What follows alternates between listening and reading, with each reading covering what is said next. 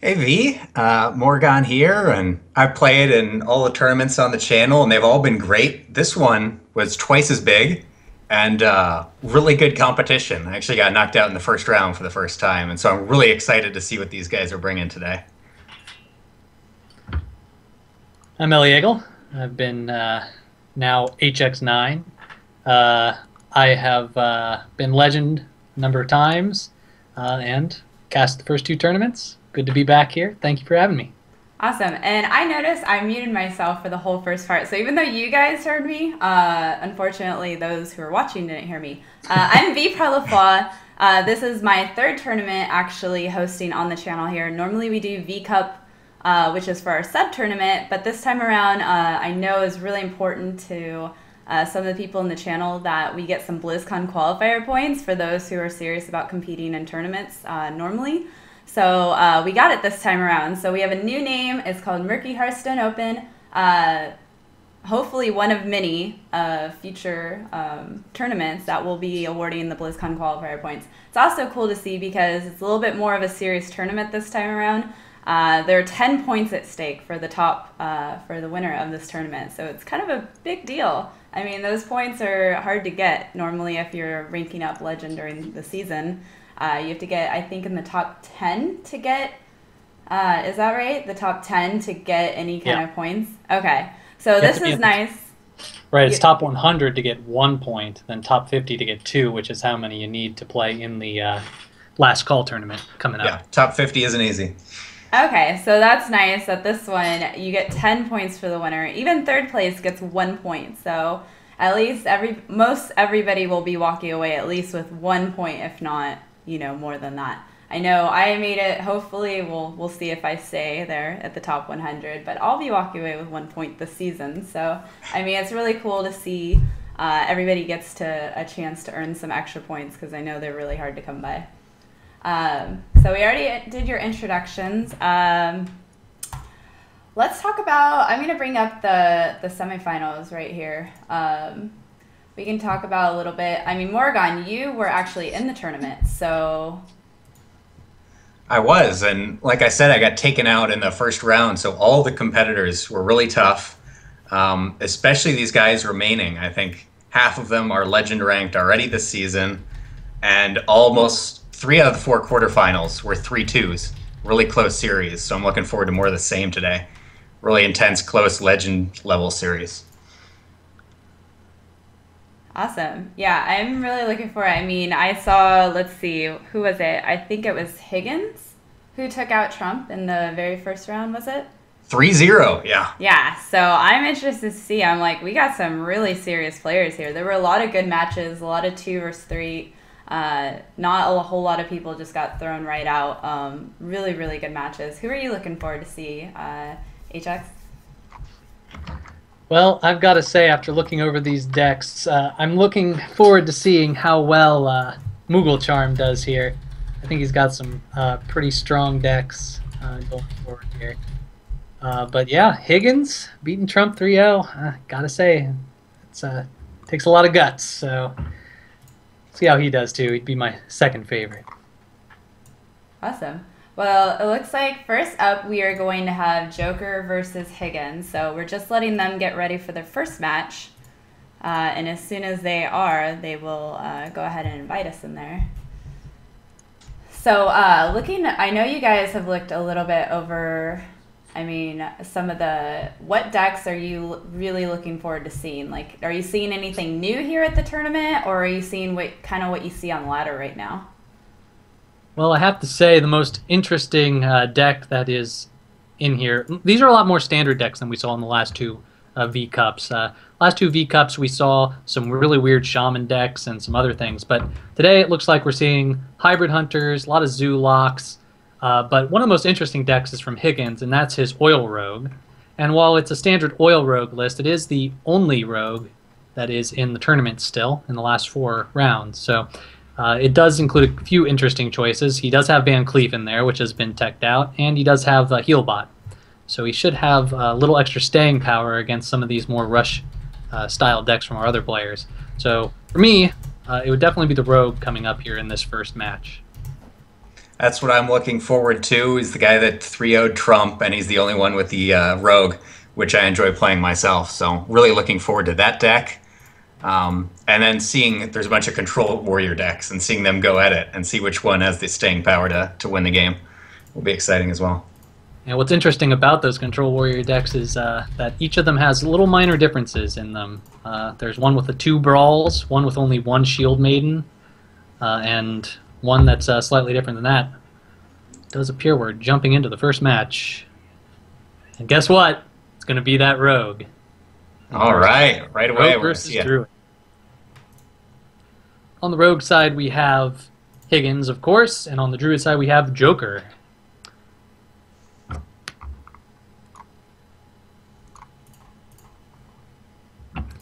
Opening mulligans here, we do see the wild growth in Joker's hand. It's going to be very important to get him going here.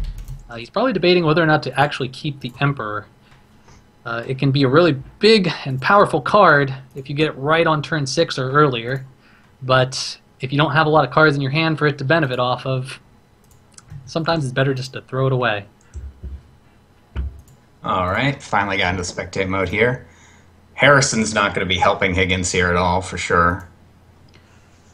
Higgins has actually one deck with Harrison Jones? I think it's only one deck with Harrison Jones, and that is the Rogue deck. So he's not particularly teching against anything here with all of his decks against weapons, but this is not going to be the match he wants it in, as you said, Morrigan. Yeah, taking the full time with the mulligan. I always try and do that in tournament play as well. Don't give away any information about how many cards you're throwing away. Yep, and the developers did say that they are going to actually take that out, that how many cards they threw out view. You'll be able to see how many they mulliganed, but it will show it after both players mulligan, but no planned time frame on when that comes. That'll be nice. Usually you don't need the full time. You just do it to be secretive, so exactly. Quicken up the mulligan phase. Any percent to increase your win chance is a good percent. Yep. Now, Rogue has the coin, which is, of course, really good for Rogue. So is the Wild Growth start for the Druid, though. Both off to good starts. Yep. He does not actually have anything to combo it with, and against Druid, that SI7 agent can't take out a whole lot. And he doesn't have that SI7 agent anyway at this point. Looks as though it's going to be rather slow for the Druid. No, he missed his Shades. He also missed his Piloted Shredders, which are really what you're looking for at the very beginning. And he missed his Innervates to get any of those bigger minions out early. But from the Rogue's point of view, having that sap, I always like to keep the sap against Druid as well in case they Innervate out of Boom or something. Yeah, absolutely. You can basically trade for the Innervate. All right, Druid of the Claw coming out here. It's really his only option.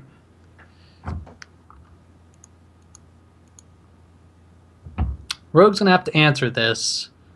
I think he's going to go with the Deadly Poison. Does exactly 6 damage. You're going to keep that on the board. Then you can heal yourself back up and get board presence with your Earthen Ring Farseer.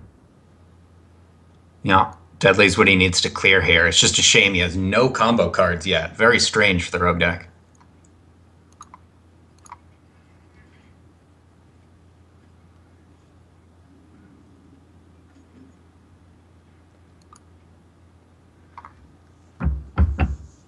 All right. Sprint's still going to be dead for a few turns unless he gets prep.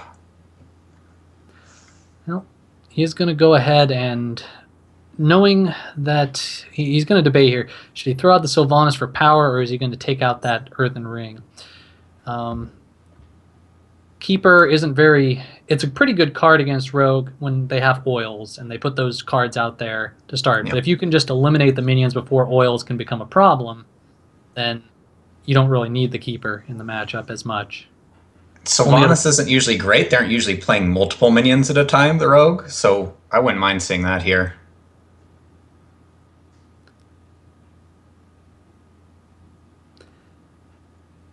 Now, if he does play that Sylvanas, Rogue does have the answer. Either sap it, or he can attack it with both his weapon and his Earthen Ring Farseer. Yep. But if he does the double attack, then at least you've cleared the rogue's board again. It's very important not to leave him with minions up to oil. Looks like Joker here is opting for Sylvanas. He knows it can be taken out by the board, but looking now that he has combo in hand, he's looking to just keep whittling his opponent down until he gets him to that 14 mark. Of course, Higgins does have the great card in his hand, the anti-heal bot, which will help him stay out of combo range long enough, hopefully, to secure a win with his combo pieces. His South Sea deck hand plus oils, which he's going to have to find now. Yeah, the heal bot's going to be pretty crucial here because right now every hit he's doing with the dagger, Joker's happy with that combo in hand. He's debating doing the sap. He did point it at the druid's face, maybe trying to play some mind games here.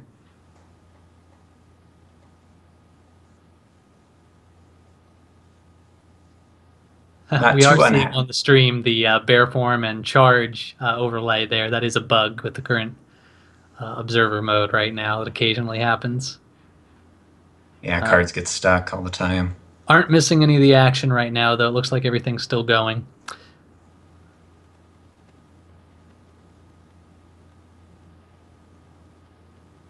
I'm interested in the debate here, Ancient Allure versus Boom. I think I'd go with Boom here, just to clean up these minions that are on the board. Sure enough, that's what we see. Joker plays Boom. Yep, that's just going to give him much better board presence. Combos pretty well with Savage Roar, too, if things manage to stay on the board.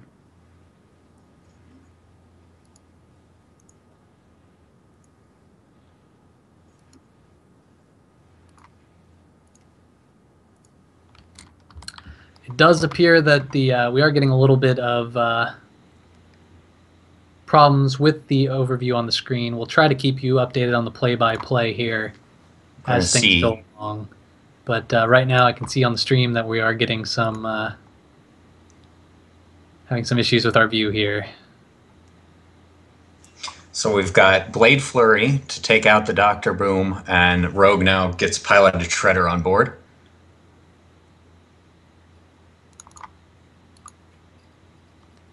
Yep. So now the board's back in the Rogue's favor at the moment. He is at a very healthy life total, 26, which means he's way out of combo range. Druid's going to have to really... I think he wants to draw some more cards here because his hand isn't going to win this game alone.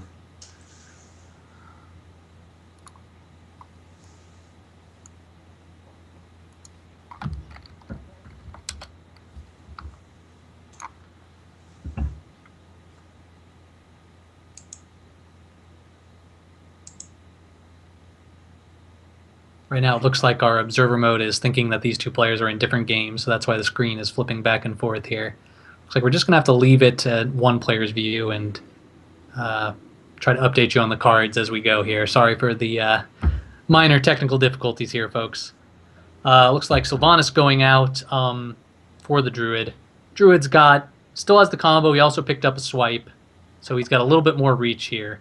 Rogue's going to opt to prep and sprint here. Of course, the double prep is a pretty deadly hand here. Let's see what he can draw into. There's the pirate. All right, so the Rogue's reach is a little bit more now. He's got 6 damage with his oil, and he's got 2 damage with the South Sea deckhand, so he's still way off from lethal. But the sap he does pick up here is going to give him another turn to find a more elegant answer to Sylvanas. I would have liked to see him get the dagger out there to set up for a big turn. But Joker drew Harrison, so it wouldn't have worked out. Yeah, and got to understand, too, he's still lacking the damage. He's really got to find that second Blade Flurry. After using the first one, that's really where the big burst comes from with the oil. It also does help against the Jones because you get rid of your weapon with the big charges right away. Yeah. But this turn, he might actually opt for the Ancient of Lore. It's a bigger minion than Sylvanas. It also would keep drawing cards in case he wanted to sap. The Sylvanas was an interesting choice the second time, I thought.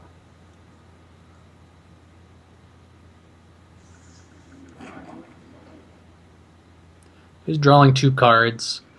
Not picking up anything significant here. Might be able to... He's going to have to just survive at this point and outcard his opponent for a little while. That second Ancient of Lore will give him a little bit of healing. He does not have... It is a Druid deck, so it's not going to be running any of the antique heal bots to keep his health total up. So Rogue's win condition right now is try to push damage, try to get as much damage in as possible so that you can get the combo off and finish. He also, like you said, wants to draw into that Blade Flurry, so the Azure Drake may not be a bad play here. It's his only draw mechanic he has right now.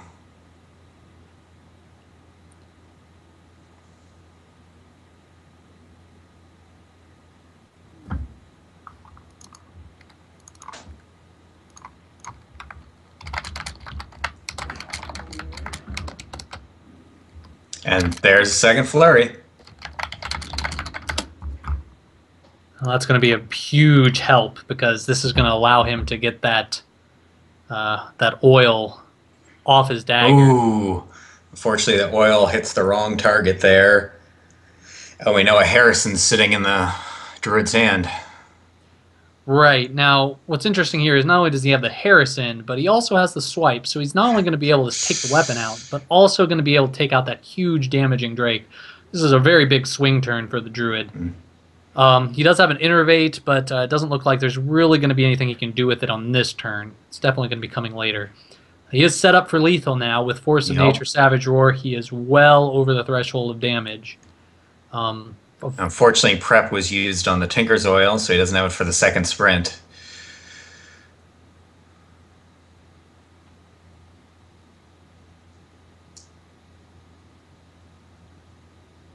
I think he's got to hope to draw into an Abyss here or something with a sprint.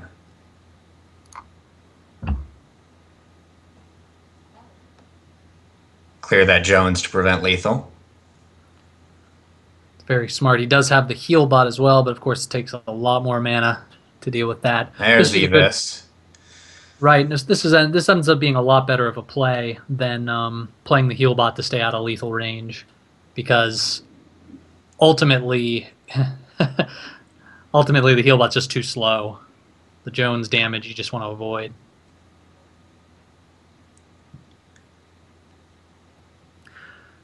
Well, I think we're going to see some charge damage coming from Joker, unless he's really afraid he's going to die here and he taunts up the Druid of the Claw. There have been 2 sprints. Both saps are down, so the taunt mode is definitely the safer play. Unless he can deal with both these minions, he's still got lethal. Yeah, both players are nervous here because their opponent has full hands. Combo is certainly a possibility. Right now, the odds of having combo are slightly greater than 50% because he's about halfway through his deck. If he only runs 1 Force of Nature, which I'm not sure if Higgins knows. This is going to take him dangerously close. In fact, with the Innervate, it is enough.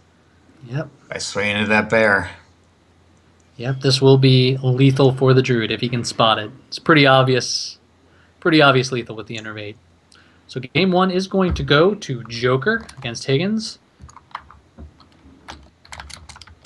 And it's good. I think it's a pretty good match, pretty even match. What it came down to really was that swing turn with the Harrison swipe.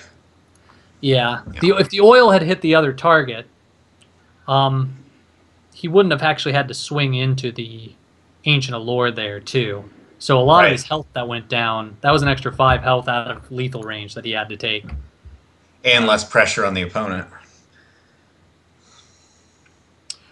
So let's see, what's next? What deck is next if you're Joker? And do you switch if you're Higgins? He's got Control Warrior left, as well as... The Joker's got Control Warrior as well as a Demon Zoo. Higgins, of course, has all 3 decks, his Hunter and his Zoo as well, another Demon Zoo. The players seem really comfortable with the Zoo lock, so usually I'd try and keep my best deck for last. Just because you're comfortable, if you're in a pressure situation, you can pick up the win with it. So I would be very comfortable seeing the warrior here, especially if Higgins brings out that oil rogue again. It's a good Right. matchup. I think in that case, if I'm Higgins, I'm not picking that oil rogue until I see Zoo. I'm hoping to pick off the warrior with the hunter. And there it is. Yep. It is going to be hunter versus warrior in this second match. Now, the warrior does have in his opening hand the fiery war axe. So the wind axe being there is exceptionally, it changes the entire face of the game against any hunter. Yeah. Any warrior, too. Without weapons, you feel kind of helpless. So having the axe is huge. We do have Unleash combo with Knife Juggler as an option in his opening hand. He does have the Mad Scientist, too. So Higgins, at least, is not dead drawing into the dreaded double high main opening. But he does want to see some high mains here against Warrior. Warrior does have a tough time dealing with those. Yeah, back in the day, I would actually keep high main in my mulligan. It was so good against Warrior before they had Shield Maiden and whatnot. I could counter it. Oh, and there one is right away. All right, looks like both players have some possible answers to one another at the beginning here. We'll have to see how this plays out. Joker starting with the Coin Armor Smith, which is great against Hunter. Not a lot of minions that can do 4 damage right in the first 3 turns. They both have good starts, but it's going to be very hard to beat the axe. Hard for any start in Hearthstone to beat it. Right, now he is going to attack first before he plays the axe. That way he doesn't proc any sort of freezing or explosive traps off of this. It's an interesting choice. Sometimes I like to get rid of that secret before they can play a bow on turn 3. He might be thinking that he doesn't want to lose this guy to the freezing trap. Now we of course see that it is an explosive trap on Higgins, so getting rid of that explosive trap might have been nice. What is interesting here though is if he's running double explosive or double the same trap, this would actually prevent the second secret. But he is running 2 freezing traps and an explosive trap, so both traps now active. Very valuable secret keepers, basically playing 4 cards in 2 turns. Really interesting choice is not to attack with the Armor Smith. I mean, what minion is he hoping gets freezing trapped in his deck? And he could also get that bow out there. Cruel Task, maybe. Now, he could shield slam this Knife Juggler, try to prevent some collateral damage. We do see the Hunter's hand, though, double high main. That's great against Control Warrior, but for his next turn, he might be a little stuck. Yeah, next turn he would ideally unleash, but not with 1 minion out. No way he's going to do that. I think we might actually see that Cruel Taskmaster go out and armor up. I don't know that we're going to see the Shield Slam on such a insignificant minion when the odds are you're going to play Hybrid Hunter, and you kind of need it for those high mains later. He's thinking about the Shield Slam. Oh, there we go. Finally we get an attack. Not a bad one. He gets armor and both traps.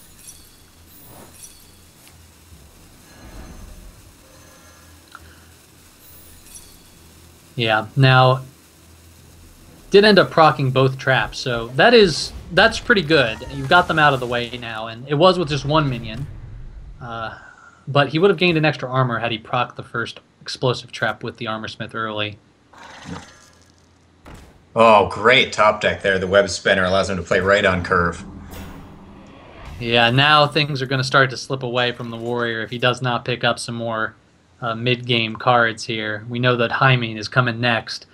It's going to be hard to come back from this position right now. Especially with the Shield Slam already used on the Knife Juggler. Yeah, now he only has 2 options this play. He can play Armor Smith or he can armor up. He's certainly not going to play the Cruel Taskmaster into one of his opponent's minions right now. He could Cruel Taskmaster execute, but then it's not going to trade very well. You're just stopping the bleeding at that point. With how defensive he's been playing, I wouldn't be too surprised to see it, though. Just trying to stop all the damage and get to late game. He does have the Shield Maiden, so he does have a little bit of stall. And Alexstrasza could be used to heal himself, but if the tempo is too much in Higgins' favor at It's not going to be enough. 2 high mains on the board. Shield Maiden and No. Alexstrasza can't deal with that. Now he does have Geddon, so if he can clear the front half of these high mains, he can clear board. Does have the option to do so. He can Cruel Taskmaster this turn and execute, and certainly he'd be able to get the Geddon play next turn, but he is going to take 11 damage next turn if he does that play. Shield Slam's, of course, not an option at this point. He's going to try to save that for a Shield Maiden combo later on. Oh, never mind. Does appear he's just going to Shield Slam that Web Spinner out, reduce the damage taken, set up for a good Baron Geddon play next turn. Ooh, Gazarilla. Oh, RNG is not in your favor this game, Joker. Yeah, not only was the Web Spinner a great top deck, it pulls out the strongest minion in a Hunter deck. Wow. Both Shield Slams being used and the Execute means that there is less than a 25% chance for that other Execute to be in the hand of Joker right now. So at this point, Joker has to hope for really good Boombot RNG. Maybe just hope to draw the other Execute. Right now, the Boombots are going to bring that Gazarilla up to perhaps kill range. Yeah, there is a chance. There's a chance for lethal this turn.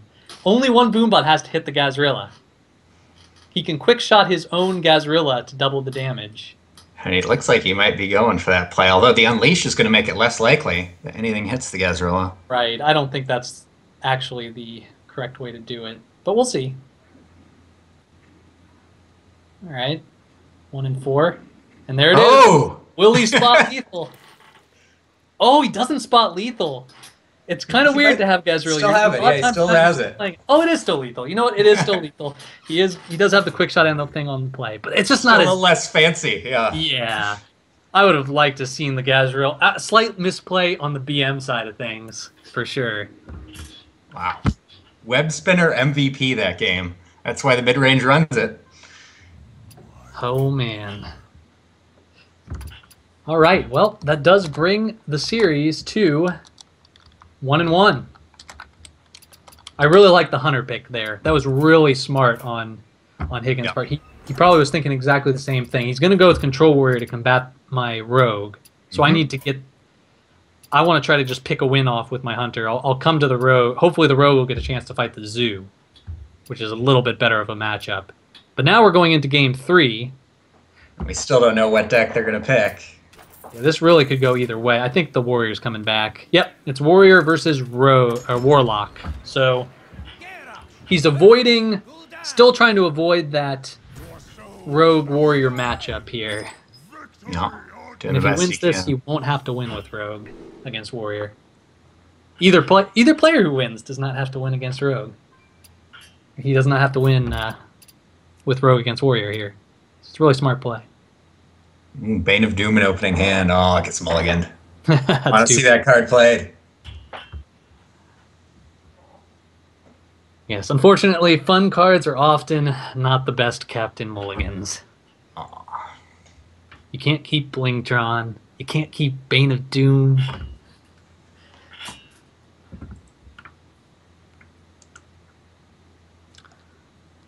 Alright. He's throwing this whole hand away. Warrior hand. Picking up some not the greatest cards here. No weapon for the Warrior this time. No weapon and a Flame Imp start. This looks good for Zoo at the start.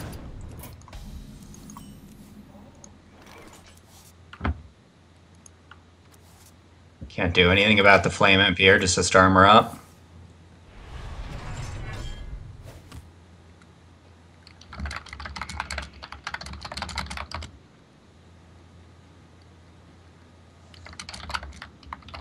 And the Zoo player is already going face.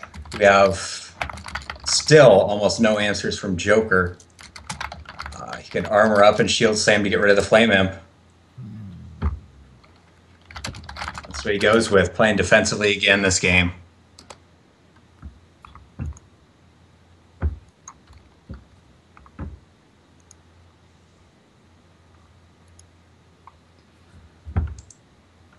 It's going to be slow going for the warrior for a lot more turns unless he Yeah. picks something up.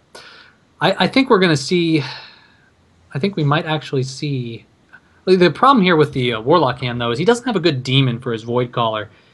And looking at his deck list here, there's really only 3 demons in his deck that are good for the Void Caller, unless you count the other Void Caller. I think he'll take any of them for value. Yeah. Now, the interesting thing here is, though, that your opponent doesn't know that. So this Void Caller could be a scary... It's very scary. scary. It could be Mal'Ganis. Yeah. But you always hate thinking is under there. Oh, picks up the Shield Slam. Is he going to use it on this Void Caller? Take the risk. Whew, too scary for me. Only 4 cards in his hand. And you did mulligan a bunch of them. You don't usually try to keep Mal'Ganis in your hand. I've done it, but I would not advise it. It's true. He's thinking about it. Well, no, when you're this far in the tournament and you're in the semifinals, sometimes you got to take some risks to pull off wins when you think you're not so favored. And looking at his hand, this might be one of those risks he has to take. Fortunately, he does have the brawl if things go terribly wrong. Yeah. But it would use removal and just pop out another creature of the same power. Not a very effective removal. All right. Opts not to Shield Slam it. That means he's going to be reduced in armor here. We're not going to see that Shield Slam for a little while yet. Second Haunted Creeper is a very good pickup. Any way you can keep eating at that warrior's armor. You know. Of course, he does have Shield Maiden in hand, so he's guaranteed to get a Shield Slam off at some point.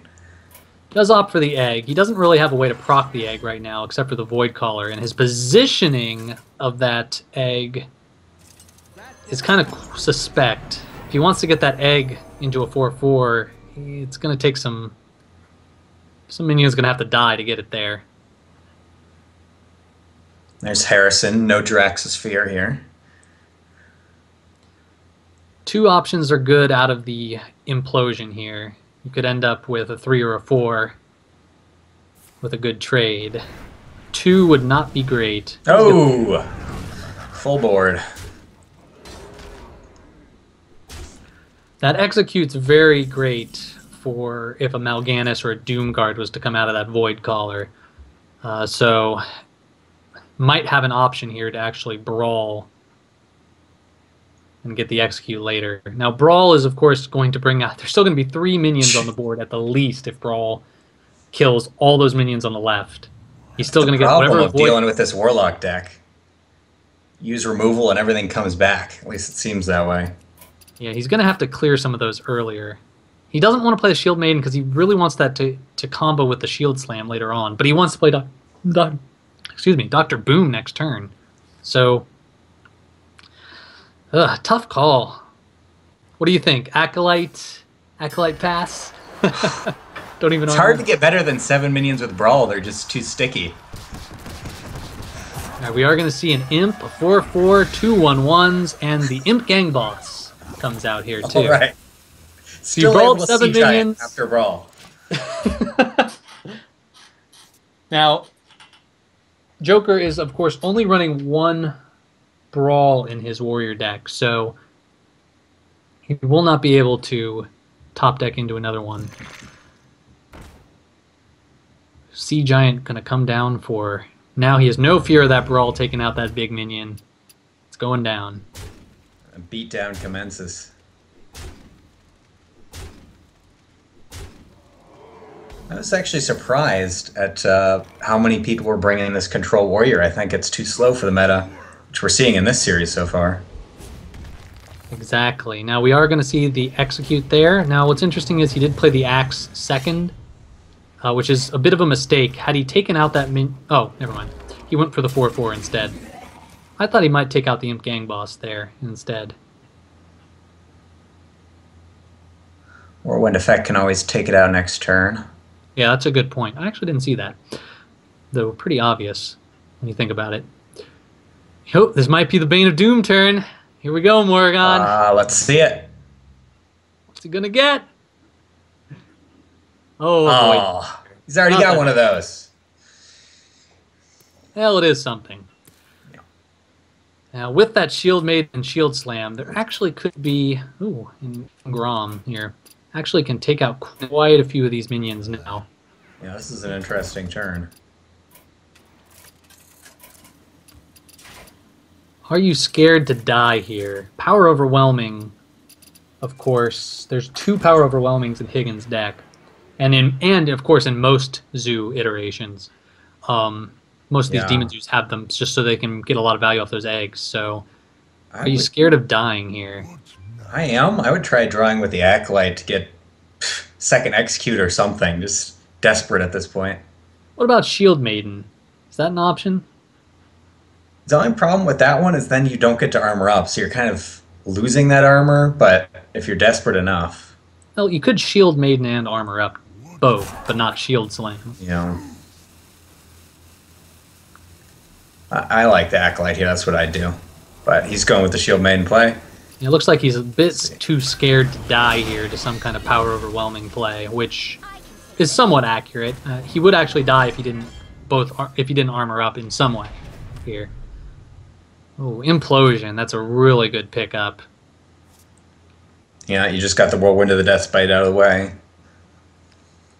Yeah, there are going to be too many minions on the board to deal with at that point, and you can just slowly beat them down. One of those imps is bound to survive and get you implosion value, or get you power overwhelming value. Of course, you do have the egg for that too, but is he going to actually power overwhelming the egg this turn? I don't think he needs to. Oh, he's going all in on it. He says, "There's no way you have second brawl." Yeah, I'm not sure about this though. He could have just Void Terrored the egg and used his Void Terror to trade. Oh, he's gonna do that, and he's gonna eat it with the Void Terror. He's basically saying, "You just used your Execute. I'm gonna buff this guy up." Yeah, here's the all-in play. Killing you right now. This is much better positioning for this egg than the last egg because this one's actually edible, whereas the other one was you'd have to hit another minion with it. Shield block, really good pickup, of course. There's the Shield Slam there, able to take out that big minion really quick. Oh boy, he would have drawn that Execute maybe off the Acolyte. All right, Joker putting himself back in the... Oh, Mal'Ganis. I don't know. I think we're going to be seeing Mal'Ganis right now. That big boy. That's going to buff all of those imps to 3/3s, which you just can't refuse in this case. No. It's only 16 damage. He's still one off lethal. Yeah, but you got turtle power on board. I am a turtle. All right. Oh, Whirlwind. Unfortunately, the way this works, if he wants to clear enough of the board, I don't think there's actually a way out of this. If he Whirlwind executes, none of those imps die. They'll all just be 1/1s at that point. Looks like he's going to opt for the Dr. Boom and hope those bombs go somewhere good. Yep. RNGesus.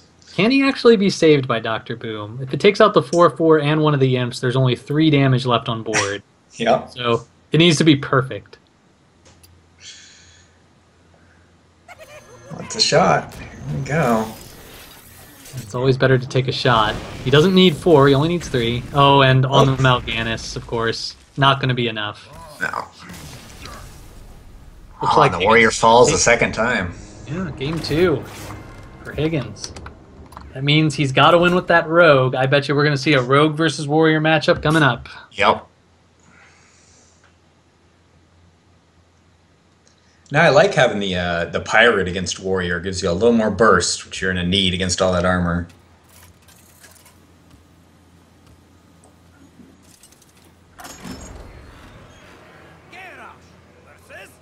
Alright, jumping into game 3. It is the Warrior again. Joker hoping to get a pickup here. Of a win with this Warrior deck. But this mulligan, not looking good for him. He's going to need some cards other than legendaries.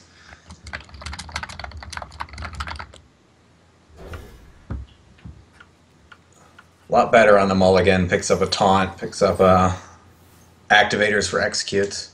Yeah, these Sludge Belchers are sap eaters for warrior against rogue. You can get those saps out of the way so that they can't be used on some of your bigger minions later. That might clear the board. Just imagine, that Sludge Belcher gets sapped 2 turns in a row and Baron Geddon comes down. There's no way for him to deal with that without spending some of his valuable damage. Yeah. Alright, Higgins gonna play the dagger. Finally, this time he has some combo in his hand. Right, now the question here is naked SI or not naked SI. Against warriors, it's sometimes risky. There are weapons. Feels bad against their weapons, yeah. Yeah. So he missed 1 damage last turn. Had he attacked, he would have been able to re-weapon up there, so slight. We'll see if that 1 damage matters in the long run here. Back in the old Miracle Rogue days, that 1 damage may have made the difference in the long run. So finally that hero power battle ends, and you get Pilot Shredder. This will probably be met with the Death Spite. And we'll remind ourselves, too, this rogue deck does not have Harrison Jones in it. So these weapons are all safe for Joker. Yeah, that's an advantage for the Harrison player. But the Warrior does have Harrison Jones. Yeah. Yeah. Alright, Anatized Robocub is a great drop off that Shredder because now it's protecting your Azure Drake from Double Belcher. Alright. Yeah, Double Belcher is interesting in Control Warrior. And in his deck, he actually has 2 Belchers instead of 2 Shield Maidens. Oh, and all the shield slams, too. He's got the removal to take this game. Let's see if it happens. Looks like he's saving that Whirlwind for something else. We could see... A lot of 3 health minions in the Rogue. You can Whirlwind with Geddon. Clean that up. Alright, Dagger Mastery. Oh, there's the Harrison. Yeah, that's pretty good. Now, right now, he could use it, but he'd have to play another card with it or else he'd overdraw. Sometimes just disrupting the rogue's weapon process is just basically Harrison is remove 2 mana from your opponent. That it can be good. Draw 2 cards. Hey, oh, I can't forget the 2 cards. Sometimes people get a little too caught up in the value of Harrison Jones, and they really want to get some like powerful weapon from the rogue, but you don't have to a lot of times. Yeah. Looks like he is going to go ahead and get the Whirlwind Geddon out. Put a powerful minion on the board here. Force his opponent to do something to deal with it. We do see the answer, though, in Higgins' hand. He does have Thalanos and Eviscerate, which is the 5 damage exactly he needs. He also has another way to deal with it now. He could Thalanos, Backstab, and play the SI7 agent. 2 different ways to deal 3 damage this time. I like that. Save your higher damage spell. Get another minion on board. Right, I think, yeah, getting that SI7 agent on board, at some point you're going to have to do that. What other warrior minion are you really going to need 2 damage against? Whereas, what warrior minion are you going to need 4 damage against? Yeah. A lot more. Yeah. It's going to go ahead and sap it, though, and that's another good way to deal with it. You're preventing yourself from getting through the taunts, but you're forcing him to spend 7 more mana. Yeah, and 7 mana that won't even clear the minion he has out now, so he's not going to be making that play. Right, so that Geddon's out of commission for a few turns. But these Belchers now are a lot more powerful because of that play.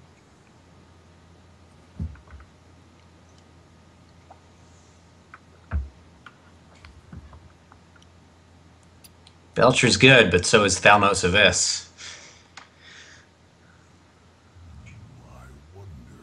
Yeah, not a lot of ways to punish the Thalanos Abyss this turn if he had played that.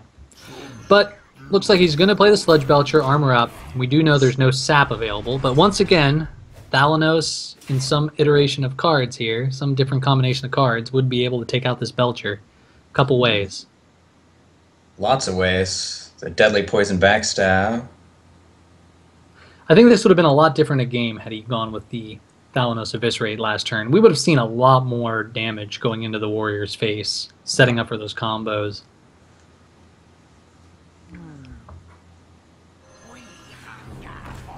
Well, ends up using the Thalanos Eviscerate anyway on a minion. He's going to have to use a backstab if he wants to protect from Geddon. Yep, he knows it's in his opponent's hand at this point. Looks like we're just going to see another dagger and a dagger up. Rogue's kind of dead drawing here. He really needs that sprint to stay in the game at this point. Saving his weapon buffs for some burst. He didn't go with the deadly play. Now, Brawl isn't all that great right now. Rogue decks tend to be a little minion light, especially with what they keep on the board, so... He sees his opponent has low cards. I think we might actually see that Whirlwind Geddon play. He still has to deal with that Geddon. This is why sapping that Geddon was probably the wrong play. At this point, at some point, you have to deal with it. And if you're not setting yourself up to win, the saps become very... You know, they might work against you.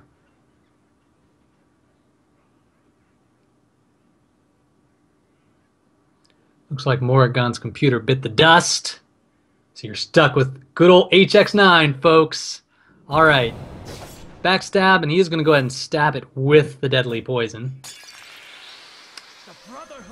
And put out a 6/6 Van Cleef. He's putting that out before the Shredder. That way he can avoid making it an 8/8 and avoid Big Game Hunter. A very common card in Control Warrior.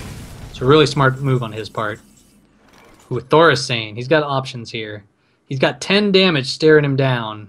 And then the weapon brings him up to another 3. So he's got 13 damage against him. So he's got to complete 2 objectives here. He's got to get rid of the weapon and try to get rid of the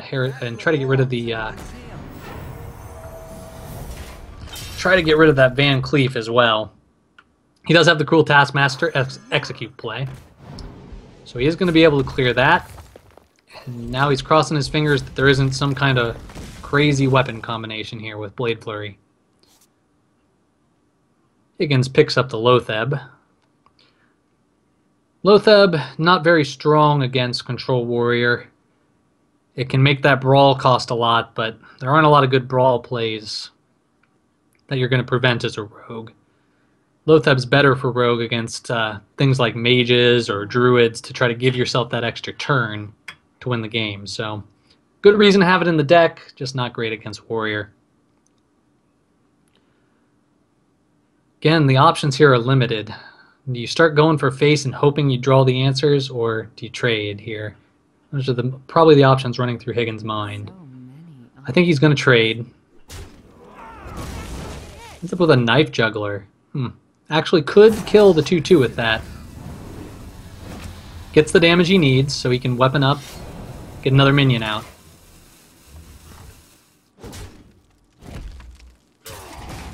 Decides not to play the Earthen Ring. He's playing a little bit around the... Brawl, potentially, at this point. Might be a really smart play. We'll have to see how it works out for him, though. Looks like Warrior's got a couple options here. Can't actually clear the Loatheb with this hand. He could play the Grommash. I think that's what he's going to opt to do. Play the Grom, clear out that Knife Juggler, and armor up. Get himself out of that crazy double oil lethal that might happen. Double oil Blade Flurry lethal. Which would be an additional 12 damage on top of the 5 he already has on board.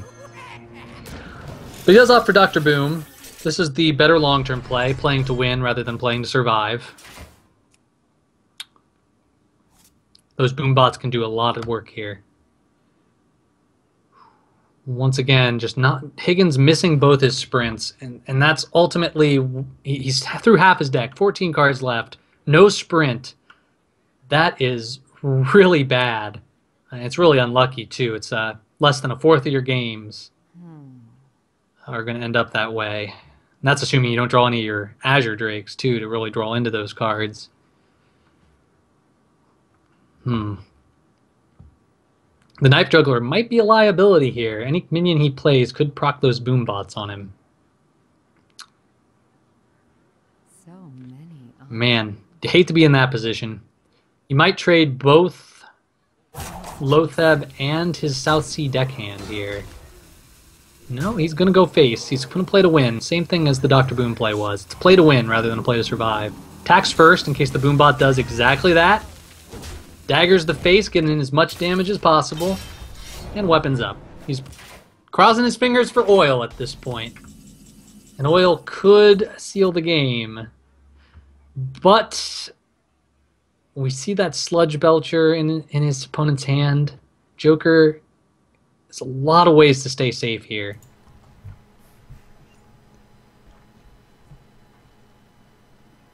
What now? Trade into this. Boombot, perfect RNG. 2 4s with the Boombots. We call that everyday Boombots. Definitely going to play the Sludge Belcher and armor up at this point. Now he can't play the big game Hunter because he'd have to take out his own Dr. Boom, but it would have been a really smart play had he been able to play it. Oh, there's the oil! So, wow. Joker, Sludge Belcher play, absolutely necessary. Dodges the exact card combination that's in his opponent's hand right now. Which would have been exact lethal.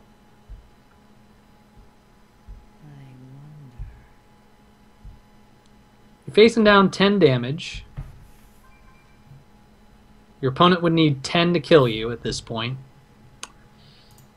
Can he set up for lethal in any way? He can basically only hope that he gets sap in his next draw. And even that's not going to be enough because armor up's going to put you short. Or even Alex Draws on yourself.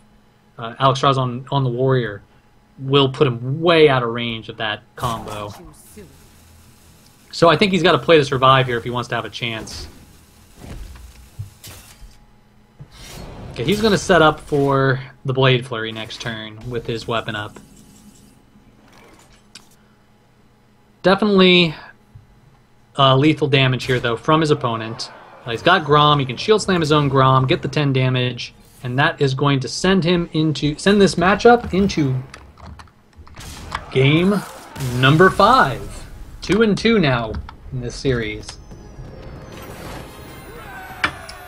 So we are going to see Zoo versus the Rogue at this point. As Joker calls it, the Death Classic deck. So what we're going to see from this Zoo deck that we haven't seen yet, it's running 1 Power Overwhelming, it's running a Sea Giant, it's running a Lotheb, which is kind of the strange card there. Other than that, it's pretty much a standard Demon Lock. 2 Doom Guards, Dr. Boom, a little bit of late game in it. Alright, some great cards against Zoo in Higgins' hand right now. He's got the Backstab, he's got the Eviscerate, he's got the Deadly Poison. So he's got a lot of answers to those early game minions so he can hopefully get the board back at some point. But you really want an SI7 agent if you're the Rogue in this matchup. The Zoo hand is getting a lot better curved out here with the mulligan. Got the Voidwalker Haunted Creeper for 1-2. Got the Flame Imp even for 1.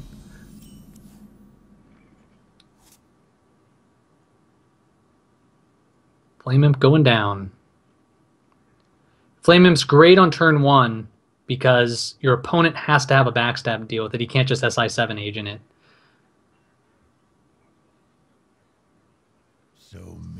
So you're playing around 1 card rather than playing around 2 cards later. Backstab is here, though. Is he going to save the backstab, though? He could save it so that he can do a coin backstab Van Cleef next turn. That can be a bit... That's a 6/6 card on turn 2, which is way better than what most zoos can deal with, unless they have the owl. It looks like that is the play he's going to go for. Haunted Creeper coming out. That'll prevent the backstab SI7 agent, which would go on to the Direwolf Alpha. So it's a little bit playing around that SI7 agent still. But here comes the big play. We'll see if he chooses to play that Van Cleef. This is the whole reason you have Van Cleef in your deck, if you're running it. A lot of people have cut him for another Earthen Ring Farseer for the more aggressive meta. Kalento being, of course, one of those people I've seen cut it. He even cuts the Healbot sometimes as well. Okay, doing a coin here. Got the Van Cleef. 6/6. Only answer that Joker has, picks up the Power Overwhelming, which means he could clear that Van Cleef with the Haunted Creeper and the Direwolf Alpha. That is a really good pickup. I think we're back with Morgan. Sounds like his microphone is a little bit troublesome right now, so we will get him back soon, hopefully. Yeah, he is going to do that clear play right there. Setting up some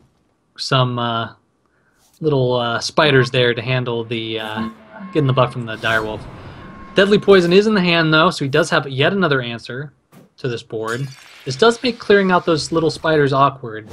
There is only one Fan of Knife in this deck. A lot of rogue decks have started to cut the second Fan of Knife. Fan of Knives. Fan of Knife. Ooh. Alright. Putting out the Voidwalker.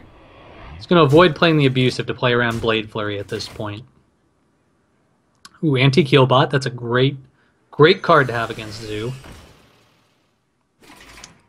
This Doomguard becomes a little bit awkward in this case.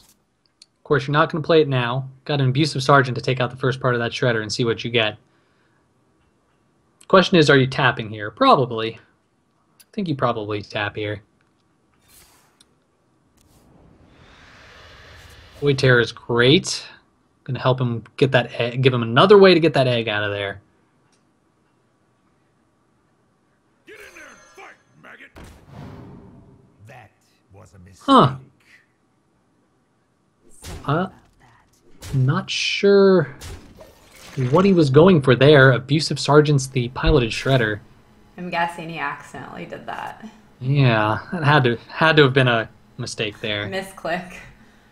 Well, in the heat of the moment here, you gotta avoid those mistakes. Yeah, unfortunately, that probably cost him a lot. All right. Definitely some good trades here that are gonna happen. Ooh, Patient Assassin. Now, Zoo does not have, unless you have Knife Juggler, Zoo doesn't have a great way to deal with minions that are stealth here. So that Patient Assassin might be getting some massive value on a Doomguard or even Dr. Boom. Heck, even Lotheb here would be pretty crazy for that. He's debating tapping here. If he taps, he's definitely playing the Void Terror out on that egg. Gets a second egg. Gonna eat it up. What he's trying to do here is he wants to bait out that Patient Assassin. Try to get it to use it on something that's not going to be one of his huge minions coming up. Ooh, Thalanos is a great pickup here. He could actually save the Patient Assassin at this point. He could Thalanos and eviscerate both of the big minions on the board here. Now, it's really hard to pass up that Patient Assassin value, because eventually you do have to win. So you're going to need that damage later on. I wonder.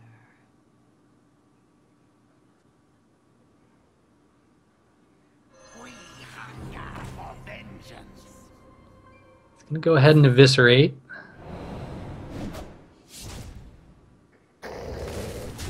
So he's playing if he's trading that way, he's playing the Thalanos to make sure that Thalanos is on the board. Another way to draw more cards. Because he could have just used the Patient Assassin on the 3/5 and used the Eviscerate without Thalanos on the other one. He also did need to combo, though, so it might have been just to get the combo out there. Probably to get the combo out. Alright, well, this is a great turn for Dr. Boom. It's turn 7. Dr. Boom's green. Might be taking his time here just to make his opponent think he's got a lot more options. Dr. Boom isn't even weak against Sap right here for sure, because coming up on sprint turn, Sap prevents that sprint from happening. You also get more Boom bots if he saps your Dr. Boom. Harrison Jones, no help for Higgins here. He's got to find that damage before these big minions come out and the Zoolock overruns him.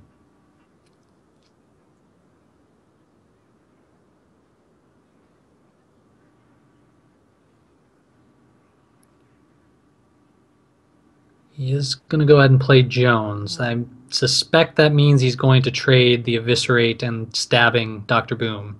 That's one way to deal with Dr. Boom here. You could use your Ancient or your Antique Healbot as well. Got some options here on how to take it out. Do you want to take that 7 to the face and try to save yourself from these Boombot RNG coming up? He's going to opt for the sap.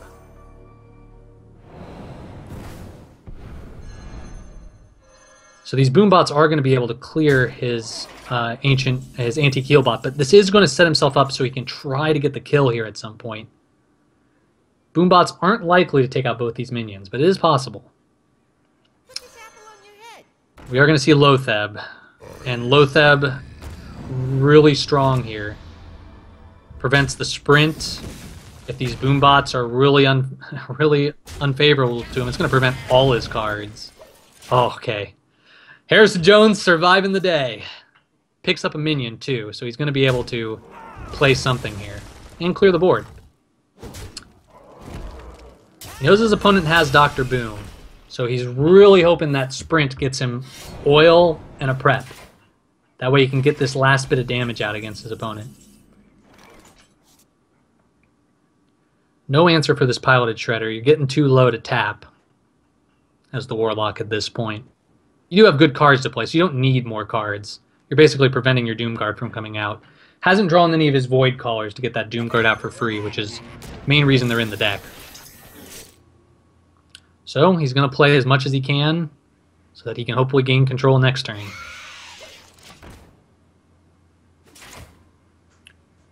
There's the prep. Oh, that's a very great pickup. Now he's going to be able to get that sprint out and still have 5 mana left over with these new cards. There's the sap. He's going to need that to stay in the game. Not get destroyed. Ooh, Fan of Knives. Even that might be really good too. He can clear the board here if he's willing to face another Dr. Boom next turn. All right, I'm back. Can you hear me? Yeah, hey, welcome back, Morrigan. Whew, got some heat or connectivity issues or something going on here. What's the score? Well, it's 2-2 right now, and Joker and Higgins are up once again against each other, and it is a close game right now. The Oil Rogue's trying to pressure him down with damage right now, get that last bit of damage out. He's trying to draw into his oil here, into his South Sea deckhand, and he's basically, we're looking at Rogue just he's trying to balance it right now. He's trying to balance out board control with sealing the win. Oh. Boombot, oh! Azure Drake, oh man. Perfect Boombot. Well, these are the 3rd and 4th Boombots. He did play this is a sapped Dr. Boom coming back, and that one was for 1, so. Oh boy. So it looks like Rogue isn't out of it yet. Boombots are like half the value, so getting them twice is pretty brutal. All right, so he's going to play the egg, and he's going to lose this implosion with the Doom Guard, but he's trying to set himself up for just finishing off his opponent quickly. Because at this point, he knows he's on a clock. He's drawn that many cards. Well, there's the oil. Very critical card. But without a fresh dagger, it's not enough. No, it's not. So what he can do is dagger, oil. That's 6 mana. South Sea Deckhand, before that, of course, 7. And then Blade Flurry, 9. But that's not enough damage. That is 8 damage from the dagger, stab, and the Blade Flurry, and another 6. So that's only 14. He's 4 short. So if he had that extra charge of dagger, he would have lethal right now. With the Abyss. Yep. Absolutely. I think this is just a buy yourself a turn right here. I think you need to sap something, just get it off the board. Yep. Play your Fan of Knives. Get rid of those 2 little 1/1s. Just try to survive one more turn. Hope he doesn't have the double power overwhelming plus other Doom Guard, which is very unlikely. Or a Mal'Ganis. Well, he can't have that. He can't draw that many cards, of course. Yeah, or Mal'Ganis, yeah. So this is it. Void Caller, not going to be enough. He's going to have to tap here. Hope he gets a Defender of Argus. I think that's the only out he's got at this point.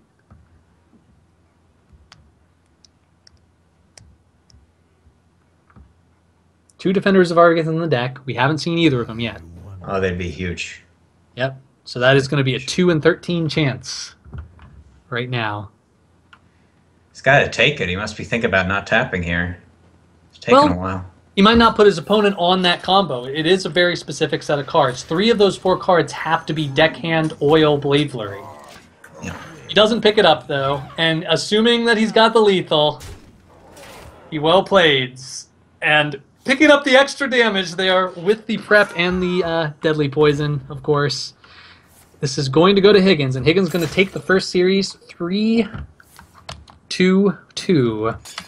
And securing himself at least 5 BlizzCon points.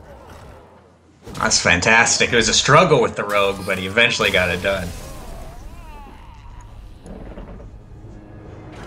Higgins really pulled this one out. I think ultimately Joker, those he had 2 Harrison Jones, which worked pretty well in his favor. Yeah. He definitely got him one of those games, the swing with the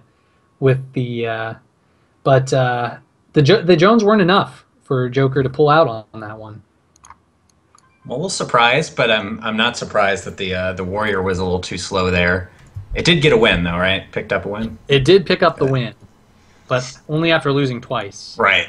And ultimately, 2 losses. I thought that was a pretty good game at the end. I'm very lucky with those boom bots, but if it just hit that one last one, just that little bit of damage. Yep. Unfortunately. But good games. Good, very, very good games by the 2 of them. Higgins is just, wow. That oil rogue surely kicking butt here. Well, we got to remember, too, the Oil Rogue did lose the first match, too. So Yep. Yeah, it did.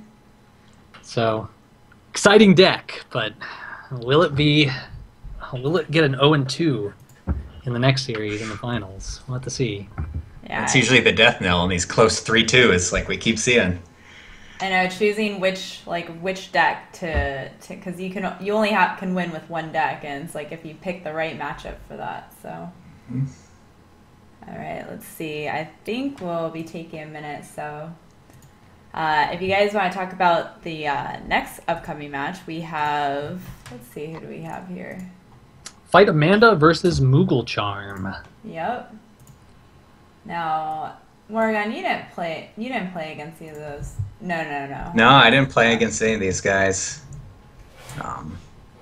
Higgins actually took out the player that you played against, right? I think so. Okay.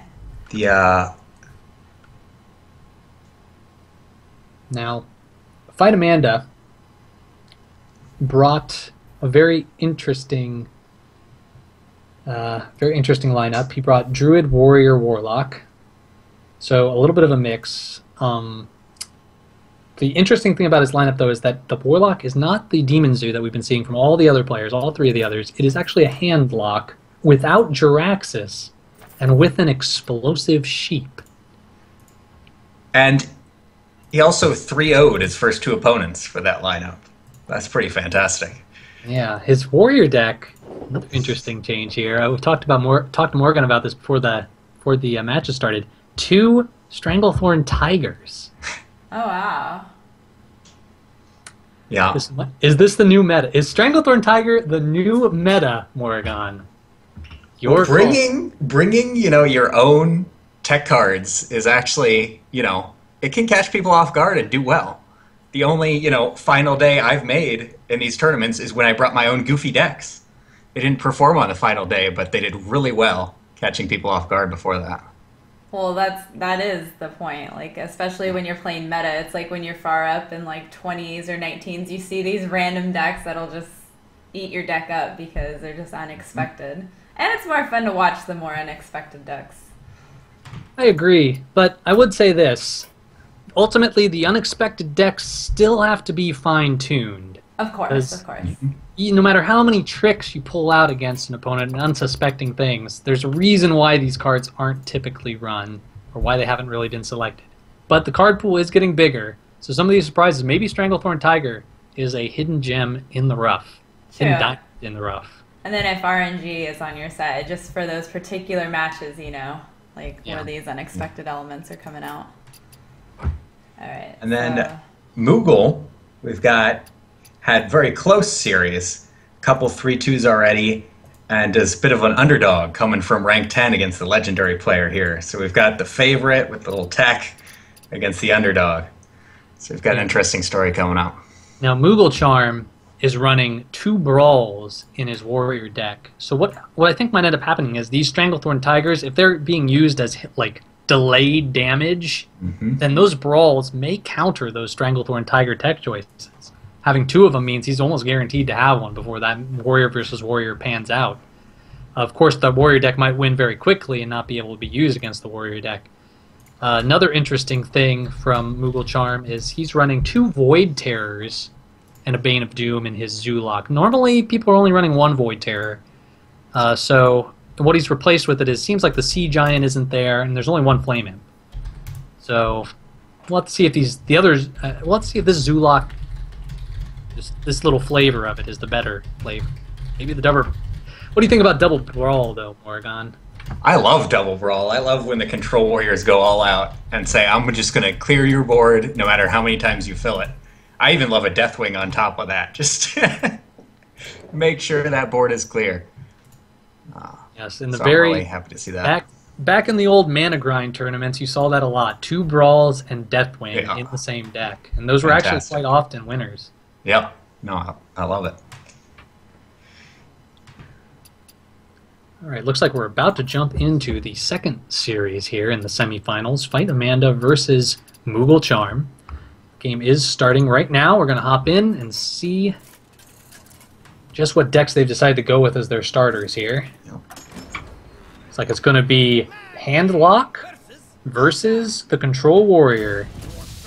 This is going to be a very interesting game, I think. Do you overcommit with your giants into Brawl or not? It's quite a dance between these 2 classes. Yes, this is Moogle Charm running the Double Brawl Warrior. This is not the Stranglethorn Tiger Warrior, which is what Find Amanda's warrior is. And this is the Handlock, which you can see from the Molten Giant, if you're familiar with that. This Handlock is running Ragnaros instead of, which is sometimes used, but no Jiraxis. This also has the Explosive Sheep in it. So we are going to see some interesting... We'll have to see if we see why those cards are in there. I don't think that Explosive Sheep is targeted against Control Warrior, though. That's very interesting. 1 Flame Imp is kind of tech against Hunter. No Jiraxis is kind of tech against Nefarian. It is against Warrior. Alright, none of his 4-drops. Fight Amanda's hand is kind of lacking right now. There is that Ancient Watcher Ironbeak Owl combo, which is sometimes used against Control Warriors to keep their armor count down to protect your bigger drops. But without the bigger drops, that's not likely to happen.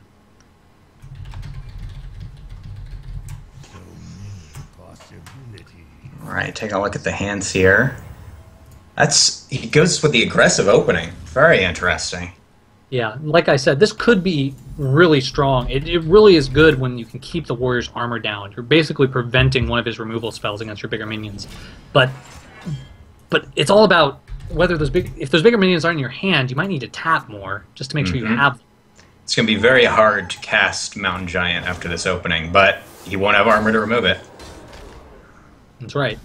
Does have the BGH, though. And BGH is the swing card in this matchup. If you have it in the top half of your deck, you're much more likely to win. BGH is a great card in the current meta. A lot of the Zoolocks are running Dr. Booms and Malganises, so even the aggressive decks are. And actually, if we look at some of these lineups here, Dr. Boom's finding its way into Hybrid Hunter, too. Yep. Typically omitted because it's just a little bit too slow.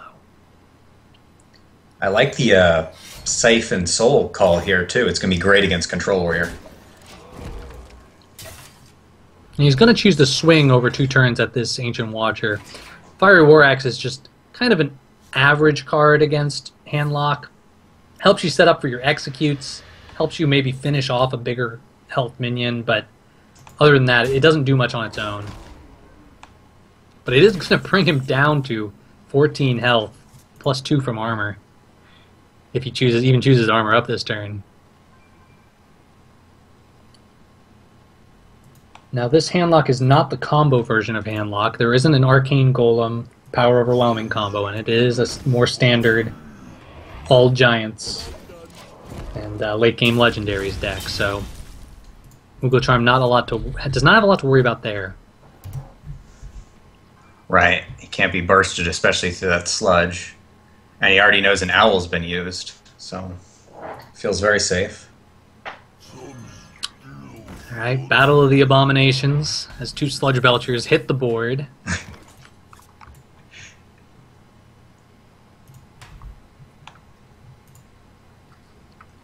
Second Fiery War Axe picked up.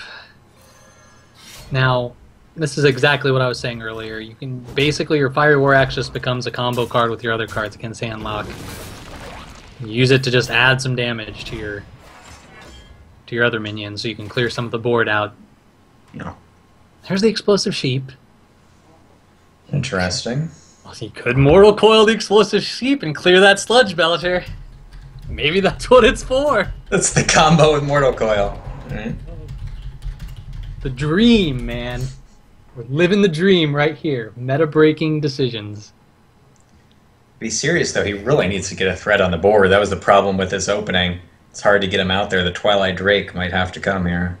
Yep, and that Twilight Drake is definitely going to be met with that, almost certainly going to be met with that Execute, because that he really has no way to deal with both that and the slime that comes out. He's going to Mortal Coil though and see what he gets first. Second owl. It's hard to pass up the Twilight Drake here, even if there is an Execute. You do have to bring him out eventually. Yeah. Ooh, shield block. Shield block might be the better option though, because then he can shield slam it. An Execute can kill a minion with any health. You don't necessarily have the armor all the time to clear these minions. You know that some of your threats are going to be removed as the Warlock. You just got to keep drawing into them. Oh, wrong warrior. Let's look at the warrior's hand though. He's got Execute. He's got Big Game Hunter. He's got Shield Slam. Right there is, of your 4 giants and your other Twilight Drake, 3 of them are already toast. Dr. Boom. Yeah. This is the type of top deck. He just needs to keep him coming. Yep, he just needs big cards, big after big. Big Game Hunter going to go down, though. It's going to swing the game a little bit. He's debating whether to... He's actually going to use Shield Slam. No, he's still thinking about it. Against Hamlock, there's almost a guarantee that there are going to be giants. Yep. So your Big Game Hunter can actually be saved, whereas against other classes, there may not be that. So you have to be careful not to lose, not to just have it sit in your hand the whole game. I like it better against the giants, too, because the boombots can always pick off your big game instantly. Right. Oh. Ooze after the weapon's gone. Well, it is fine. It was the two, these were the Fiery War Axes, and you do want to use it against the Death Spites more often. Yeah. Goes with the Siphon Soul, but here comes Alexstrasza, and now with no Siphon Soul to deal with it, I'm going to be hitting... Healbot time. Ooh. Keep drawing the threats. Yeah, it's a solid pickup, especially since he can play the Healbot with it. But he can't play the Healbot and taunt it up. Okay. Now he can taunt up 2 giants. Probably opt for that play at this point. If you figure your opponent has some kind of removal, one kind of removal in his hand, this is the smarter play. There is a possible lethal here, though, coming up. If those boombots hit face for enough, it will be lethal. Yep. So he's going to Big Game Hunter first. That way there are less targets for the boombot to hit. Then he's going to hit the giant with the boombot, open up the Executes so he can get through with his big cards. And if this boombot hits face for 2 or more, that's going to be lethal. Yep. Actually, he has another chance if he whirlwinds, too. He has another chance for boombot to hit face. Does miss. Oh, 1 damage. And that's alright, though. There's still a chance. You can't be worried about dying here. So I think you attack face with both, and you whirlwind, and you see if you can get the lethal now. Here it is. 50. No, not quite a 50-50. A little bit worse than 50-50. Does miss. One again. Oh man. Well, it took 3 whirlwind effects to get rid of that Sun Fury. And that's all right. All right. Well, Big Game Hunter is going to help. He's going to get pulled out of lethal range here. And the warrior has run out of cards. This typically happens against Handlock. You've got to win. That's why you probably played the Whirlwind. You've got to win before it's over. Before you just lose in the card battle. You got to win before it's over. Of course you got to win before it's over. Yeah, if he can just stabilize here, Warlock's in good position. Yeah, the question in his mind probably right now is not whether or not I play Healbot. It's probably, what do I play the Sun Fury afterwards? Yep. I'm losing my last taunt, and he can clear both of my taunts with his minions on board.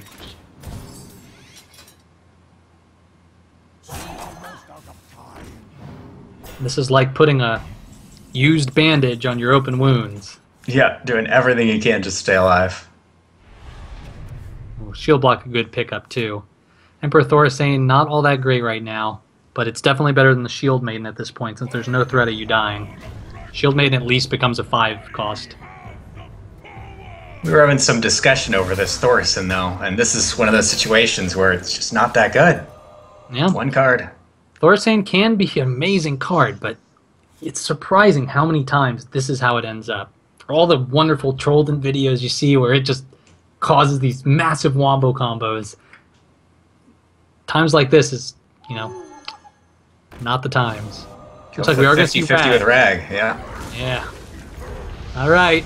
Get your sniper rifle, Rag. No, go. Oh, Smork.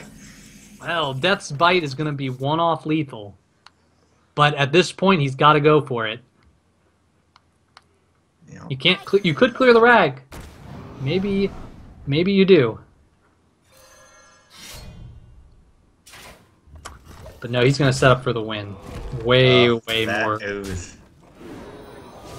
Your opponent not only has to deal with your weapon, they have to deal with what's on the board. It's a lot to deal with. Oh, but Sludge Belcher. Oh, it's going to keep him in the game. Potentially.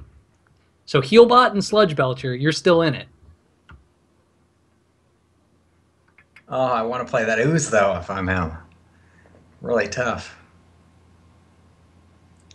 Yeah, you want to play it, but can you win if you play the Ooze? The Ooze and the Sludge Belcher? Ooh, explosive sheep play. What's he thinking with this? Then we're definitely going to be seeing that Ooze go down. Ooze is going to proc the explosive sheep, bring the Emperor to 1 HP, and then bring it to 2, then bring it to 0. Oh, that's awesome. So now it's a 50-50 on whether or not the Rag hits that. If the Rag hits the Shield Maiden, the Rag's sticking around for a while. But if it misses, Rag's gone. He's not going to run any direct damage. I like the Sludge, yeah. I like the Sludge here. Does hit the Shield Maiden. I think Handlock's very close to locking this up. This is my favorite game of the tournament so far. This is great.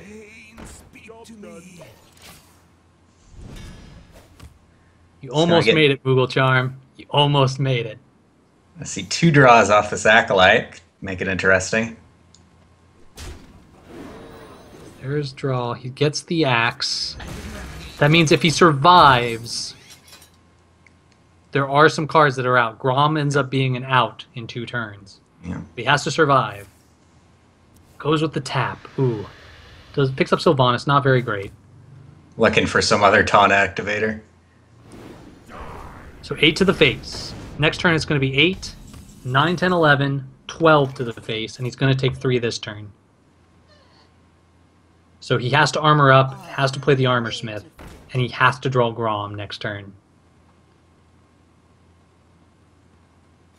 Coming down to the finish. Good news is Rag is not guaranteed to go face in this case. That's why the Armor Smith is still a good pickup, even though there is 12 damage, not quite lethal here. Ooh, Twilight. You don't like to see Twilight Drake at this card size, at this hand size. No. Second one always seems to show up at that time. Tapping here. I don't know. So he's going to trade just to guarantee that Rag hits face for 8. Set up lethal next turn. Is he going to tap? I don't think he's going to tap. Alright, will it be Grom? This is it. Will it be Brawl? You're so bad. Those double brawls never made an appearance, did they? No, they did not, and that's really a shame for Moogle, because any one of those brawls, if either of those brawls showed up, this would have been game. Wow. Alright, so it looks like Fight Amanda taking game number 1. One person brave enough to bring the handlock has a payoff.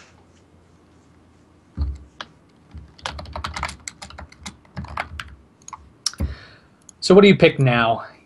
You've got your handlock 1. I think that was the toughest deck. Mm-hmm. You go with the Druid, or do you go with your Stranglethorn Tiger Control Warrior? Whew. I have no idea how that warrior matches up to this one that's being played, so... Whew. Well... It's really his call in practice, what he got. So those Stranglethorn Tigers are in place of Sludge Belchers. So technically the stronger minions. If everything else was even, which it's close, I think the Tiger deck might win the long game. The long game, yeah. The brawls. If you overextend too far, those brawls end. Doesn't matter how many late game minions you have. Yeah, you can't keep those Tigers stealth against that deck. Okay. Moogle Charms opting for the Zoo deck against Fight Amanda's Warrior deck, the Stranglethorn Tiger deck. I think that the Stranglethorn Tigers do make it a little slow, and it's going to be tough. I like these revenges against Zoo, though. I like them a lot. Yeah, could be. Those could make the difference. And this deck does have 2 of those revenges in it.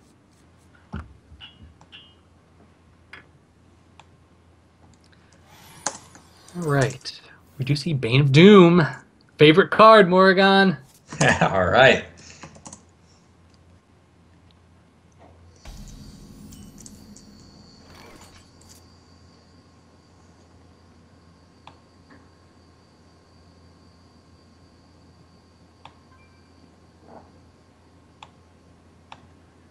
All right.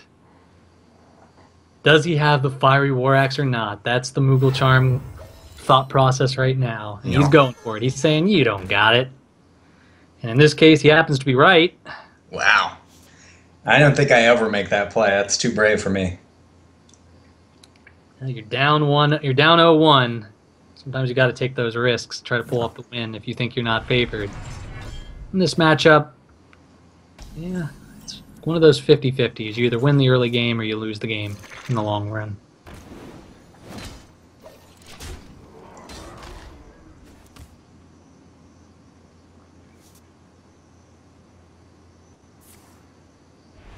It's interesting because he didn't really have synergy. I guess he has the power overwhelm now, but I need him to go off with that Knife Juggler.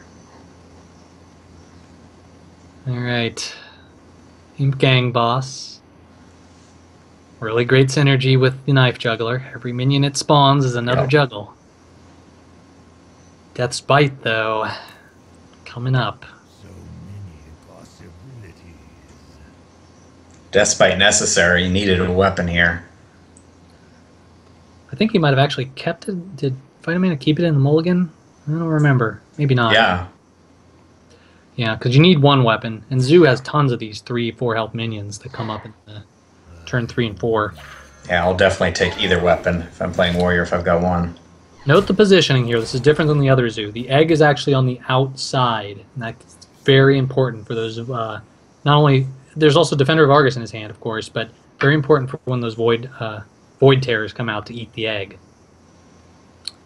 And eggs are a very important part of balanced meal for Void Terrors. Yeah. I think you have to go Death's Bite here. The Fiery War Axe just isn't going to do enough to the egg or the Imp Gang. Oh. Right. I think his thought process here is, I'm not going to get a lot of value out of this Fiery War Axe later. This is going to be a long game, so I'm going to play this. I don't think I agree with that. I don't think it's going to be a very long game. Yeah. Double power overwhelm. Yeah, Defender of Argus, one of the strongest cards in the Demon Zoo, going down, making that egg unavoidable. Oof. You'd have a much easier time if that Death Spite had been on one charge right now. All right, well, the good news is Lotheb is going to prevent any spell from being played next turn, except for Sacrificial Pack, which, of course, Moogle Charm is not running. So no Power Overwhelming's here to seal the fate of this Lotheb. Yeah, very good Lotheb timing. Picks up the Owl. The Owl's not going to do him too good again, do him too many favors here against Zoo. Throwing out all the damage. He's just got to try to win it. We need to see that Brawl come out here pretty soon. But there's only one of them in Fight Amanda's deck. Voidwalkers are interesting because now that gives him something to swing at with his Fire Lord. It finally kills something.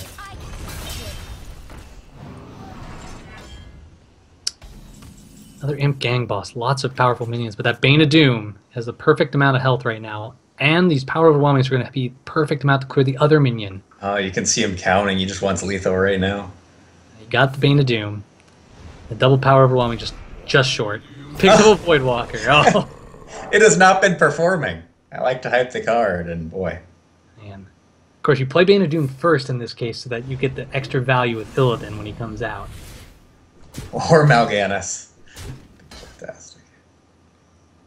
Alright. I believe this is going to be Brawl or Bust for Fight Amanda coming into this next turn.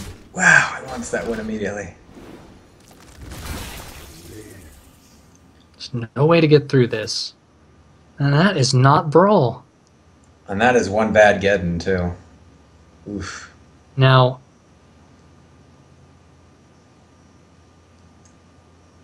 there's going to be 8 damage plus 4 from the Power Overwhelming, which means it's just too much. That is going to be game. Yeah. Can even be safe on board. Yeah, but Power Overwhelming, I'll seal it. Yeah. He's going to make the play. That puts him, in his mind, he's 4 off lethal. His opponent's 4 off lethal. So, Power Overwhelming is going to go down. And it looks like Game 2 is going to go to Moogle, bringing the series to 1-1. There we go. So, Double Stranglethorn Tiger didn't come into play this game, No. but Control Warrior definitely a very slow deck. So even if we imagine those Tigers as Sludge Belchers, they wouldn't have come up and wouldn't have protected him from that kind of lethal. Yeah, we're definitely seeing a trend here. 1 and 4 so far for the Control Warriors in this tournament across all the decks. Yeah, it really isn't doing that well. The Patron Warrior has pretty much surpassed it in terms of win rates right now. So if you're going to bring Warrior, I think Patron's the way to go. But it is a tough deck to play. Yeah. And when the nerves are hitting you, especially in tournaments, it's not a very safe deck to play. No. When you rope in with Face Hunter, it's hard to play Patron. Okay. We're going into the Warrior Mirror. So we're going to see if those Stranglethorn Tigers are better than Sludge Belchers in the Mirror match. Yep. Excited to see how this one goes. Yes, double Brawl versus double Stranglethorn. And there's that Thorson. Yeah, both decks are running. Only one deck's running Thoracane. Sorry. Yeah. Now the Thoracane deck is only running one Shield Maiden. Mm-hmm. Got a number of differences between these guys.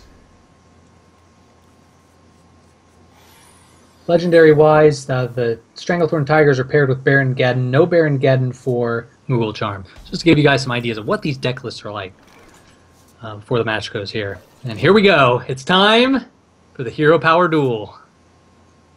Interesting. Starting hands. 1 early game and 1 late game hand. What do you like more in this match? When I play Control versus Control, I tend to like having the shield block, shield slams early on, and also having the Acolytes if I'm running that kind of whirlwind to draw, just so I can outcard my opponent too in the early game. But Wow. I was thinking about playing big game. That'd be crazy. oftentimes these come down to one card to one card, and if you can get more than one, that's great, but these, you know, it's control. So big game is very very mandatory card to have for the later game things like Alexstrasza. You can't just play it on the board here. This Acolyte's not going to get a lot of value, and this is why it's very dangerous to play Acolytes like this early on. You want them to draw at least 2 cards. This is only going to draw them 1. You know, the weapon player is going to eat up these early game minions. And then Moogle doesn't have much. He's going to need to draw well. On the reverse side of things, this is going to get rid of 2 weapon charges, which could be more valuable against some better minions. So, like, for example, Emperor Thorstein. He keeps showing up. This is where you make a tough call. You're losing armor, so you're losing that value for your shield slams. Now, you don't have shield slam in this case. So, do you swing at that just to get the value? And he's choosing now. About it. Yeah. Bunch of cards with 5 health for warriors. Yep.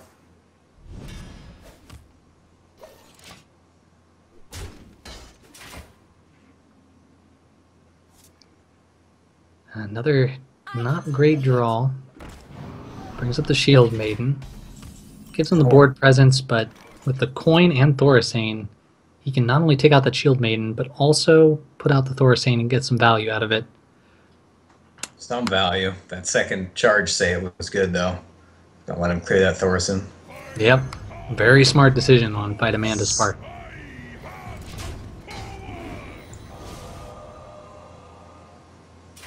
Whew, that's a lot of mana off.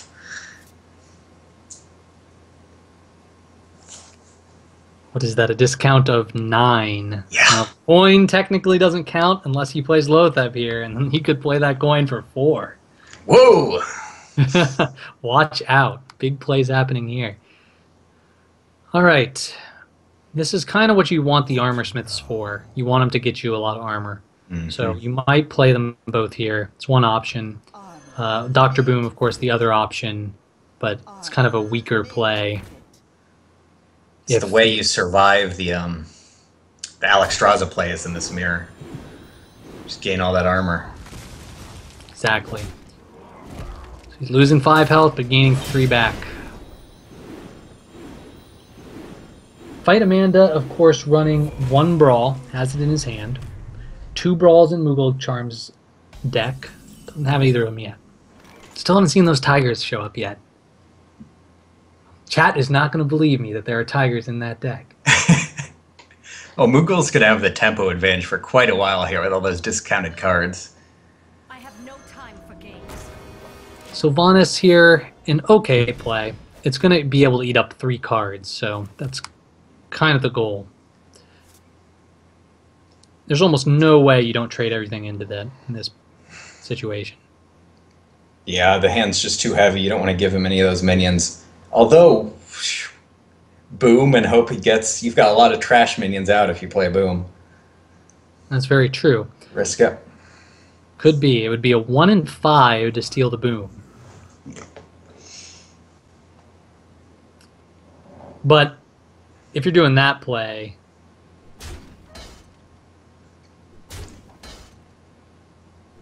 Okay, he's going to give him an Armor Smith.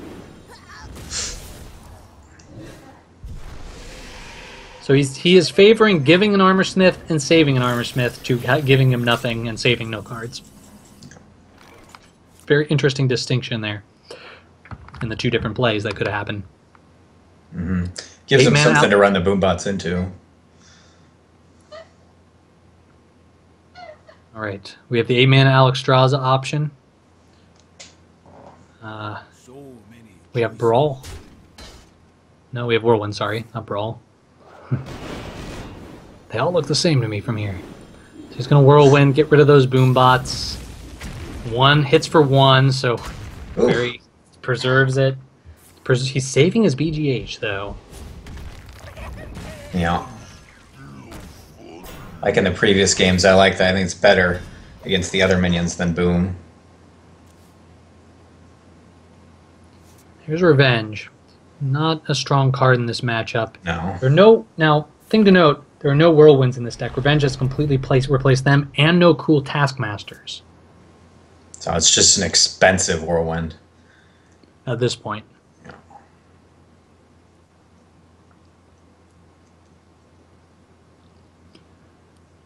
Lotheb here doesn't prevent much. It's just to kill the Sludge Belcher.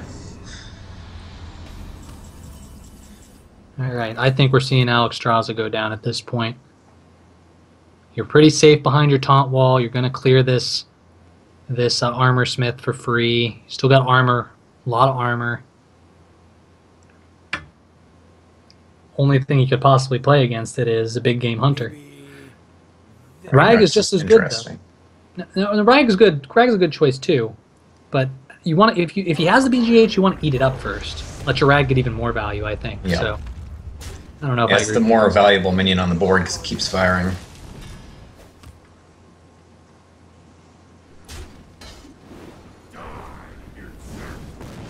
So I believe we Oof, are going to nice see shot, this though. BGH. Yeah. He's going to manage to 1-for-1 for it. Going to opt for Brawl Brawl. first. Preserve his BGH potentially another time here. Nope. Oh, Nope. Loses the 1 and 3. that's one good rag. Sniping Lotheb and then winning brawls. Now, had this been in reverse and Ragnaros gone down here, I think he would have been in similar position, but he wouldn't. The Lotheb would still be on the board. So, well, he wouldn't have been able to brawl there because Lotheb would have been on his side. So, it would have been interesting to see how it would have played out the other way. That's a critical turn right there. Take notes. Yeah. Maybe. No.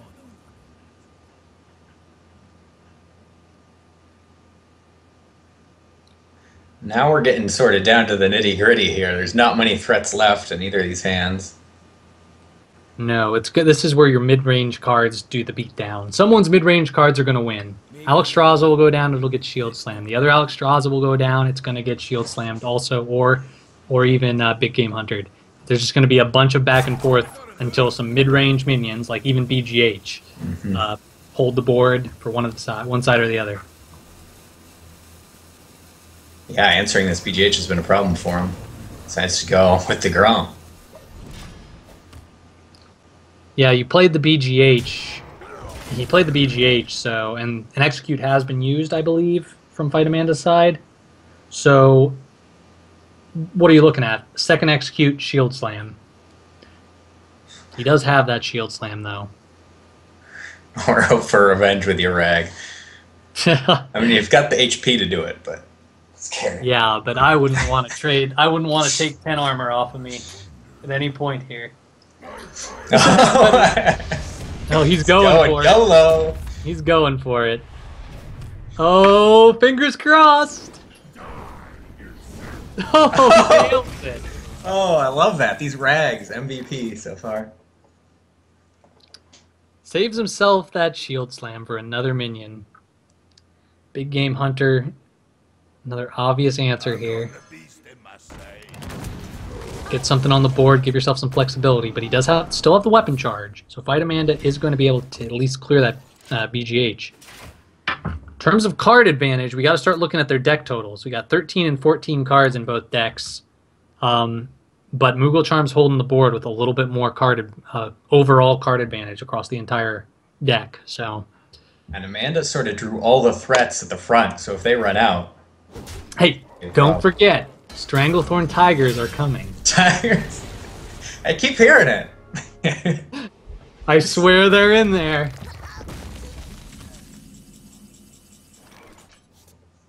So once again, the back and forth answers here. Moogle Charm having pretty much one card to play. Alexstrasza and Shield Slam. One minion. Those Cruel Taskmasters that are not in Fight Amanda's deck are gonna sit dead for a while.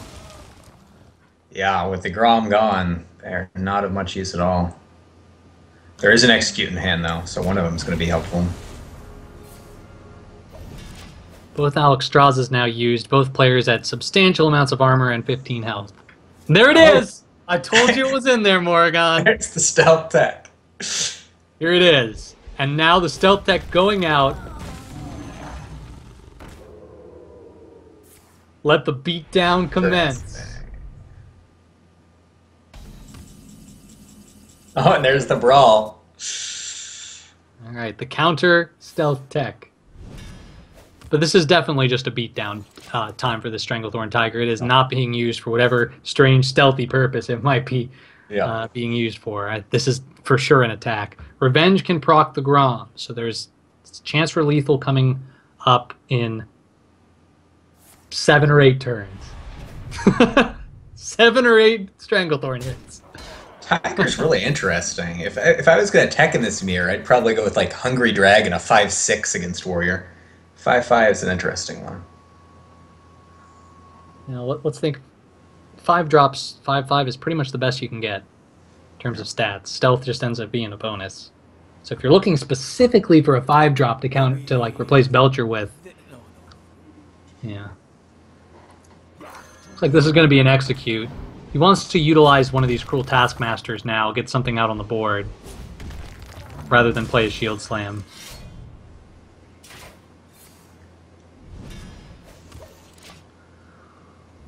So now the one mid-range minion goes down, the board swings the other way.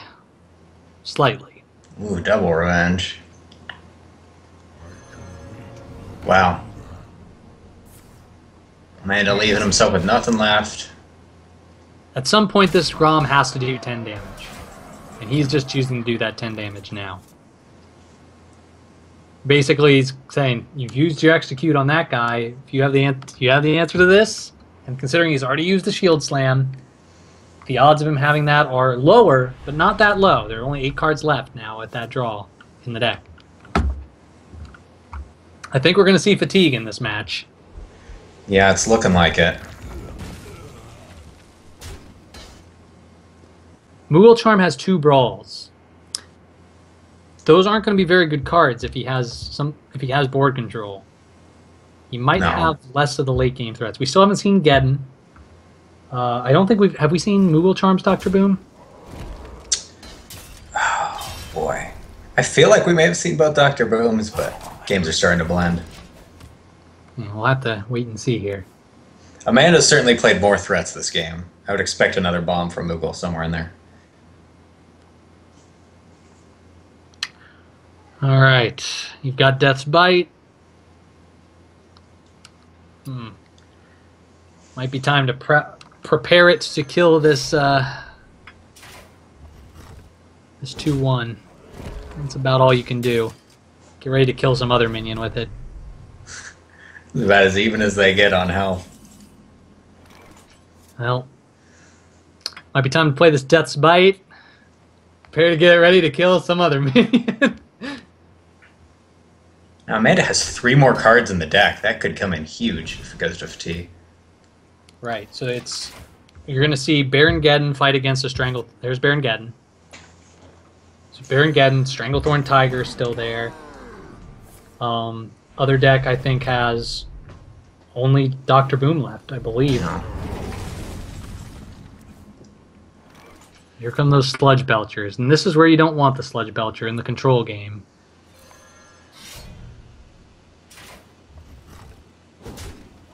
Ooh, that hurts. Yep. Right you are. It's gonna be a long one. Still. Well, can't that weapon's no help. Helps keep beating down these weaklings. Yeah, but I think I'd much rather take that damage. His Death Spite's also gonna do 1 damage to that. There's the Dr. Boom. And that is Moogle Charm's last big threat. But it is going to be 5 cards remaining for Moogle. Yeah, I'm not sure he wants to play that into the Death Bite. Even if he does, the Revenge can help proc the Execute. So, no matter which way this goes, that Dr. Boom's days are numbered the moment it hits the board. And those days are 1, by the way. That's the number. I like baiting the Death Bite with the Sludge Belcher for sure. Need to try and save the Boom. We know it isn't going to be saved. But... Right. If you don't know your opponent's hand, Sludge Belcher is basically, I don't win unless my Dr. Boom survives. That's got to be what's going through your mind. You have 2 brawls. Can't use them on anything here still. Do you think we're going to see the swing, though? No reason to leave that thing up. It's going to be blocking you regardless. Do you play the Shield Maiden here?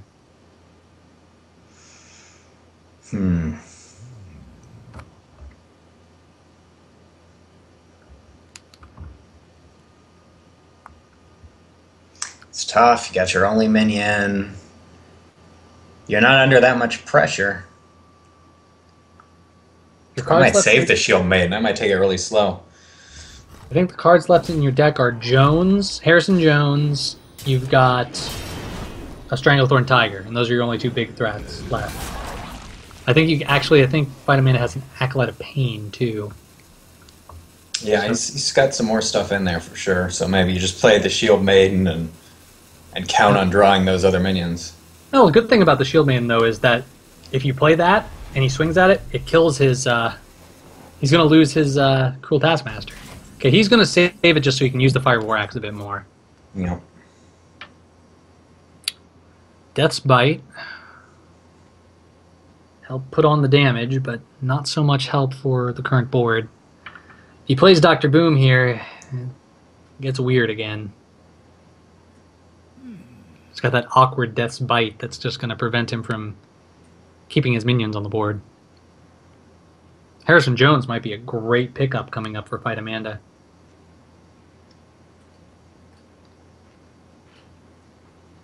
Whirlwind your own board with your Death Spite in that case.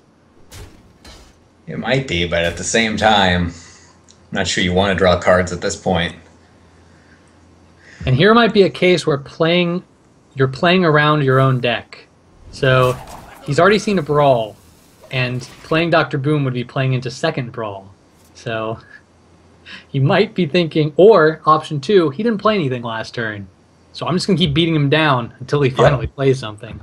Exactly. You're getting damage in, and he's doing nothing. So just keep doing it. Keep hitting him for 4. That one weapon attack a turn. You don't have to worry about the burst.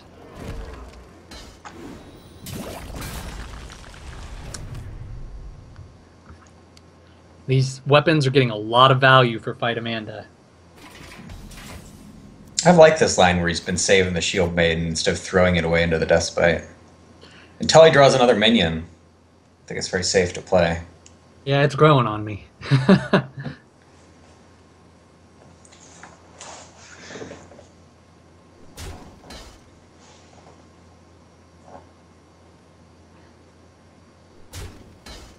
Alright, you lose another minion here. Dr. Boom deciding going to go.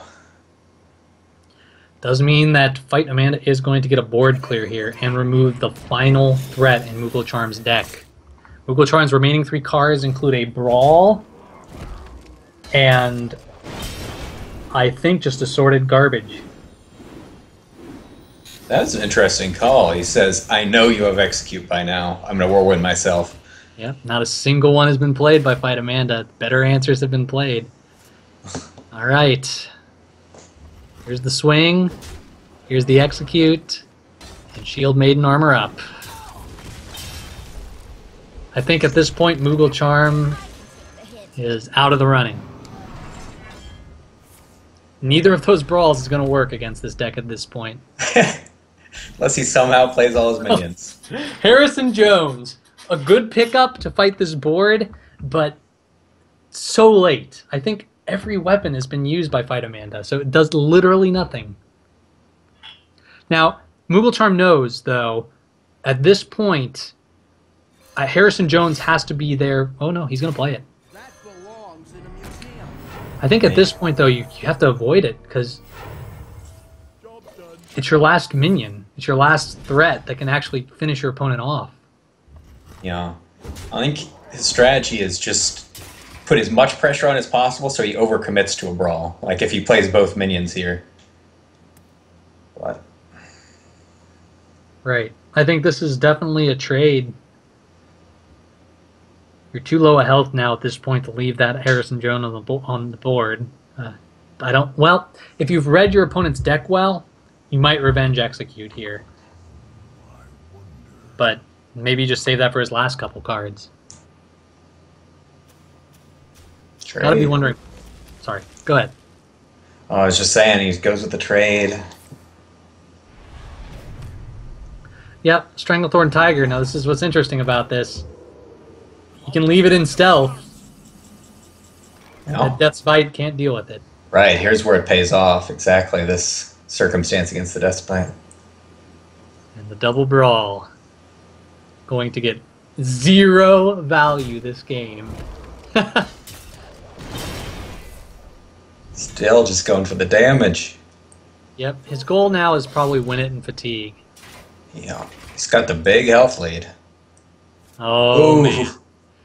That is going to... It won't overdraw him. It'll put him on parity with cards. So Harrison Jones is absolutely the correct play right now. The worst thing he can do is brawl you, and then you still have a minion on the board. It's scary, though. You put it yourself even on cards, and he's way ahead in health.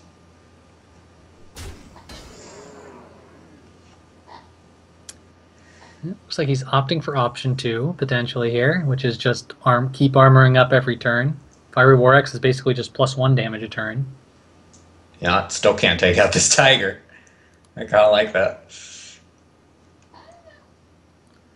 At this point, you might be thinking, hey, what are the last threats in my opponent's deck? He's played Geddon, he's played Boom, Grom, Rag, and Alexstrasza. And Sylvanas, right? So, I think that's all 6 of his big threats. Both Shield Maidens are gone. Yep. 2 Stranglethorn Tigers. What is left in this deck? Okay. Goes with the Harrison. Interested to see if this pays off. The second, okay, so there was still a Sylvanas in there, but both Acolytes are basically non-cards. Yeah. Well, Oof. Oof.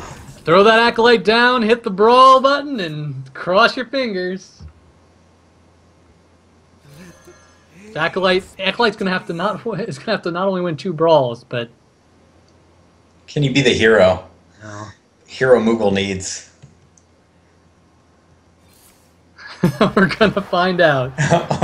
Biggest. This may still not be. He went forward! There it is. All right, Oh my god. but you got to win another one, Acolyte of Pain. It's exciting. Oh, shield block. Nothing. Even with this Acolyte winning, let's keep in mind that Sylvanas will steal it. So, might not be enough. Ooh, Revenge. Excellent idea. If your Revenge executes this card right here, it's dangerous. Because that last card in his hand might be a threat, not a second brawl. Yep. Alright. It's time to go face and hit brawl. And Oh hope boy. you win the fatigue war. We, of course, know how this is going to play out, though. If Sylvanas wins, game's over anyway. Oh my god, he did it! The hero! There are no cards left in Moogle Charm's hand. Moogle Charm is going to be taking 3 damage a turn from these Acolytes of Pain. Let's do the math. I think it might be enough, though. Let's see. How many turns does it take for Fight Amanda to die? There are 18 cards left, so it's... He's gaining 2 armor every left, turn. so it's... I think it's 6 turns. No, he's got 5 turns left until he's Oh, dead. he's done. I think Fight Amanda's done. Yeah. Wow. He is going to keep gaining 2 health, though, over those 5 turns, so it's 30. So he's got 3 times 7 damage. So 21 damage, plus the fatigue that's going to happen, which is another 20 damage. So it's 40. So if my math is right... Oh, wait, no. He's taking 1 more, though. If my math is right, Moogle Charm loses, I believe. Really? Right at the end, I think. Oh, that would be a shame.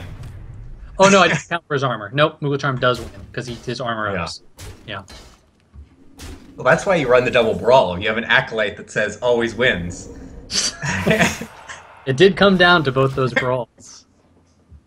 Those extra 2 damage a turn for 7 turns would have been another 14, which probably would have been lethal. Oh yeah, if one of those 5 attack creatures had stayed alive, it'd been over. Now, what the question is, on everyone's mind, do you commit the honorable Sudoku and hit that revenge right before you realize you're going to lose? Ooh, I'd like to see that. All I see right. some real high fatigue numbers. All right. The next one will be hit for 6. The One shield after that block will. and the revenge just go huge. The next one hits for 6. Next one hits for 7, and then the last one will kill him. As for his opponent, it's going to hit him for 6, 7. Oh wait, I think I might have done the math wrong. It's real close. So he doesn't die this turn. Doesn't die in the next turn.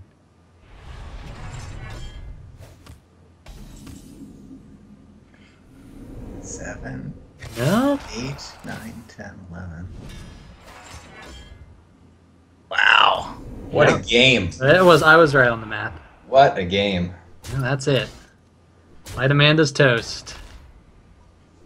Come on. Honorable seppuku. No. Yep, 2 damage off. Wow. Oh, there. Hello there. Well, hello there, Magni. Congrats on your win. Going into game number 4 after a incredible control versus control match. Resident sleepers all around.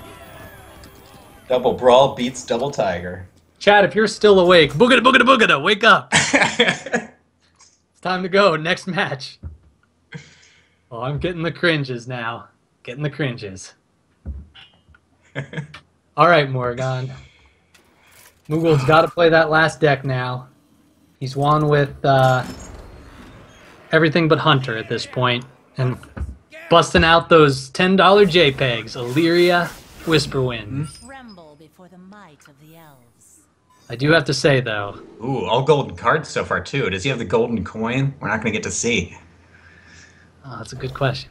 Looks like he might. Wow. I do have to say, of all the portraits, I do like Illyria is the best. It's nice to see her come back since Warcraft 2.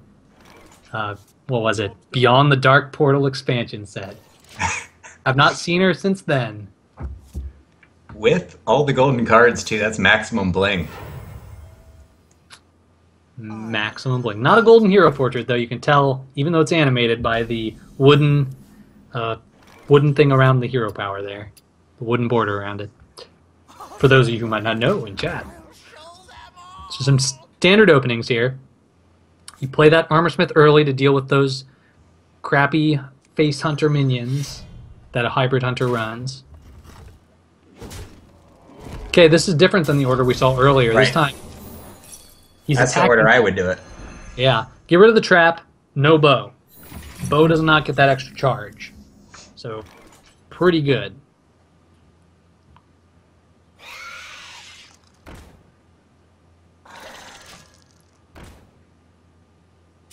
Ooh, golden web spinner. What's he gonna pull? All right, we're left with the awkwardness here. But, ooh, top deck's Acolyte of Paint, of course.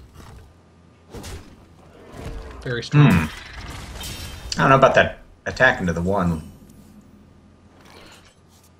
It's not too bad a play. It gets rid of a beast. Yeah, but it gives him another one. Probably better.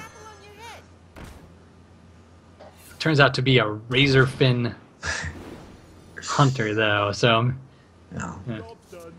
who knows. All right, the Haunted Creeper came out first, so Deathspite will be able to kill it if he swings into that on his second swing.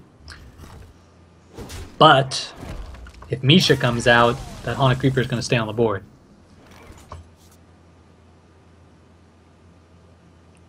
Always Huffer? All right, 3 mana, summon a random Huffer. Yeah! Yes, now if you zoom into the golden Huffer, you can see that its hair is majestic as it comes swinging at your face. He's stampeding across that field.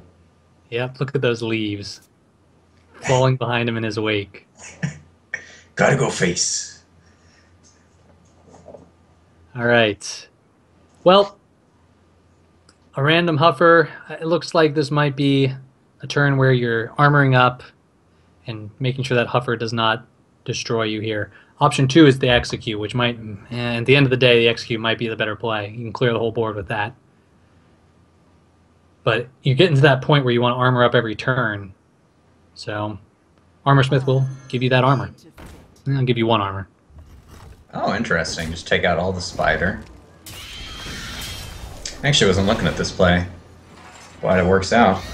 Now, the good thing about this is with the Shield Slam is he saves the execute for later. He knows his armor total is never going to be that high. Oh, man. These draws from the hunter. Perfect. Well, the execute is here, and this is exactly why you needed to save it.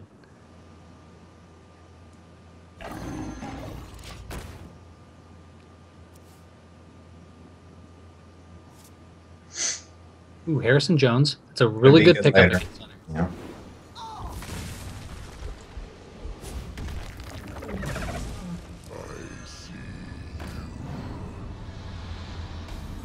Well, Ooh. there's the bow. Definitely going to be played to take out this Lotho. Or maybe go face. We'll see how smart he is here. I think you kind of have to be at this point because you know the game is slowly falling out of your hands. There he goes. Now, this is, of course, a hybrid hunter. Dr. Boom would probably be Moogle's best pickup at this point. Into the big game, I don't know. Second Savannah. Second Savannah might be good. I'm thinking more from Moogle Charm's side of the thing here. But yeah, you're right. Dr. Boom is just going to get absolutely destroyed, too. Lethal? Looks like it. That is 11 damage, plus a few extra. So it looks like Moogle Charm's going to take this one. The all-blang hunter. Yeah, gets it done. And in stark contrast to our previous fatigue game, Moogle Charm is going to take that, and with that, 3-1, take the series. All right. Sorry to say, the Stranglethorn Tigers didn't pay off. Nope. All right. It does mean Fight Amanda will be taking on Joker in the 3rd place match for 1 BlizzCon point. All right. That was insane, that Warrior game. That Warrior game was the best. Acolyte MVP right there. Unfortunately, it didn't help in the end with all that armor, but I mean, to be able to do that math in your head, like, that's crazy. Count, fatigue, like, all the turns of... There's actually a Reddit post on that, V, that actually had the math for what the formula was to calculate how much fatigue damage they take over so many really? points. Yeah. Oh, nice. So you can actually put that in, have it right next to your deck tracker and all those other third-party add-ons. Obviously running, right? And figure out how much fatigue they're going to take. So, in case you don't want the suspense, you just want to concede early.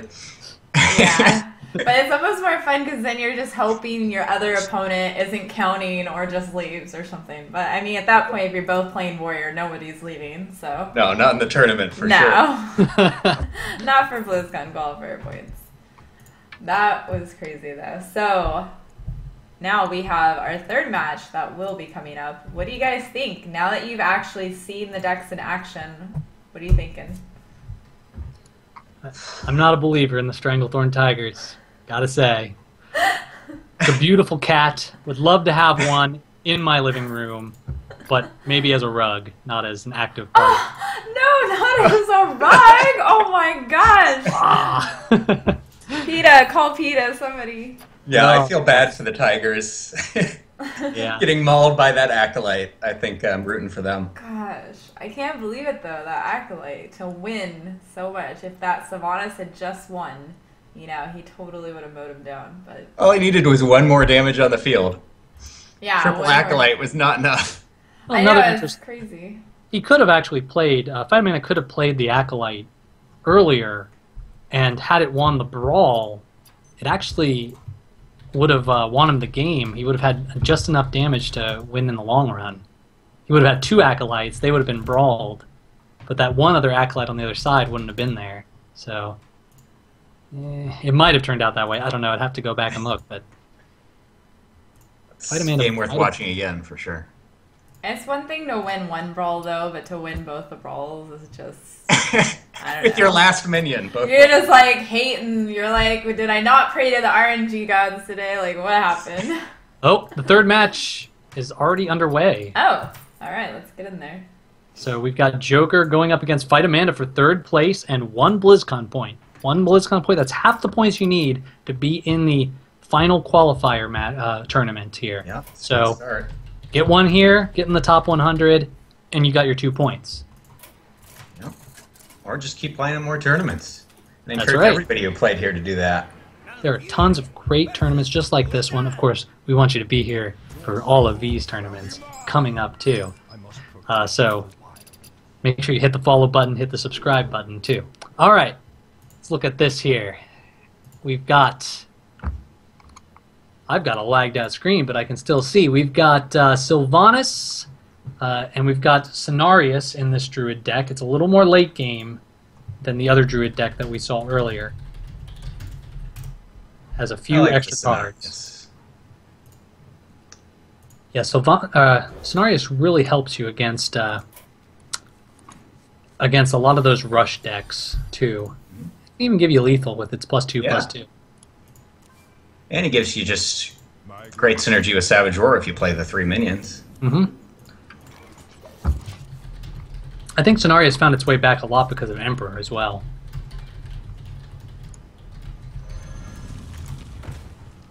It looks like we're getting the double observer bug again. I'll just have to narrate this for a little bit here. I'll have to look at the other screen here. So got the Ancient Watcher. It's a good start against Druids, especially with the Owl. Yeah, we're going to see this play again. What do you have to silence in a Druid deck? Basically Sylvanas, and that's it. Ancient of War if something's gone crazy. But. Right. This particular Druid deck, of course, not running Ancients of War. This might be in his favor here, playing this out like this. Looks like we've Joker's missed out on Druid decks not drawing too well today. Missed out on both the Shade and on the Palette Shredder here in the opening. Yeah, it's unfortunate. You don't want your double keeper against this. We also got the BGH to talk about too. Actually, there are no cards by themselves in this Druid deck that can get BGH down, except for Dr. Boom. Sorry, which is kind of a tough one against BGH for the reasons you said before. The Boombots can just kill it afterwards. He's still a target in almost all decks, so... Before Dr. Boom, I rarely ran BGH in my decks, just because there was so many decks that didn't run one. But with Boom, he's a good call. Put him in there. Alright, a very small Twilight Drake here, 4/5, because of all the other cards played. Handlock's hand is not looking so handy right now. Oh boy. No pun intended. I think you got a hero power here. Try to definitely hero power here. It's sad you can't silence first, but yeah, you're gonna get the Mortal Coil either way, and you can silence hero power next turn if he clears your Loatheb somehow.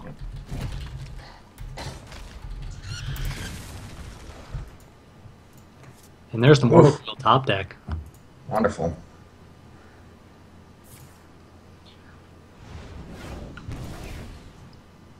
I like the beatdown strategy has been taken with this analog deck. Just go for the rag to the face finish.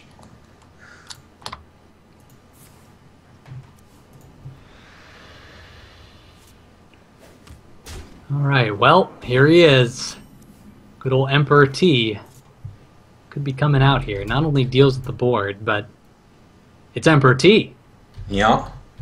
Only gives a 1 discount on combo pieces, which isn't what you're hoping for, but... Alright, who wins in a fight? Emperor T or Mr. T? Mr. T. Mr. T. Ah, you pity the fool. Goes against Mr. T. Alright. Emperor T. Emperor T power trips a little too much. Now, Keeper, the other option, of course, is keepering that and playing the hero power. You only have one of the combo pieces in your hand right now. So you might be saving Emperor T for some more value later on. Yeah. Get both pieces of the combo in it. I must safeguard the land. Alright, so Joker in no rush to play the valuable Emperor. right here. All of a sudden the keepers are paying off, although the beatdown keeps coming. He's setting up for that rag.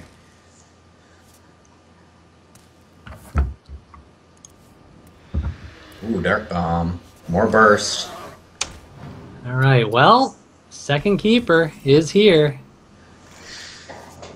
If this last play is any indication, it's that he really wants to get value out of these cards. Oh boy, he's going to hero power it. Yep. Getting really low. Down to 9. So he's dead to nothing at the moment, but double Dark Bomb Yep. Hellfire next turn would be a lethal. Crazy. It's getting dangerous with that Savage Roar, though. So many minions on board. So he's got 14 damage with Savage Roar. Then Swipe adds, it makes it up to 18. So not quite enough. Or option 2, Druid of the Claw and Charge, and Savage Roar adds another 6 instead of 4, so that puts him to 20. So he's still 4 short of lethal at the moment. Hellfire is interesting. Looks like we're getting that same spectator bug. Yeah, I'm stuck on We're that. going to be jumping right back into it again. Sorry for the technical thing there. It's happening on not only our stream screen, but also on our own observer screens here, folks. Yep. So do apologize for that. Looks like he is using Hellfire and a Dark Bomb to clear as much of the board as possible. Try to prevent that like double Savage Roar crazy play from happening. He's just wanting to go for that yellow rag. Right.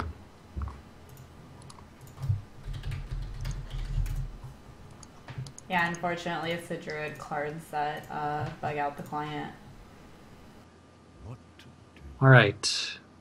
Emperor Thorstein going to go down. This is going to increase his burst range, his Savage Roar and Swipe, and his Druid of the Claw, all being able to be used in the same turn with this Thorstein going 6, down. 7, 8, 9. Yep. Sets up good lethal opportunity for him.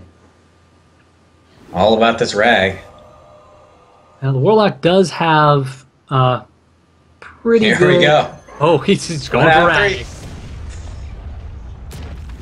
3.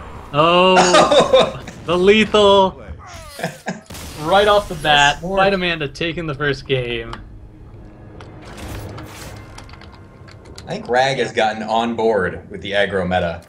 Every Rag I've seen the past week has gone face. Oh man, well, Ragnaros is he's a tricky creature to tame. But Well, what is in some people lethal like- range? It was acting good for the warriors too, clearing the creatures.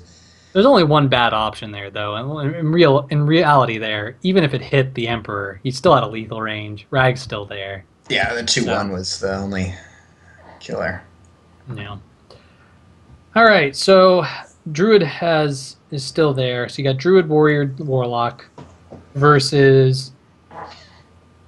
Oh gosh, that was Warlock down. No, I'm sorry, I'm reading the wrong cards. Yeah, Druid, Warrior, Warlock versus Druid, Warrior, Warlock. Same two. Both of them playing the same mirror here. It's going to be Druid versus Druid. So, Fight Amanda's Druid, in contrast to Joker's Druid, has no Dr. Boom, no Scenarios. Joker has those 2 cards. Otherwise, both have Harrison Jones. And I'm trying to find the other difference here. Zombie Chow in Joker's deck, but not in Fight Amanda's deck. So, even though Fight Amanda's is geared more towards the mid-range, get your opponent to 14, use combo style, Joker's got the Zombie Chow to try to mitigate his Dr. Boom Scenarios choices. Mm-hmm. I like it. I love the Scenarios and Dr. Boom. I think it's got the advantage here.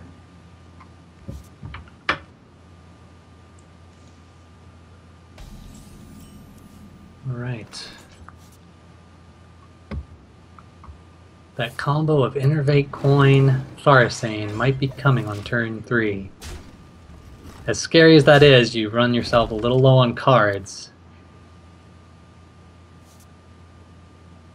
Does he feel like he needs a creature this turn? No, just Wrath. Yeah. There's not too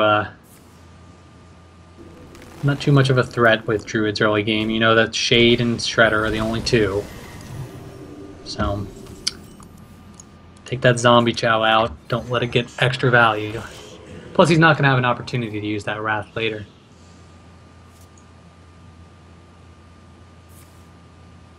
Here it is. Yeah, called it.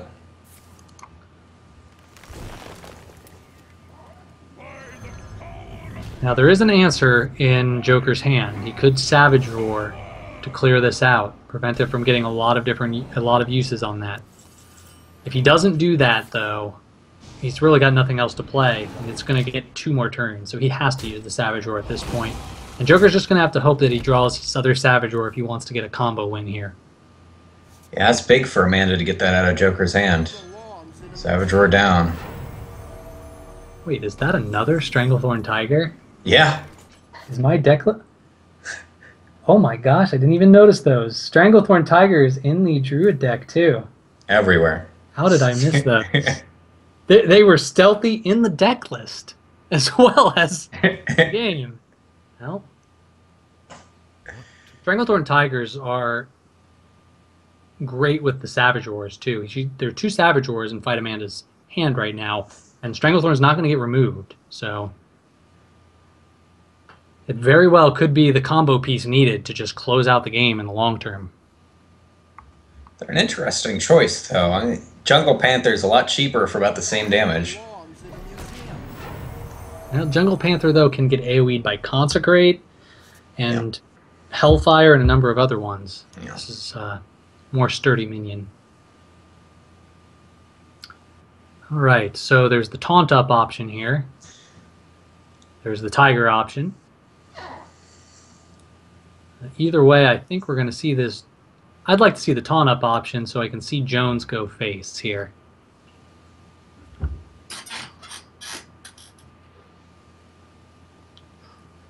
Jones goes face. Well, you're going to set up for your Tiger later to get the double Savage Roar on it with hopefully some other Charger minions.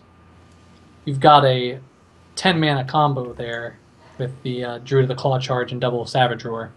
Yeah, if you save it. That's a 22 damage, so your target here is getting the 22. I like the face hit, too. You know the opponent's already used Savage Roar, so you're not as afraid of his damage. Well, the other Emperor T is here.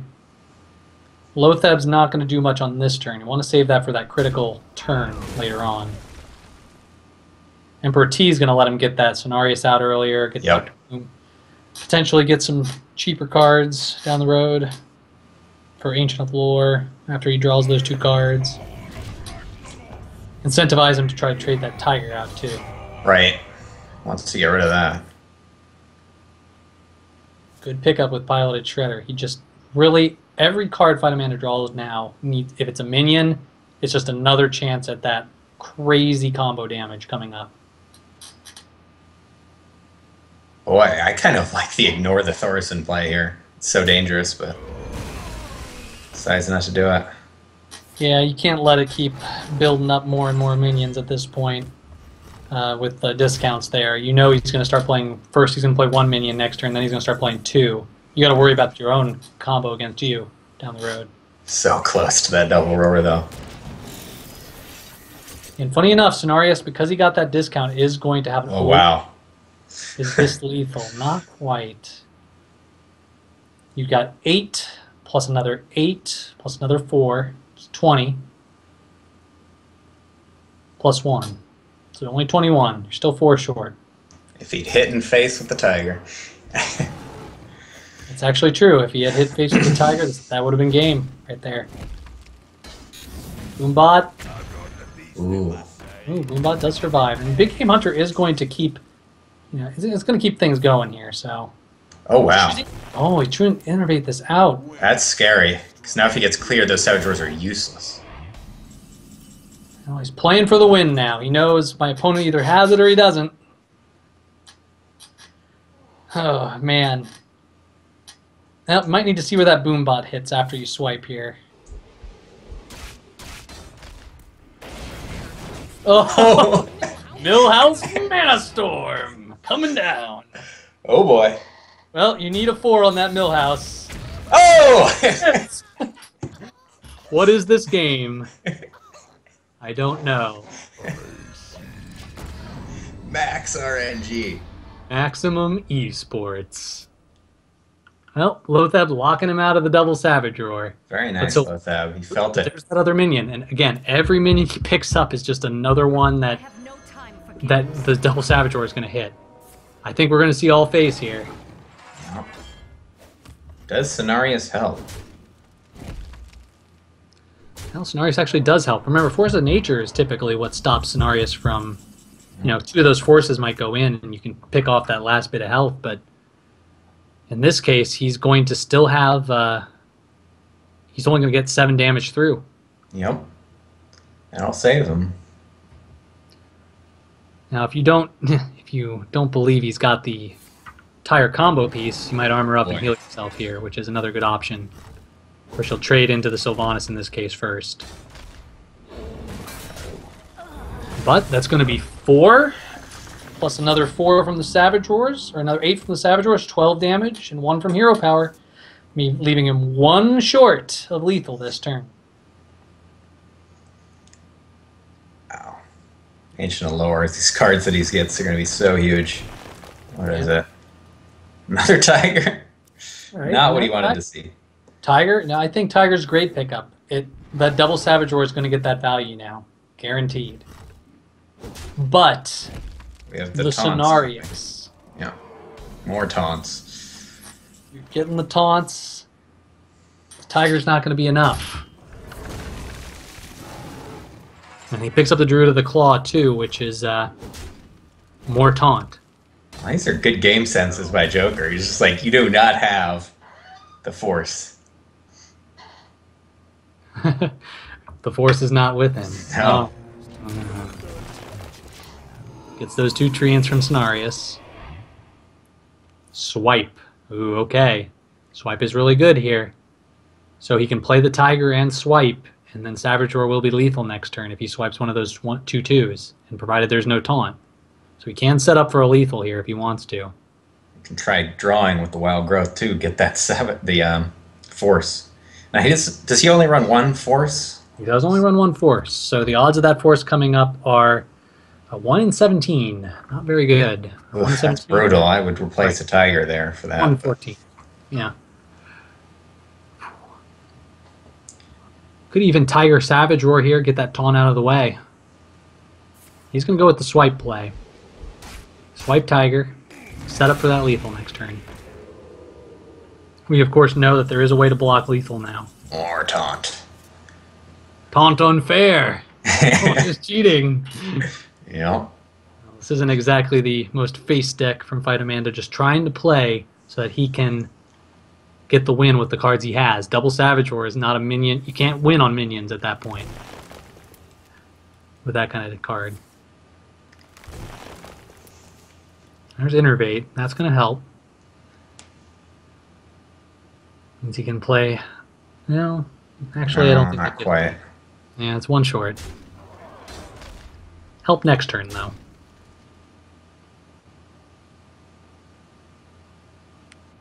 You know what to play that in. There we go. Is he going to Innervate to get the extra help here? Wouldn't do him any good at this point. Yeah, I wouldn't do it with drawing more cards. Oh, boy. Well, that's it. The 1 out of 14 was good. It looks like Fight Amanda is going to eke this one out. But that does put Fight Amanda up to 2-0. Joker's going to have to reverse sweep here to get the win.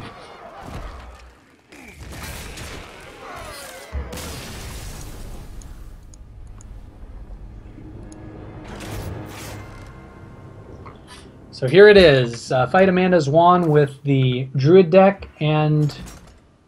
what was the other win? I actually don't remember. Was it the Handlock? Handlock Yep. with the rag face, right? Mm-hmm. So we're up to the Stranglethorn Tiger Warrior, and maybe my lack of belief in the Tigers will come to fruition here.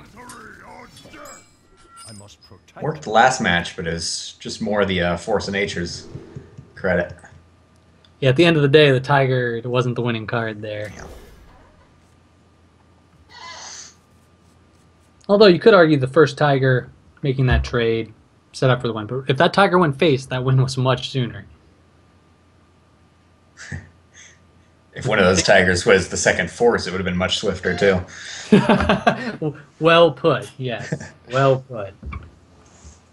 So for those of you thinking about running tigers, try double force first. Yeah. Tiger double force. More That like 20 overkill he had there, that's pretty good. it's Morrigan certified. So you know it's good.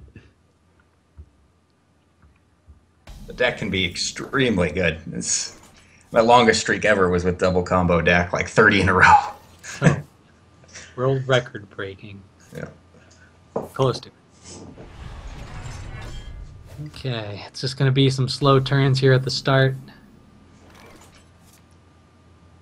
Stranglethorn Tigers are actually probably a little better than Sludge Belchers against Druid for Warrior.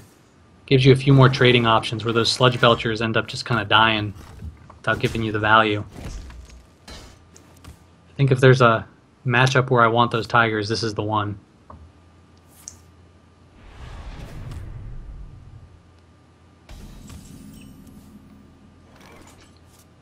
It's alright. It doesn't trade very well with those. I guess they neither trade very well with the Druid of the Claws. It's kind of an awkward situation. Alright, he's opting not to use the coin here to bring out the Shredder. Fiery War Axe is still a viable threat for that. Can't always get Millhouse.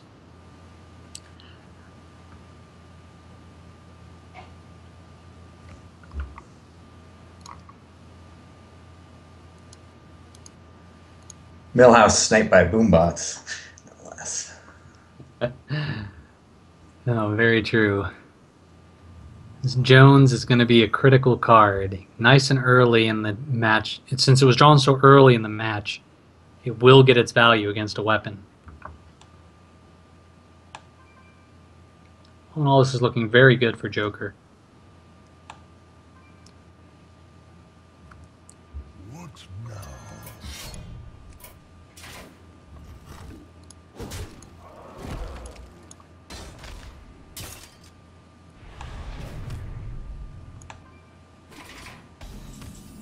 And there's that Fiery War Axe, which you just hate to see against your piloted Shredder. But that War Axe is going to have to be used eventually. This is definitely not a Harrison Jones turn, I think.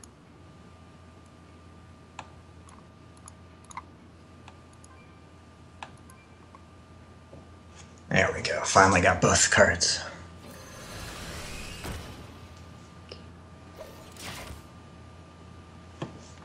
Yeah, here's where that Harrison can pay off in this matchup against the Warrior. Look kind of silly in the Druid mirror. Alright. Axe being used. Check for the Doomguard or Doomsayer before you play another card. Alright. Blood Mage Thalanos. There's Nice a low swipe. fed timing because the swipe would have been brutal. Hell, I think it'll still be brutal next turn. Yeah. Not a whole lot happening in this Warrior hand here.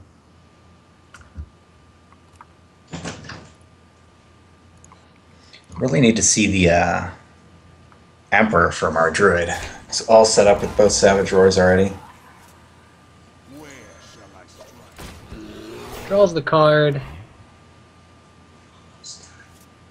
There's that Death Spite. That Harrison Jones is starting to get a little pucker its lips here.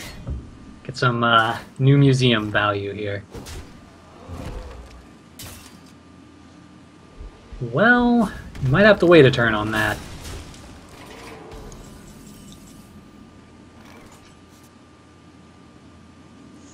Although it's good value now, well, it's probably better to take the card advantage. But the problem is you're running 10 cards now. So you've got to throw down this Zombie Chow. Basically gets nothing, but I guess it was a kind of dead card to begin with. Yeah, get him out of the hand at some point. It is, these Druid cards are being funky. We got him up there still deciding cat form and bear form.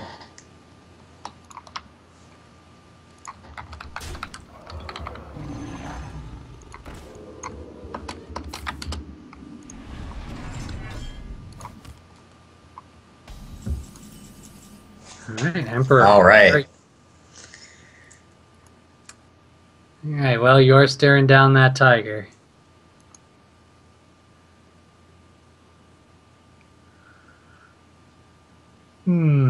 This is a tough turn for the druid. Can A lot he of draw options. cards? He's maxed out, isn't he? 1, 2. He can't draw cards, that's for sure. He's definitely maxed. Yeah. Savage Roar would be pretty good because you get the value out of that zombie chow and do some damage to face to try to get in combo range. And Dr. Boom, of course, is just Dr. Boom. Yep, always a good choice.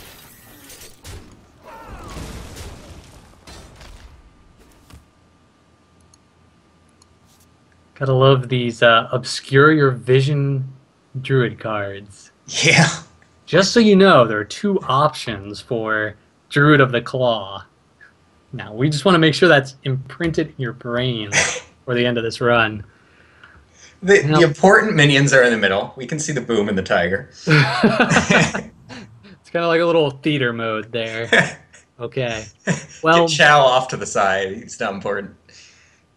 well, this is where your brawl works against you. This tiger, not likely to win a brawl against these minions here. Even the 2 that are hiding under these 2 cards cannot escape the brawl value. So, I don't think you brawl here, but looking at the cards, you just don't have a lot of options. Think you need the shield block and see what you get. Oh, then you can't play any minions, though. Gross.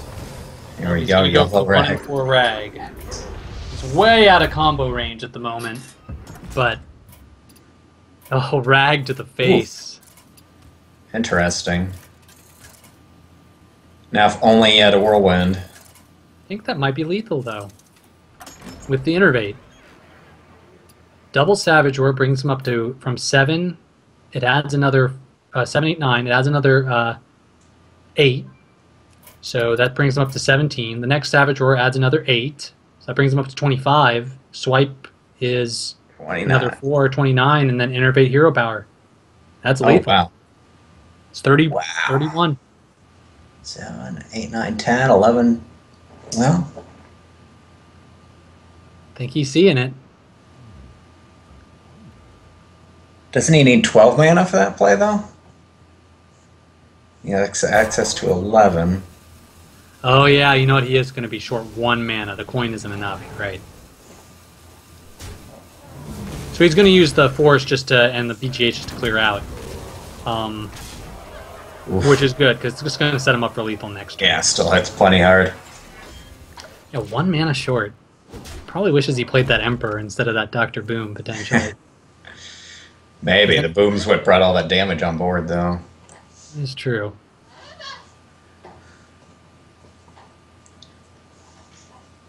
Alright, well, now the brawl is looking a little bit better.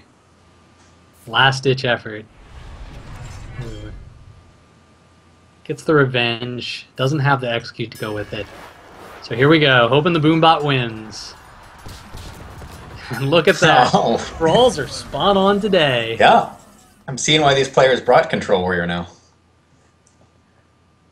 Now way off the lethal range. I think we might be seeing an Emperor here.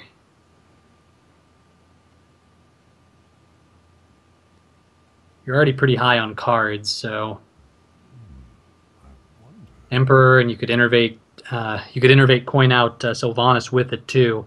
That gives you the potential lethal next turn. I have no time for games. He's been stuck with the rare problem of too many cards in hand, so he's going to go ahead and play something out. Open up that Ancient Allure. Alright, but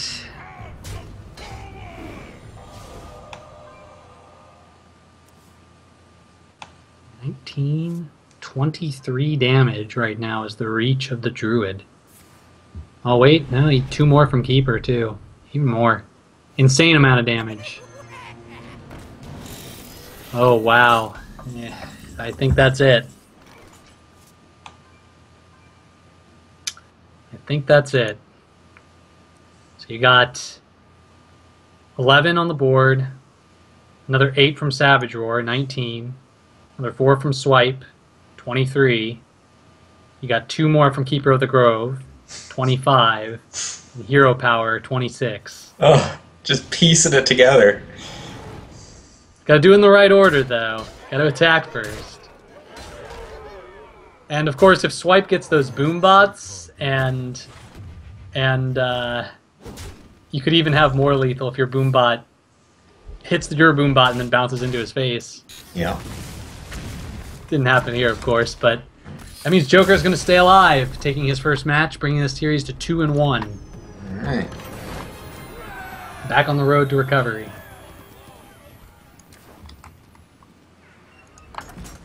Not much choice now with decks. You got to win with the other two regardless if you're Joker, but do you want to go for a confidence boost and avoid the control v control matchup, or are you going with the Zoo here?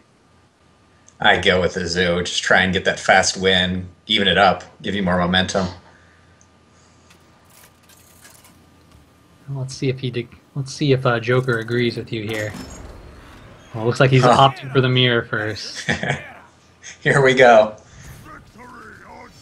All right, we've already had a 60-year-long Control Warrior match, so spam those resident sleepers here, chat. Now, don't spam chat, but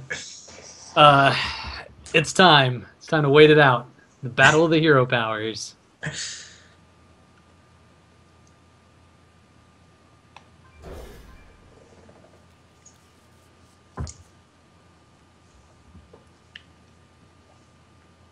Place your bets. Betting is probably over for this series, but be ready to bet on the next series too. Remember, we know who's going to be in it, so yeah, the finals. That a little early.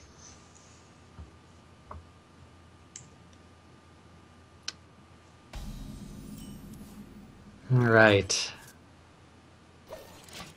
might be a good time to get some vacuuming done. Maybe clean your bathroom. It's been sitting there for a couple weeks. Take your Stranglethorn Tiger rug outside and hit it a little bit. Get the dust off of it. I don't think these are doing it for you, Morrigan. I was having trouble with the double spectate again. Ugh. It's giving us trouble today. Here. That's a lot of spectating options with this. Yeah. It's obviously the upside down card screwing it up. All the druid choices. Too many. Yeah. So here we are. Now this is one of those interesting pieces here. Shield blocking gives you that extra card, it cycles your deck, but you miss an armor up. So it's even though it seems like an obvious choice to a lot of people, they want to cycle their deck a lot, it isn't always. Sometimes you need those shield blocks to build your armor for shield slams later too. Mm-hmm. Back when I played this style a lot, I would always opt for doing both in a turn, not just one. Gain that 7 armor. Alright, you can do the weapon hold tactic here. Bring up that Death's Bite and not swing it, or armor up again. I think we're going to see armor up again. Yeah. Don't want to play it's in the scary Harrison. playing those weapons and all these Harrisons today. So many. Yep. Now both players' Control Warrior decks do have Harrison Jones in them, so possibly to tech against a lot of those where it's really valuable, which is against Patron Warrior. Yep. And Hunter. Two most common decks right now.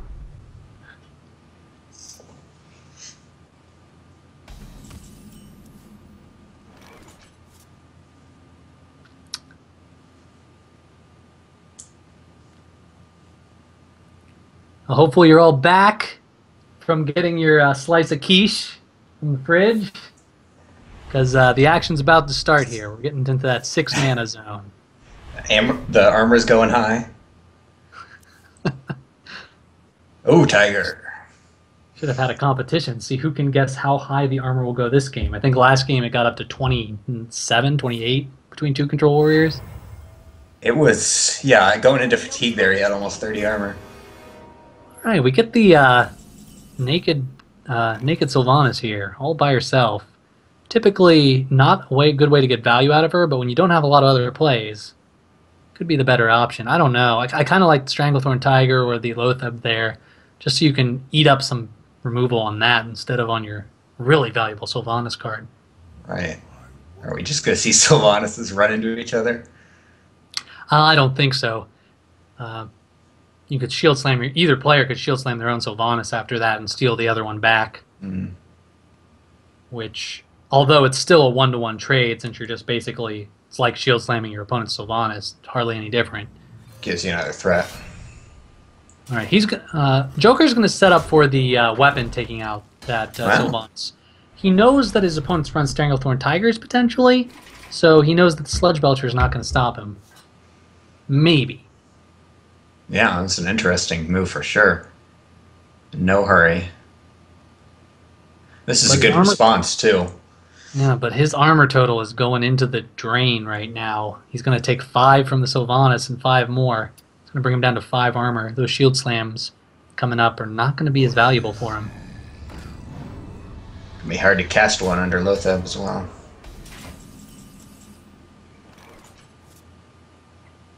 Well, you still might do it. I think I might still cast that shield slam. Can clear the board, and you're way ahead on cards already. Pretty much trade 1 for 1 at this point. What now?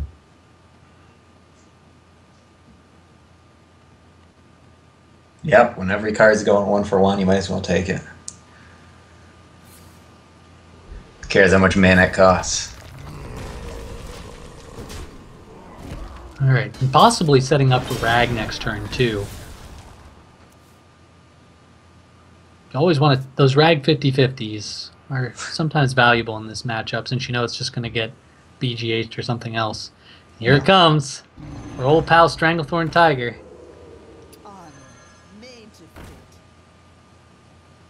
Nice Armorsmith play, too. Prevent that Rag 50/50. Alright, Joker draws his Jones. So... Ragnaros still gets value if it hits either of those. Still going to get that 1-to-1 trade. But I think we might see Sylvanas go out here. It's almost guaranteed value against this board. Yeah, he was just waiting and waiting for the enemy Sylvanas to be gone. Right, and this is why you wait on Sylvanas against Warriors a lot of times. Warriors don't run silences. Sylvanas is almost guaranteed to get that 2 for 1. There are a lot of times where you want to play Sylvanas in such a way that it's not going to get that steal, but it causes your opponent to have to make weird turns, but this matchup is probably not one of those. I think we'll see both go into it. I don't think you can afford to give your opponent anything at this point. Certainly the safest play. Think Rag will go down here? You eliminate all your opponent's armor. But they did already use a shield slam, so the odds of them having one is not very high anyway. This is going to force him to use 2 cards. He doesn't look like he has the answer either. It is really nice to get rid of all of the armor. It's very tempting. But so is the opponent's Rag back. Oh man. Oh, there's the other shield slam, but now he doesn't have the armor to play it. Yep. Rag Wars. Oh! Say hello to Ragnaros and fight Amanda. Confidence. And it hits. Now, Rag is like 100% for hitting the target it wants today. oh man. So, you got 2 shield slams, 2 executes. I think you're using the shield slam here. Nothing else to play though. Can't put those weapons out against Jones you know is there. Plays the Armorsmith, maybe try to eat out some kind of smaller removal. This one's different from the last series. There's not much armor here, so Alex Straza is going to be a huge draw for these guys. But we do see there is the difference here especially is that Fight Amanda has the answers this game. Joker doesn't have a lot of the answers. He's got more of the minions. So I think we're going to see a lot of 1-to-1 trading, but Joker's hand size ultimately is going to put him ahead in tempo and possibly get him into the fatigue at the end.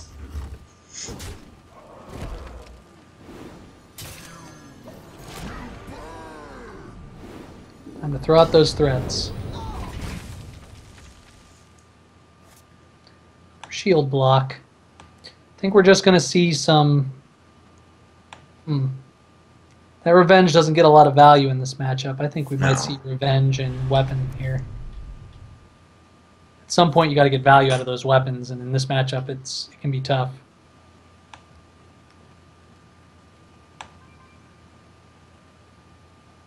It does lower your armor, though, for shield slam, so maybe you just need to get rid of the shield slam now.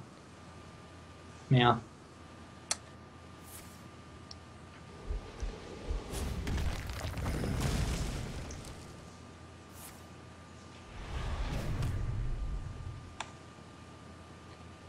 Alright, no executes used, so I don't think this is the right time for Grom. Ooh, excellent pickup with the Sludge Belcher. Gives you something to do. It's time to start building up armor. It's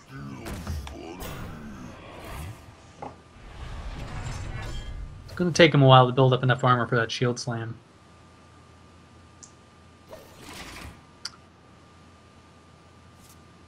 And he's obviously not going to be able to build it up in time because Alexstrasza is most likely coming down this turn.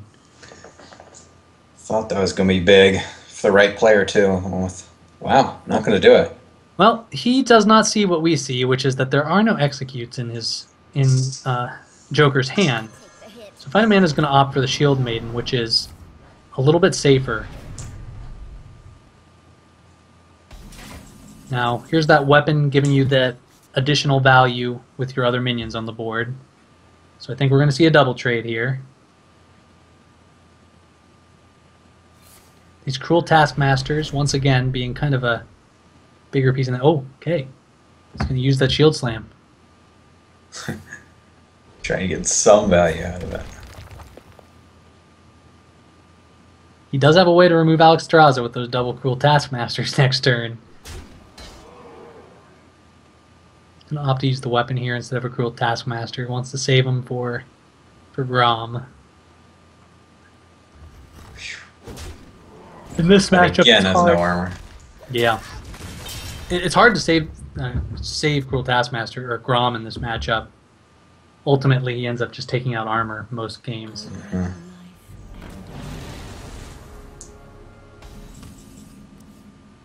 All right, a couple ways here. I think he's going to opt for the Acolyte and Whirlwind start.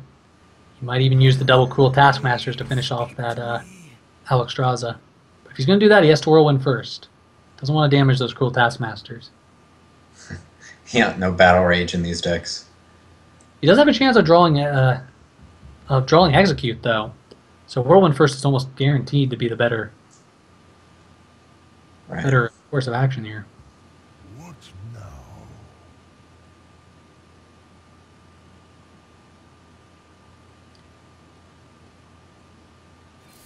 And this is kind of what you opened this for, you know. Another Acolyte. So your options here are keep drawing off your current Acolyte, try to dig deeper in your deck, find the answers to this Alexstrasza, or go ahead and do the double Cruel Taskmaster and take it out. Looks like he's going to choose the dig.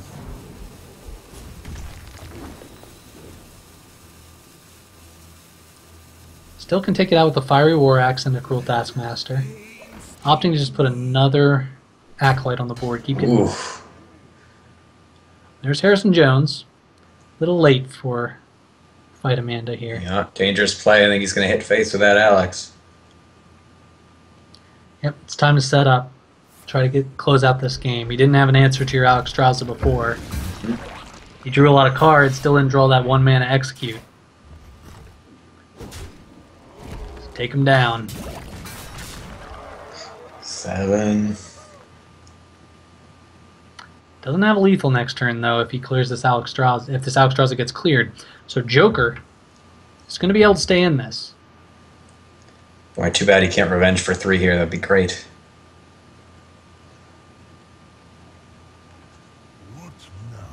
Looks like he might Acolyte and Revenge just to get that Acolyte 3-1, yeah.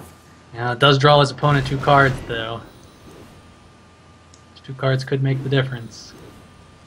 And Armorsmith is probably going to make quite a difference.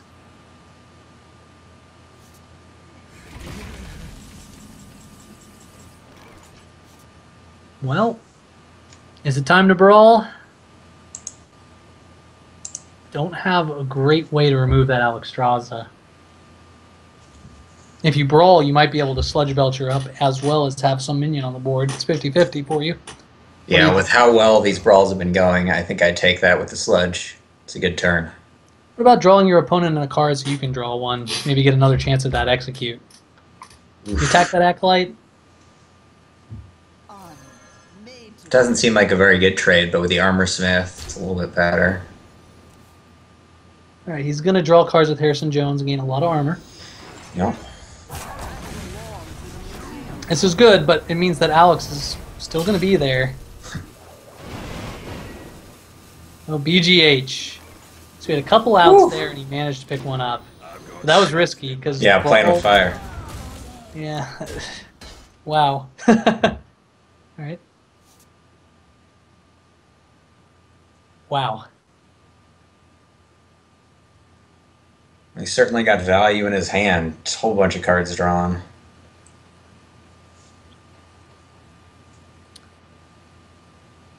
Well, you're not facing down any sort of lethal. If your opponent has Alexstrasza, you're still at... You know, heck, you don't even lose all your armor going into this. Might be time to play Dr. Boom. Try to deal with this board. You don't think it's Tiger Deathbite face time? SM Orc. Face is the place.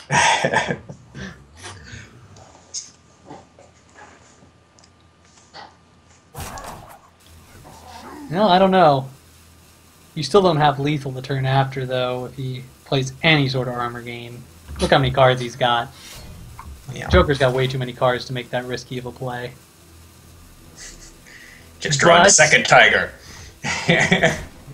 Getting rid of the Armor Smith because he knows his opponent will draw way too many cards. Right. Now, this would be lethal if Grom was in his hand for Fight Amanda. So, Joker might try to play around that. He's already used his Jones. He can't take out the Whirlwind effect coming up.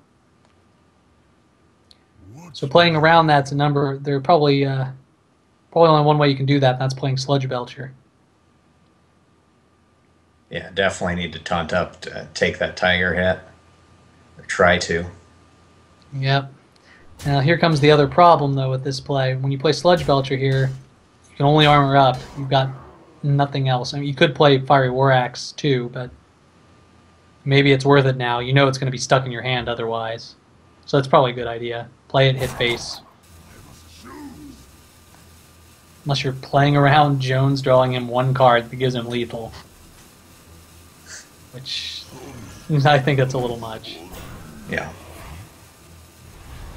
You keep it in your hand, though, here, and you're not doing yourself any favors. When are you going to play it? That was it. Yeah. Alright, well, the big armor days are gone for Fight Amanda here. Yeah, this is dangerous for both players. I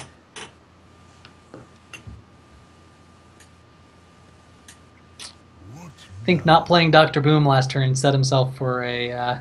even though he kind of set himself up for a lethal if the opponent had no armor gain whatsoever. I think... or health, sorry. Effective health gain with the Sludge Belcher. Yeah, I don't know. Alright, just going to take some one-for-one trades and then get the Dr. Boom out there this turn. That's interesting. He's just holding on for that Grom. Thought he would have traded with the weapon with the Sludge Belcher. No, I think you have to hold. You got to have a win condition. In this Hold! deck. You're running out of cards, man. Your opponent's running out of cards faster, but it's not in terms of the overall deck advantage. You're losing the one-to-one battle here. Your opponent's drawn 3 more cards than you, but has the board and has more cards than you in hand. Got a lot of armor in his hand, too. Draw that card, get the execute. Oof. Already had one in his hand, so looks like a top deck to his opponent. Safe You trade. always want to play the one you top deck against your opponent. Oh. Boombot's fix for 1. Very, very critical there.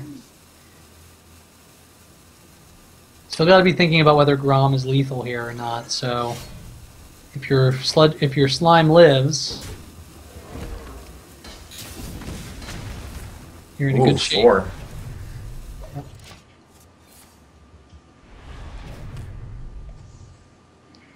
I might have opted for Shield Maiden there over Ooh, good. that, but I guess you get more health that way. Now the pressure's on. Yeah. He does have a way to deal with Geddon, but once again puts Grom into Almost out of one-off cards, too.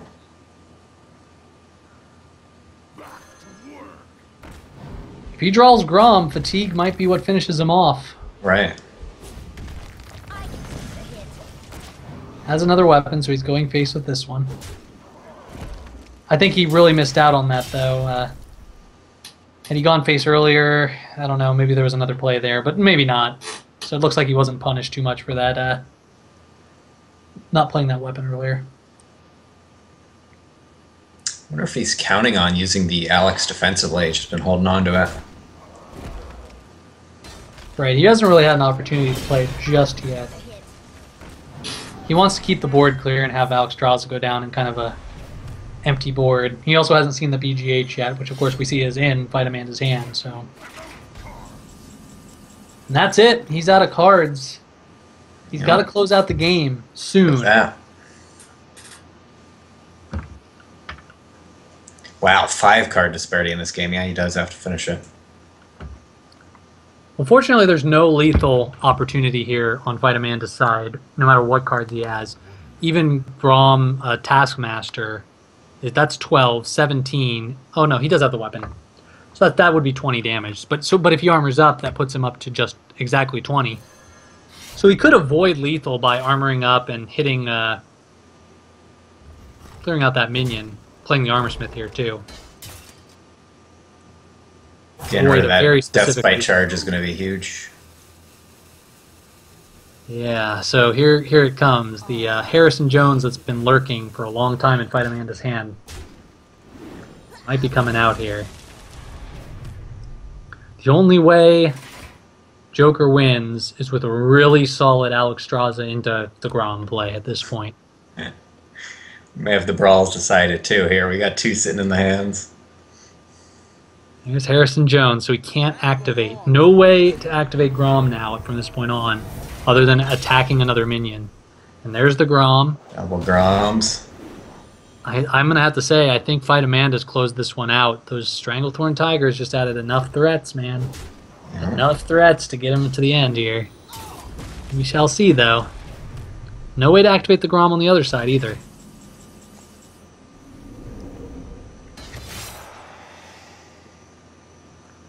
Well, I think it's time to play Alex Straza.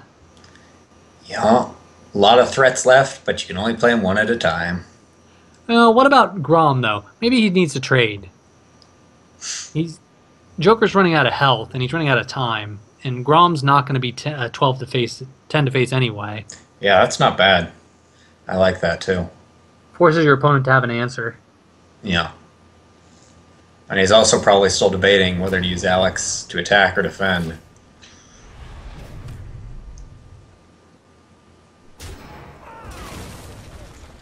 So odds are we're going to see the BGH here, as there's no other way to really deal with this minion. I could see the attack it in Whirlwind just to save a card, but yeah, BGH is probably just too good a value. Now the good news here for Fight Amanda, though, is picking up that Revenge gives a Grom activator. So Fight Amanda can now...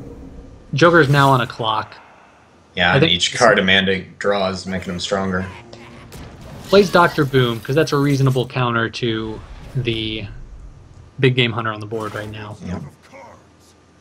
Both players running into the fatigue zone, though. I'm going for it. Might see the brawl here. He knows his opponent's out of cards. Might not get value out of that brawl later on. So That makes the Dr. Boom play a really smart play on Joker's part, though. Yep. Gotta get rid of that brawl before you play your last minion here.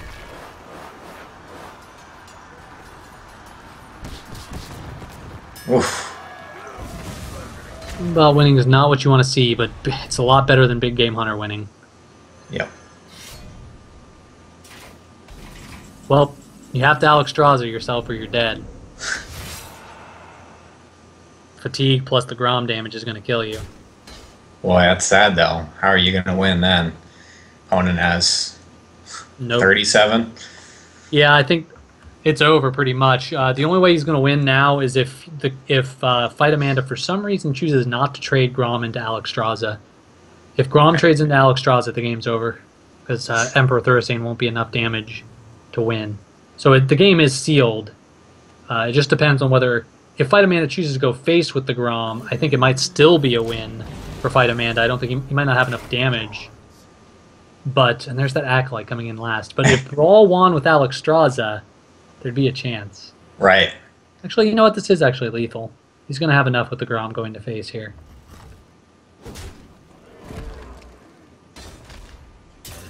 Because he is going to take that 4 fatigue damage, which is really high fatigue damage. Oh, nicely It'll done. be just enough. Very nice. Alright, well, Fight Amanda taking the series and taking 3rd place, 3-0ing Joker. Getting that BlizzCon point. 1 BlizzCon Congrats. point. Fight Amanda, yes. Alright, well, that was pretty one-sided, but I'm quite surprised, actually, that those Stranglethorn Tigers were able to pull it out.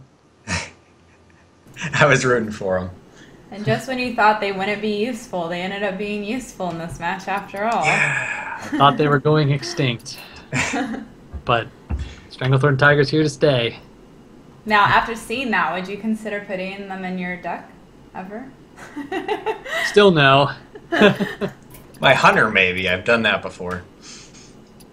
Yeah? Yeah.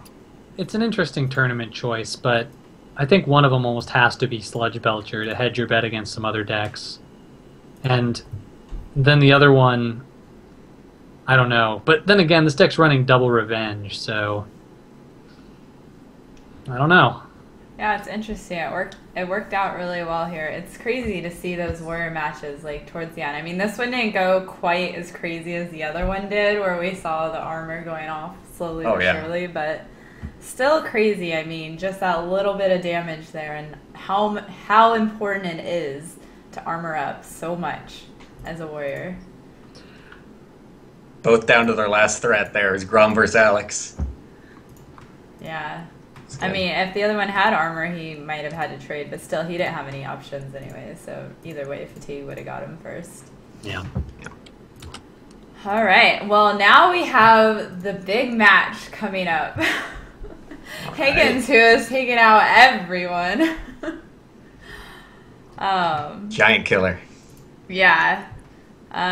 Who's probably I mean, I don't know. Who do you guys feel is favored here? I mean, do you think it's obvious Higgins that's favored? Or, I mean, both have done really, really well. Miguel's done really, really well, too. I'm going to be the contrarian here, and I'm going to say I think Moogle Charm has a slightly better chance. No, I believe it's true because I don't feel like the Rogue is going to do well against the Warrior. I don't feel like the Rogue is going to do very well against the Hunter either. This particular Hunter is just a little bit more on the control side, and I don't think it'll eke out a win. So I think the Rogue is actually a weaker link, even though I really want to see it do well here.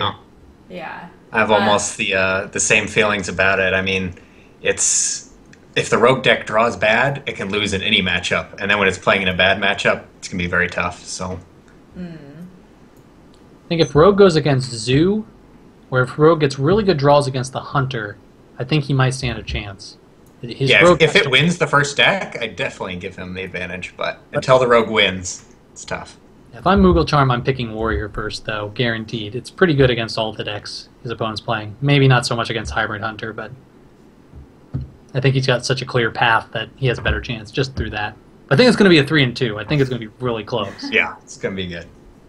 Yeah, it matters a lot here too, though. I mean, like who they choose for their matchup to win against. Like, I mean, you said Rogue would be weak against two of those matches, so hopefully his Rogue ends up against the match you think would possibly win him the game. All right, let's see.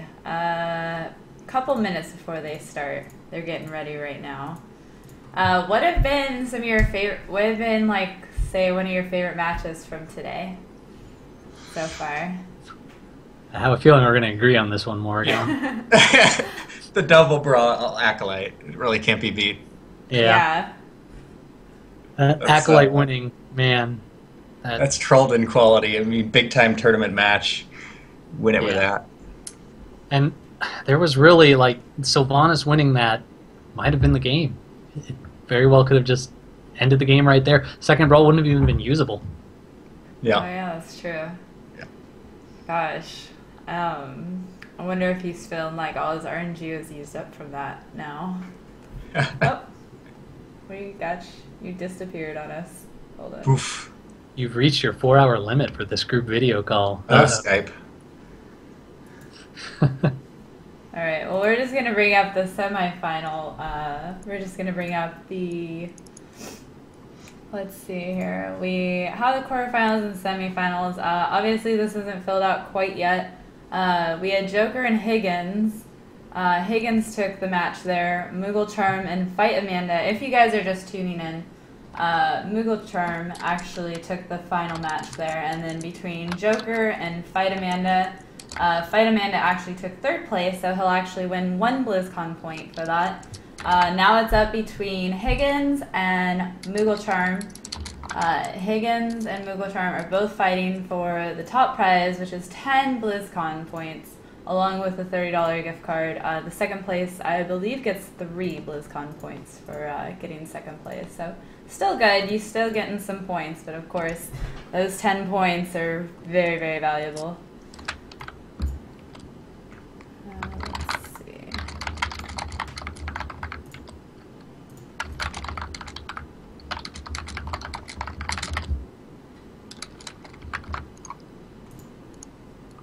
Okay.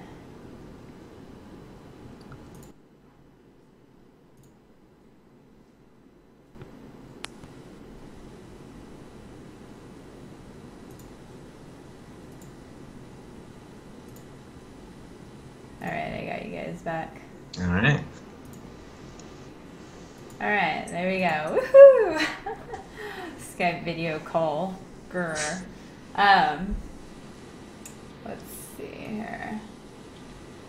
Alright, so we're gonna put this match up. We got Higgins gonna be versus Moogle, so as soon as they start their match, we'll jump in.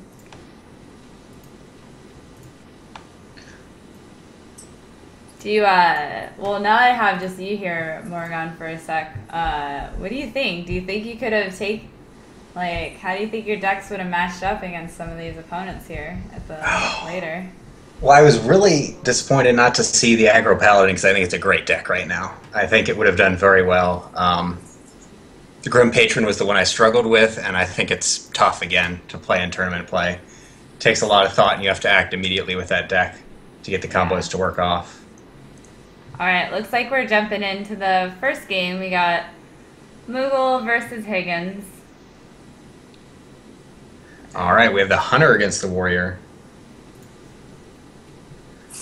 A lot of people like the Warrior in this matchup because you can armor up past the Hunter, but playing a fair amount of it, you get a good amount of wins with the Hunter as well. So, I think this should be a good match. Yeah, it should be fairly even here. And a great starting hand from Higgins already. I would keep all of that. I love it. Turn 1, 2, 3 play, and then you got your big boy. Big This Savannah. is one of those hands where you've got the 1, 2, 3, so you feel very safe keeping the Savannah High. I mean, That's if it's a dream hand. Yeah. But the Fired War Axe is going to help to mitigate this kind of early aggression. But again, when it runs into the web spinner, it's like, meh, don't care. You know, he's going to go with Armor Smith here, I bet. Yeah. Armor Smith is a little bit better, a little bit more to chew, easier to chew off there. Alright, Mad Scientist. Always choose that over the Haunted Creeper just to get that secret out so you don't draw it. Now, in this case, he's probably going to attack first with the Armor Smith. 'Cause if he ends up with a freezing trap, he doesn't want to be stuck with that web spinner on the board. Excuse me. Yeah. Web spinner. Yeah, clear it first. Yep. What's he going to get this time? Oh, hyena. Okay. That's an interesting one. He already has the Unleash in hand. I bet you we'll see Animal Companion coming out next. He does get this explosive trap, so he rolls the 33% chance. That's not the one you really wanted to see, though. Ooh. Oh, and Huffer. I mean, always Huffer, but in this case, it's still going to be hit for 3. You're gonna take the same damage as if it was Misha at least, so it's not all that different. Well, still gets to hit face and then maybe hit his weapon into it. Yeah, I bet you we're going to see weapon into that for sure. And I bet you he'll attack base with this Armor Smith. Question is he going to play Big Game Hunter, or is he going to armor up here?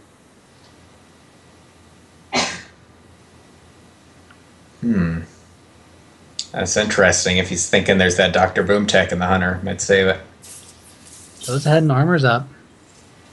He's going to attack, and he's going to realize this is explosive, which only does 1 damage and hits your Armor Smith a little bit.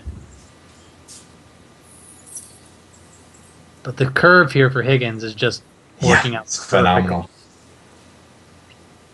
Exactly what I want. You've already gotten 10 damage done to the hero. Oh, second Fire War Axe. Very lucky top deck there. This is a battle of good draws. This is what we want for the final, right? Both players draw their best. And if you're going to make it to the BlizzCon 2016 World Champions, you got to be a little bit lucky, too. A lot of luck. Oh, Mana Wraith. Ouch. That messes with the Savannah big time. Yeah, and he can't kill this. He can't kill this Mana Wraith off himself. Definitely going face. Lucky Mana Wraith for the Warrior, I think. Man, that is really good. Yeah, it'll be gone next turn, so you'll be able to play your Sylvanas or your Emperor here. Yeah. All right. Well, unable to kill out this Mana Wraith. Oh, it's brutal. Haunted Creeper hero power.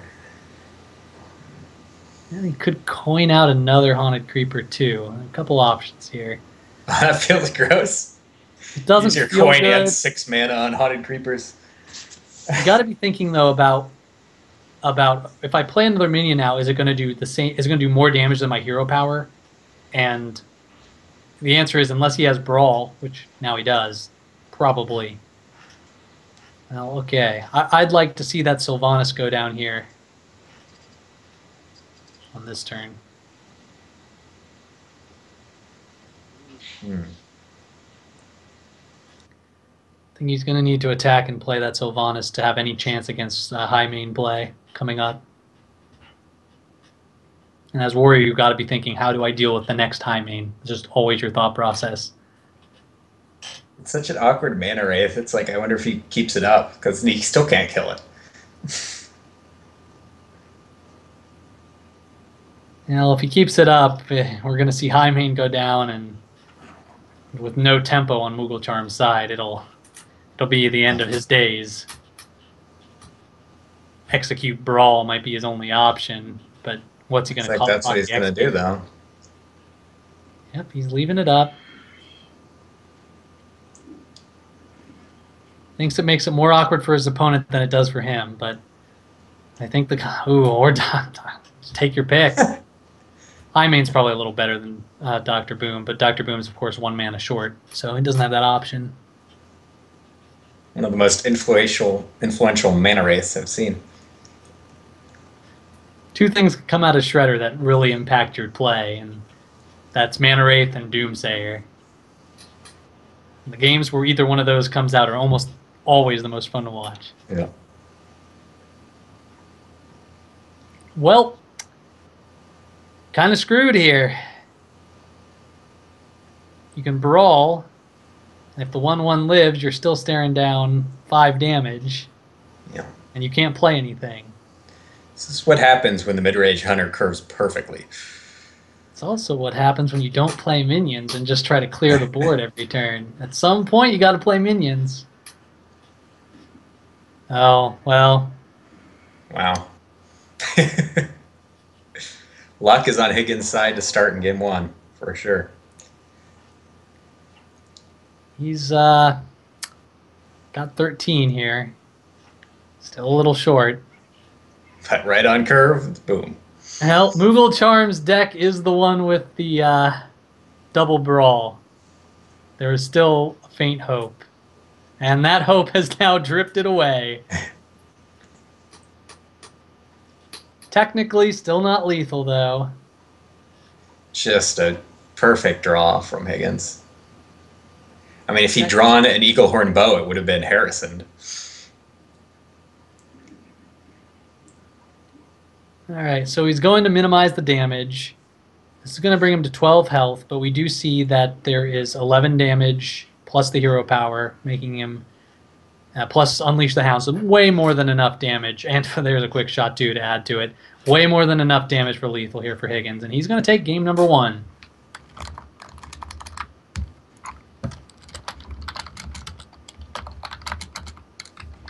Very This is nice. the Get the hunter the win against the warrior.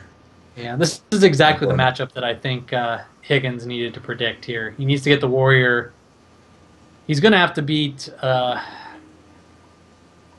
something with his hunter, and if you're going to beat something, I'd pick the warrior over all the other decks right now. That's like the only one that I'd say is favorable. Mm-hmm. So now that warrior might be coming back. You've got Rogue and Zoo. You got your Demon Lock deck left as Higgins. Which one? Do you pick? Which one do I pick as Higgins? I think you pick the Zoo. I do think the warrior's coming back. Oh, a little bit of mind games going on Great here. pick. That Hunter going against Rogue. Moogle Charm with the switch up. That's a very favorable switch up for him. He wants that Rogue to only have the warrior deck left to win. Mm-hmm. So it's good for both players. Higgins has a chance, because it's not warrior, to get his Rogue out of the series, but Moogle Charm winning this basically seals the fate of that Rogue deck to being forced to play against the warrior deck. Yeah. Force him into it. I love looking at all these golden hunter cards. Fantastic.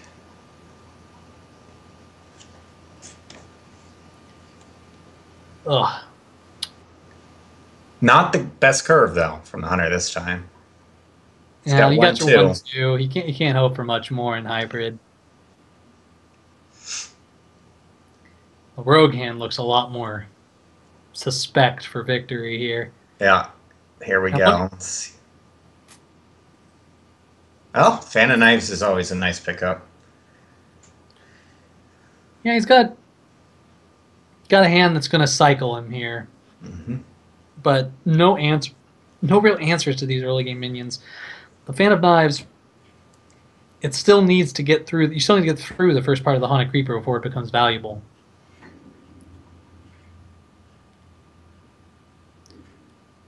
Interesting hit there with Fan next turn or Deadly Poison potentially. Yeah, you got to do it though. You don't know what your opponent has, and that's the more value-oriented play. Silverback Patriarch, his favorite monkey, or is Usually- Mukla everyone's favorite monkey? I don't know. After Tavern Brawl this week, starting to not like Mukla and his bananas.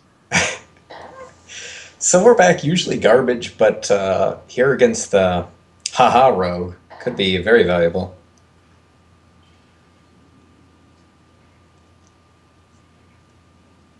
All right. Oh, there's a great Houndmaster. Probably not getting coined out this turn, but it situates him for the next play. Yep. Put 2 beasts on board. Challenge him to clear both. Well, turns out it's not always Huffer. Wow. Ooh, Prep. Another very good pickup here. I think we might be seeing the piloted Shredder go down and nothing else. Mm-hmm. Ooh, Okay. I like the Shredder. Yeah, now the problem with attacking in here is that you'll lose the Shredder to just the Haunted Creeper. Right. So it's not the best But answer. you've But we got the do see, poison saving the dagger isn't terrible. yeah. But Houndmaster is going to allow this very good trade here. Quick shot, another option to allow a very good trade, but it's going to leave it up to a little bit to RNG. Oh, and Nice. luck is not on Higgins' side this game. Going to see the Haunted Creeper go down. Some more creepers come out here. Okay, he's going to preserve the creepers. He knows Fan of Knives or Blade Flurry is a little bit scary right now. Well, you do have Thalanos Fan here. You're gonna end up with a lot of little babies out there, though. These Haunted Yeah. Creepers. You can see them wiggling their legs there with What do the you think of gold. the Drake prep fan? Yeah, Drake Prep Fan is going to leave you in a little bit better position, but Much stronger minion. yeah, but you're starting to get to that point where the hunter's going to start playing the bigger creatures. I guess you do have your two saps, so you're okay there. But when the hunter starts playing its bigger creatures, you don't want to end up without your prep. You don't want to end up with no cards in your hands. You need that prep for sprint later. Well, he's working up to the mana where he can just sprint. But yeah, definitely helps to get that discount. Yeah. Well, the really good thing about this play is the Houndmaster gets denied. Of course, he could play the Web Spinner Houndmaster here, so it might not be 100% denied, but there isn't a beast on board to do that. There's also not a beast on board for Kill Command easily, so there were a couple of things that got prevented there by that Drake play, as opposed to just...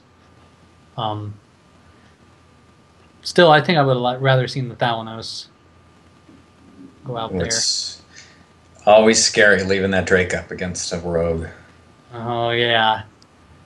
There's the Edwin. Well, let's see if he can capitalize on this. Now Higgins is running one hunter's mark, so a big Van Cleef could be taken care of, but only a one of in his deck, so really low chance to draw it here. I think we're going to see some boards see the board get mostly cleared at this point. I like Sap, the Web Spinner, Deadly Poison, the 4/3, and Big Edwin. Go in. Well, I don't know. I kind of like Deadly Poison, Eviscerate Edwin, too.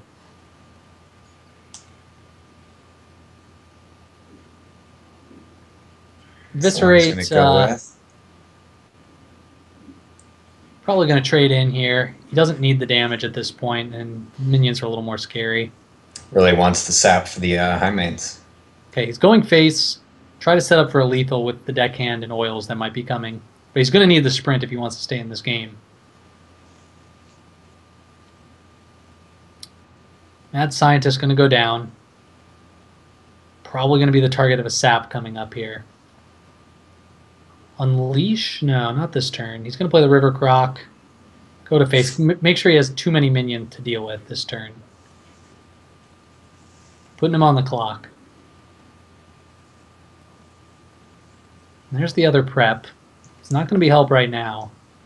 I think we're going to see a sap go out on this Mad Scientist. Can't afford to have that Seeker coming out against your Van Cleef or your Azure Drake. Yeah, the freezing trap would be brutal. So he can once again mostly clear the board.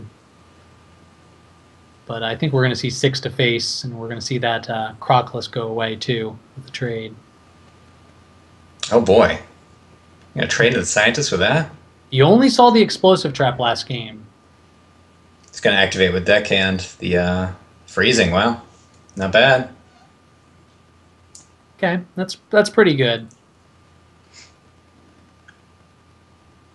What I don't like about this play is you're leaving your Azure Drake to die here.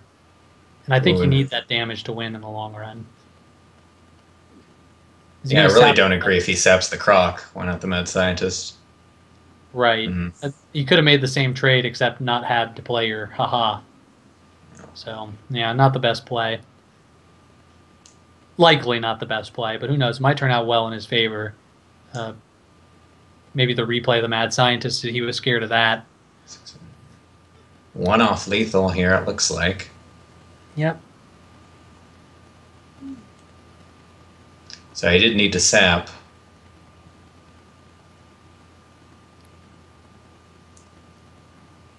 Here's where that silverback might get value, although it'd be sapped again. Right. You got to prevent two things you got to do here. You got to set up for lethal and prevent lethal. I think we're going to see Unleash and Silverback coin a hero power here. Silverback will help prevent lethal. The coin will help set up lethal by getting you a hero power. They'll probably trade one into the Thalanos too. Might even trade two into the Azure Drake as well. I like that more.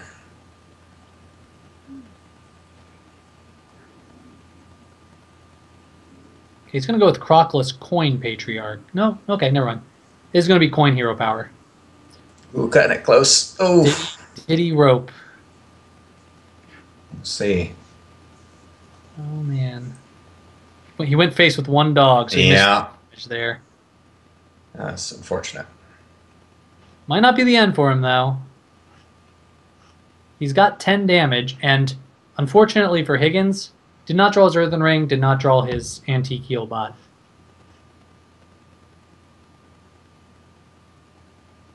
Does have a chance to draw it, though. Thalanos is going to draw. Oof. Blade Flurry is going to keep him alive.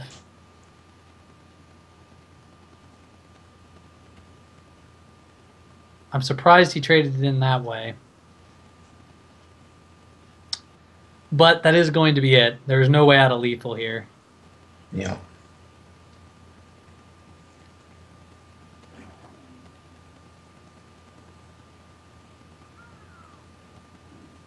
So he's going to do it and gives him the best chance to survive and win the game here. Set up for lethal next turn and do as much damage as possible. But his minions turn out to work against him here. That was pretty interesting that he was able to not attack with his dogs, rope out there, and still win the game.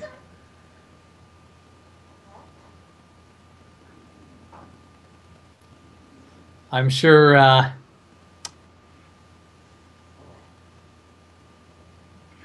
would have made a lot more of a difference had one of those healing cards gotten drawn, or even sprint, so that he would have had a filled up hand. You need some type of healing in the rogue deck. That's why it's theirs for these hunters. All right. Well, you've got your. It's now 1-1, and Moogle takes that match, and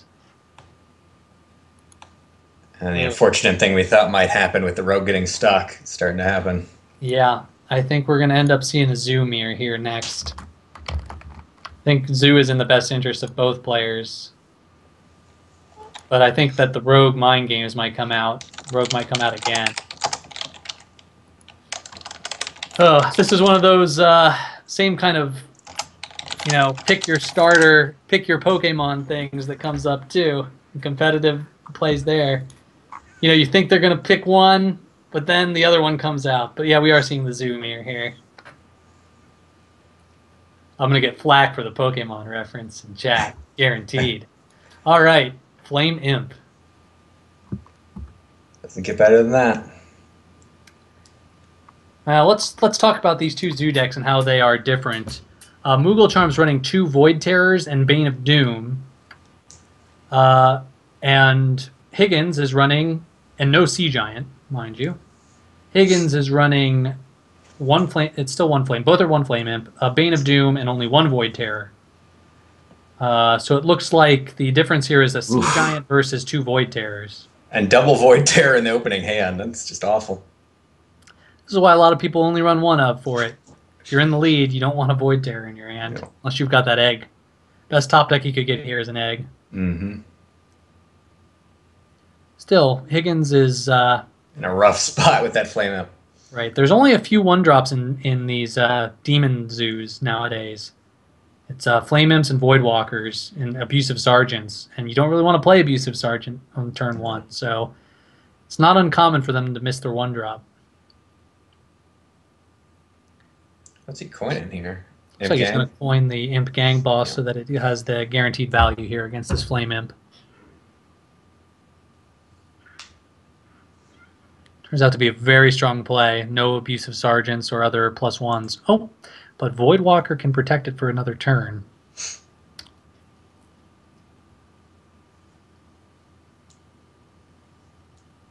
Ends up being still a really crummy trade in the long run. Really awkward here with those Void Terrors. He just has to Void Walker. Yeah, needs to tap first. Make sure he doesn't get an abusive here. There he goes. Important thing we learned from the last tournament: draw first. Shots fired.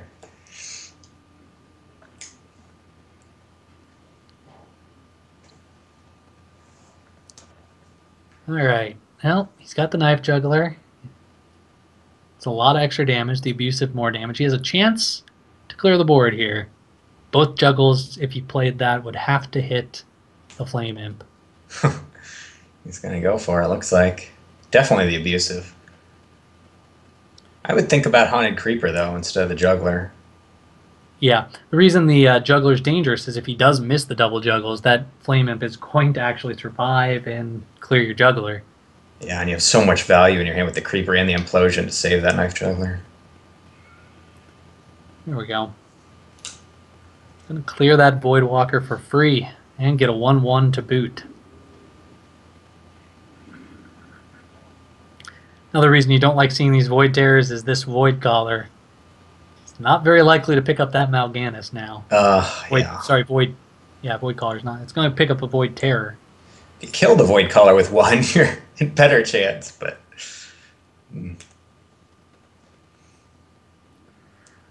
Think we're going to see that trade, though, into the Imp Gang Boss. Can't let it keep getting more and more minions here. Yeah.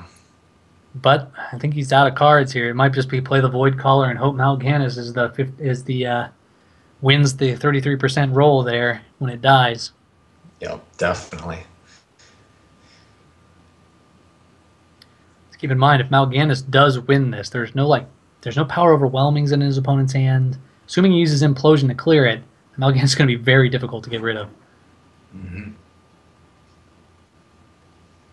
Yeah, Doom Guarding into Mal'Ganis would be very painful. Well, with no other option, he goes with that play.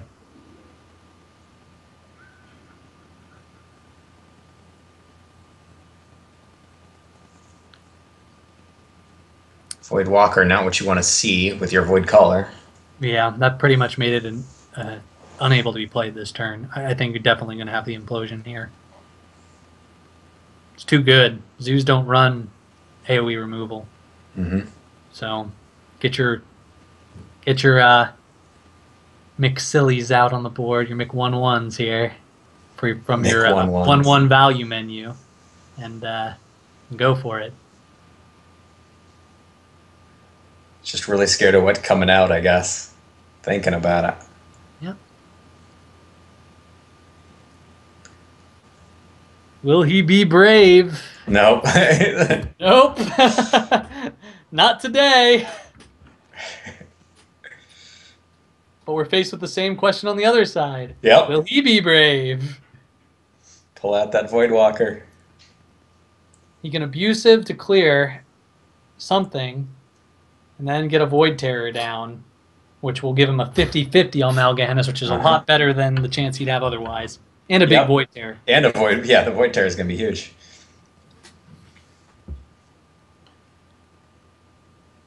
But he could be rolling a 50-50 for that Doom Guard.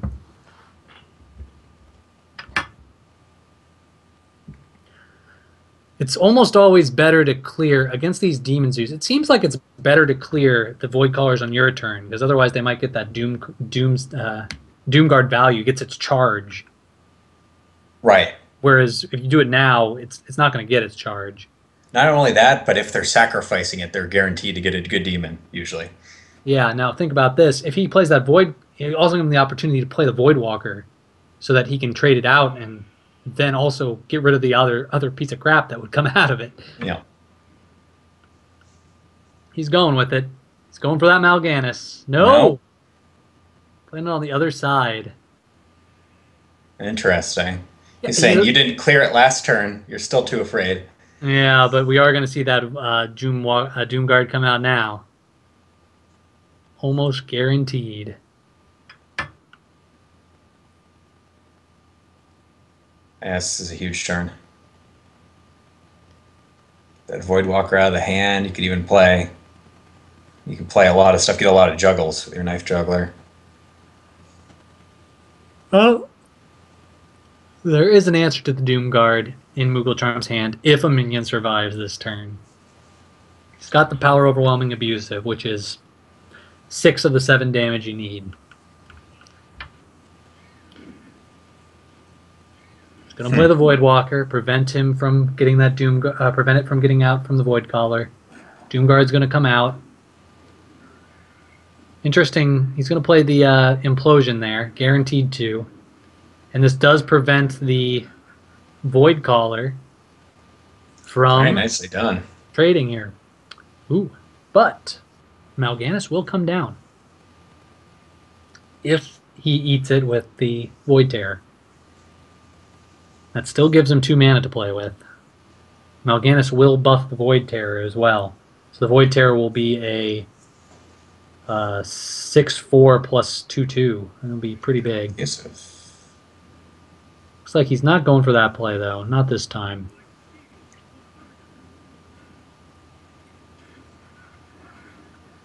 Alright, just says you're going to have to come through it. This does set up for the Power Overwhelming to clear that Doomguard if something survives, but Bane of Doom could be good. 1 man off the Bane. And here come the Juggles. Let's see where they go. All right, good juggle there. What comes Here's the out? trade. See what Huge. comes out first. Oh, Nope. should have done on this turn. Yeah. He left himself really vulnerable there. Yep, and there's the juggle you didn't want to see. Now your Void Terror is gone. Could go face here, though, and that ends up being the play he chooses.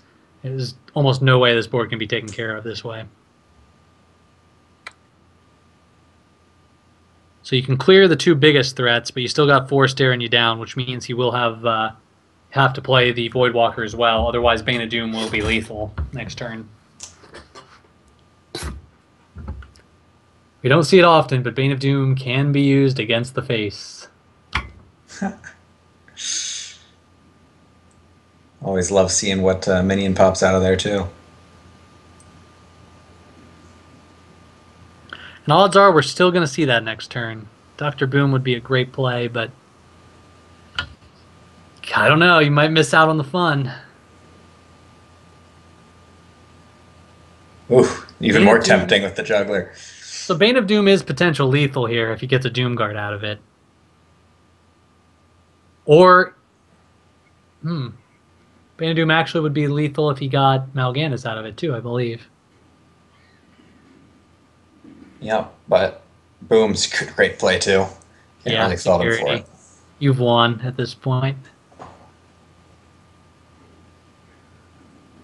Throws Show out off Mal'Ganis, that golden Dr. Doom. legendary. Show off what he's got. And this is the game that Higgins needed here. But Yeah. Higgins Rogue has the opportunity to play the Zoo now. Yep. But if it doesn't win, it's going to have to fight that Warrior deck.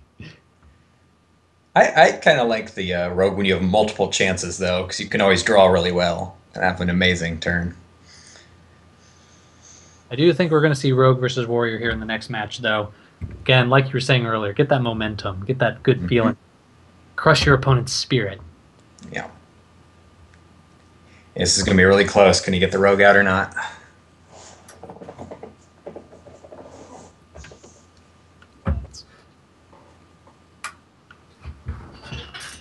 Illuminated Murky.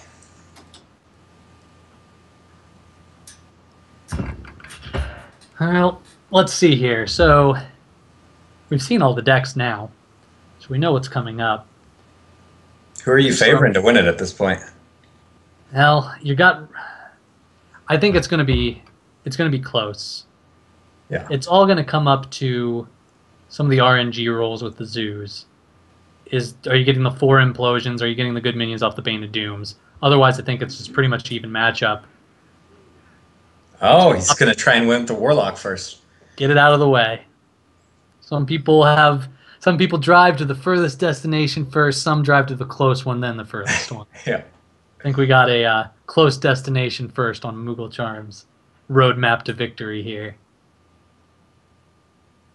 Why drive all that way out and win that game if it's all going to be decided by this match anyway? Pretty good start for Higgins. I like the Thanos flurry. It could be huge. Replaces all. Could be gigantic. It replaces all. That was a really interesting mulligan. Well, he knows he's up against Zoo. He wants SI, especially since he's got the coin, and he wants Yeah. potentially Trap. wants Eviscerate too, maybe even Deadly Poison, just anything to clear those early minions. But he's got nothing. Oh, and with Yeah, that start, mulligan did not pay off. yeah, this Disaster. is 1, 2, 3, 4 versus I dagger up and sit around for a while. So. Yeah. Versus turn 4 Shredder. Turn 3. Oh boy. Got the Harrison Jones, which you never want to see. The sprint, Ugh. too early. Really ugly. We might even see a stab the imp into Fan of Knives. So the only thing you have to worry about here is if your Moogle Charm is, what if he has Backstab and SI7 Agent? What if he's just saving, so... Yeah. No, that's the play he needs to make right here. He needs to top deck an SI. Well, Coin Van Cleef is passable here. Though really susceptible to power overwhelming. And it leaves you with no turn 3. Ooh. This is a lot of the reason why Van Cleef has been removed from a lot of decks is he just doesn't end up giving you a lot of value. It's almost better just to have an Earthen Ring Farseer there. But it could turn out to be really good if he ends up drawing a prep here. Something like that. Yep. Dagger up. Is he going to hit something? Is he going to hit the imp? No, not this turn. He can wait. He can still wait a turn. Maybe he'll get lucky and draw a card.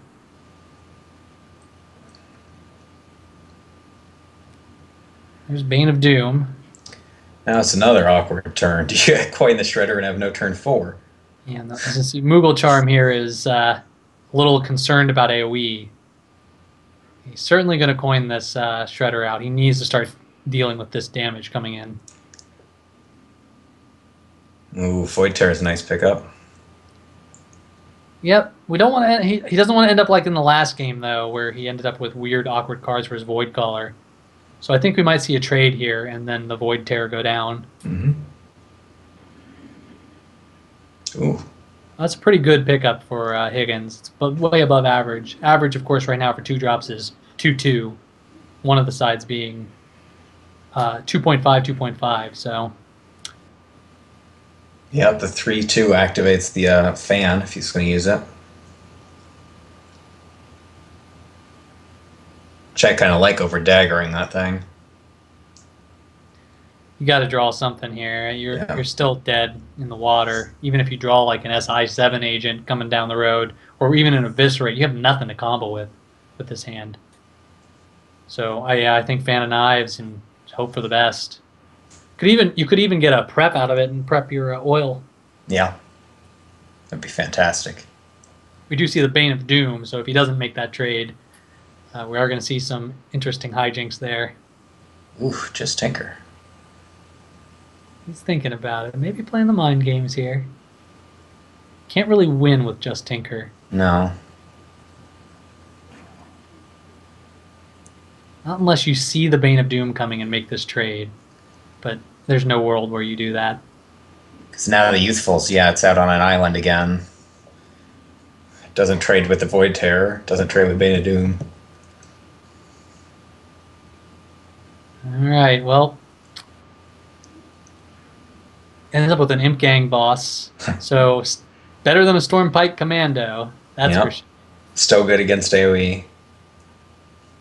And now that Fan of Knives is kind of stranded.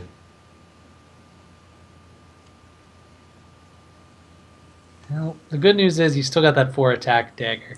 So he is going to be able to clear this. Clear something. Oh, it chooses not to clear anything. It's just saying, I need flurry or I'm dead.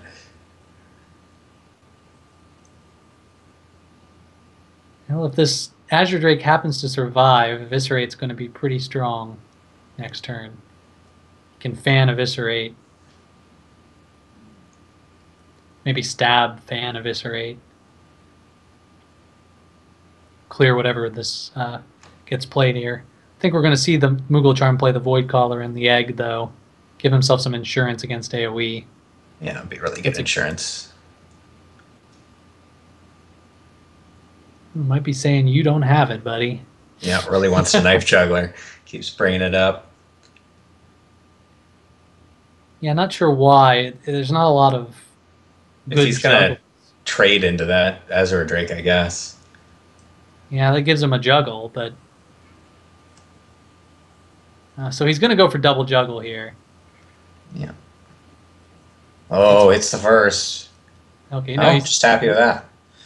So he got the 1 and he made the Void Terror trade. Yeah. Tap last. Okay. Yeah, a little bit of a panic. Not much of better plays, though, than that one or the other play he had, so...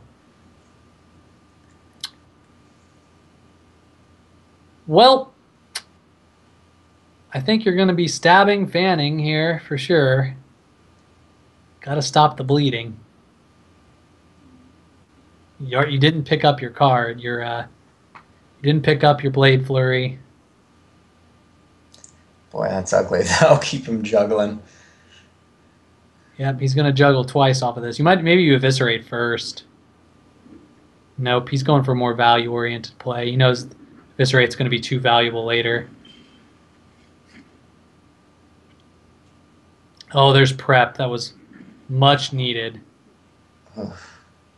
So he's going to get just going all in. Yeah, Here comes Van Cleef. Now, interesting thing here is not only is Sylvanas available, but you got the Void Walker too to complement it, so that Van Cleef's not going to get that 8 damage. You basically need your other sap and your other sprint at this point. Okay, he's going to go ahead and just power overwhelming it and steal it right away. Oh, wow. Which is, of course, very great play if the opponent doesn't have sap. Yeah, that's great.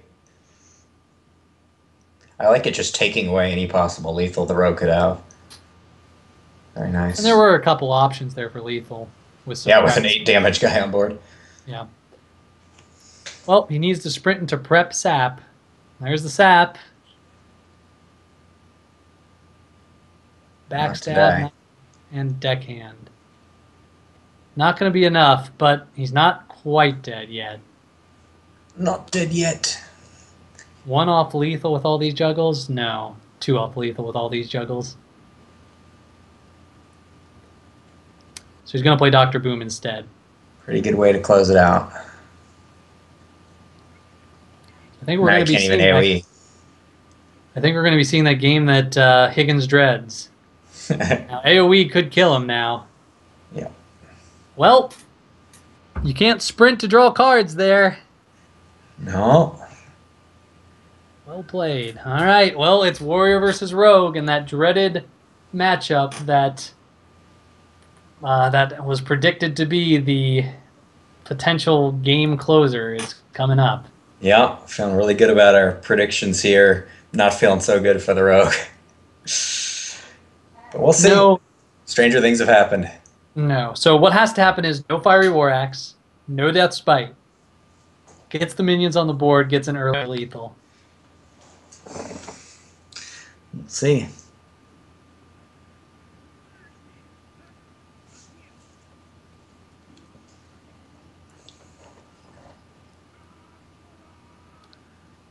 Yeah. There's the Death Spite. Starting hand is all about building a big Van Cleef. Maybe that's a way to victory. Yeah, no, that's a way to mulligan all your cards. You need your 3 drops and your 4 drops. There isn't a... There's no Violet Teachers, right? No Violet Teachers, and Van Cleef's one of your only 3 drops, so you don't have a lot of minion power in this deck. you also might be mulliganing fully for Harrison Jones. Even prep sprint might be necessary just so you can beat out your opponent on cards. So both players waiting here. See what the other player mulligans. If you see a Huge full match. It's for everything. If you see a full mulligan from Higgins, you definitely keep the Death's Bite. Well, he does keep Van Cleef, so he's anticipating a minion that can get him a Van Cleef that's at least, because he has the coin, that's maybe a 6/6. Did he mulligan double backstab and get one back? I don't think I've seen that before. No, he didn't mulligan both. Okay. He only threw one away. Add mulligan to history, Blizzard. Arr. There's the other one. Yep. Backstab loves him. Well, he's not going to see much to backstab here. Is he going to coin out Van Cleef? Probably not. He's going to stab because he knows that he's going to be stabbing again next turn. Mm-hmm. But the armoring game is on. both Death's Bites, I'm already going to call this for Moogle Charm. I think he's going to be our winner. This is just going to be such a mountain to overcome for Higgins. Can't give up, though. No, definitely can't just concede at this point. Not without playing the coin, at least. Coin Prep concede, coin best play? All right. All right, time to see if he has the weapon. Plays out his first Azure Drake. Having both Azure Drakes is really good for him right now, though, because it is going to be his card count's going to be high enough that he can at least deal with these weapons. Whatever he can cycle with. Draw through his whole deck really fast. Yeah, that's his route. No armor on the Warrior. No armor gaining cards, but he does have that Sludge Belcher, and he does have Emperor Thorasane with this kind of hand. I think we might be seeing Emperor come down here. No removal. Oh, there's the removal card. I was waiting for one. Otherwise, the big Van Cleef could have been a possibility. Could have been a way. Well, we might see that Van Cleef come down next turn. Because he does have an option to remove not only... finally a counter. He can build a big one. But oh boy, 7 mana Ragnaros. Yeah. Oh man. The Warrior is looking really good. Rogue's starting to build his combo pieces, though. He's got both oils. Both oils and deadly. And Blade Flurry. Yep. And with both oils, that increases your damage to... You have a reach of 23. With Deckhand. With the deckhand, yeah. He still And needs to Blade. draw that part. And you need prep to do that, too, and all in one turn at turn 10. So he's going to do the Backstab Eviscerate Van Cleef. Put out a 6/6 Nice. here. Very good call. He avoids the big game. Best Van Cleef he could do. Well, you have two choices here. If you are Moogle Charm, you can Cruel Task. cruel big game, or you can play Ragnaros and pray. And most people don't like leaving it up to RNG, as it turns out. So Nice top decks, 2 in a row to deal with big Van Cleef. rough. Yeah. All right. Well, you can clear the board. You can get some SI7s on the board, but maybe you want to do it a different way here. Get both of those SI7s out. I think in the end that backstab is just a little wasteful. I'd probably play the Deadly Poison. Yeah. At this point, you got to take a risk. You know. Yeah, you got to risk the Harrison. And with two SIs on the SI on the board and double oil, you might come up with something there with the backstab next turn. Right. You need the backstab so you can 8 mana Tinkers. So Higgins, if that Sludge Belcher wasn't there in his opponent's hands, I'd say Higgins actually would have a chance here. Yeah, it would be huge damage, double Tinkers. Oh. So he's going to use the backstab as a smite face in this case. Essentially, that's what it equates to. Yeah. This does prevent him from getting the double oil next turn. Right. So he's still thinking he has time. Well, you want to clear the board as warrior. You've got the Sludge Belcher Death Spite. I think you just keep playing it safe. These turns are basically going to play themselves for a little while.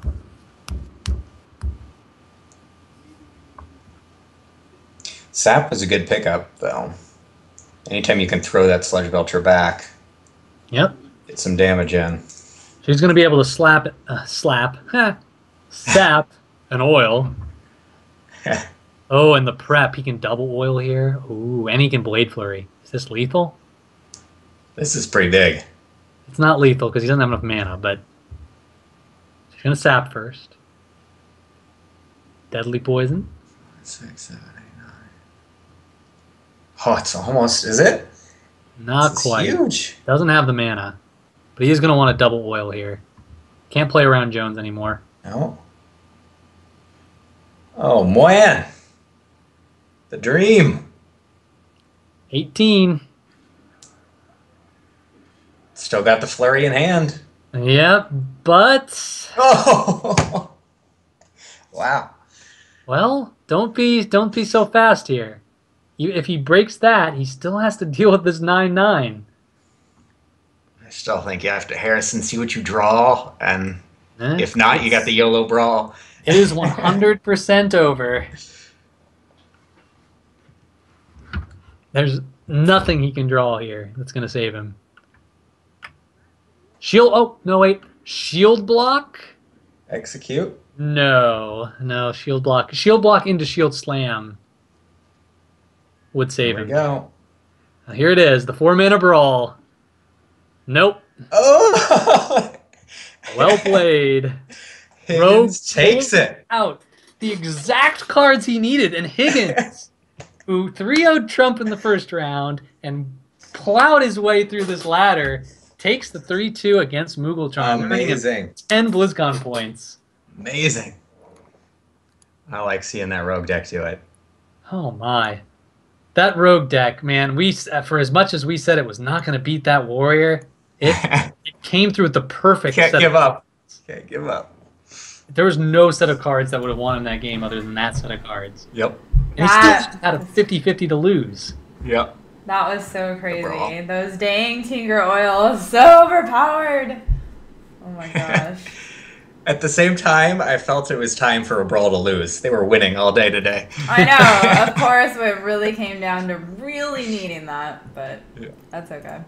That's really good. Let me see real fast. I want to see if they are available for a little side interview. One sec. Absolutely.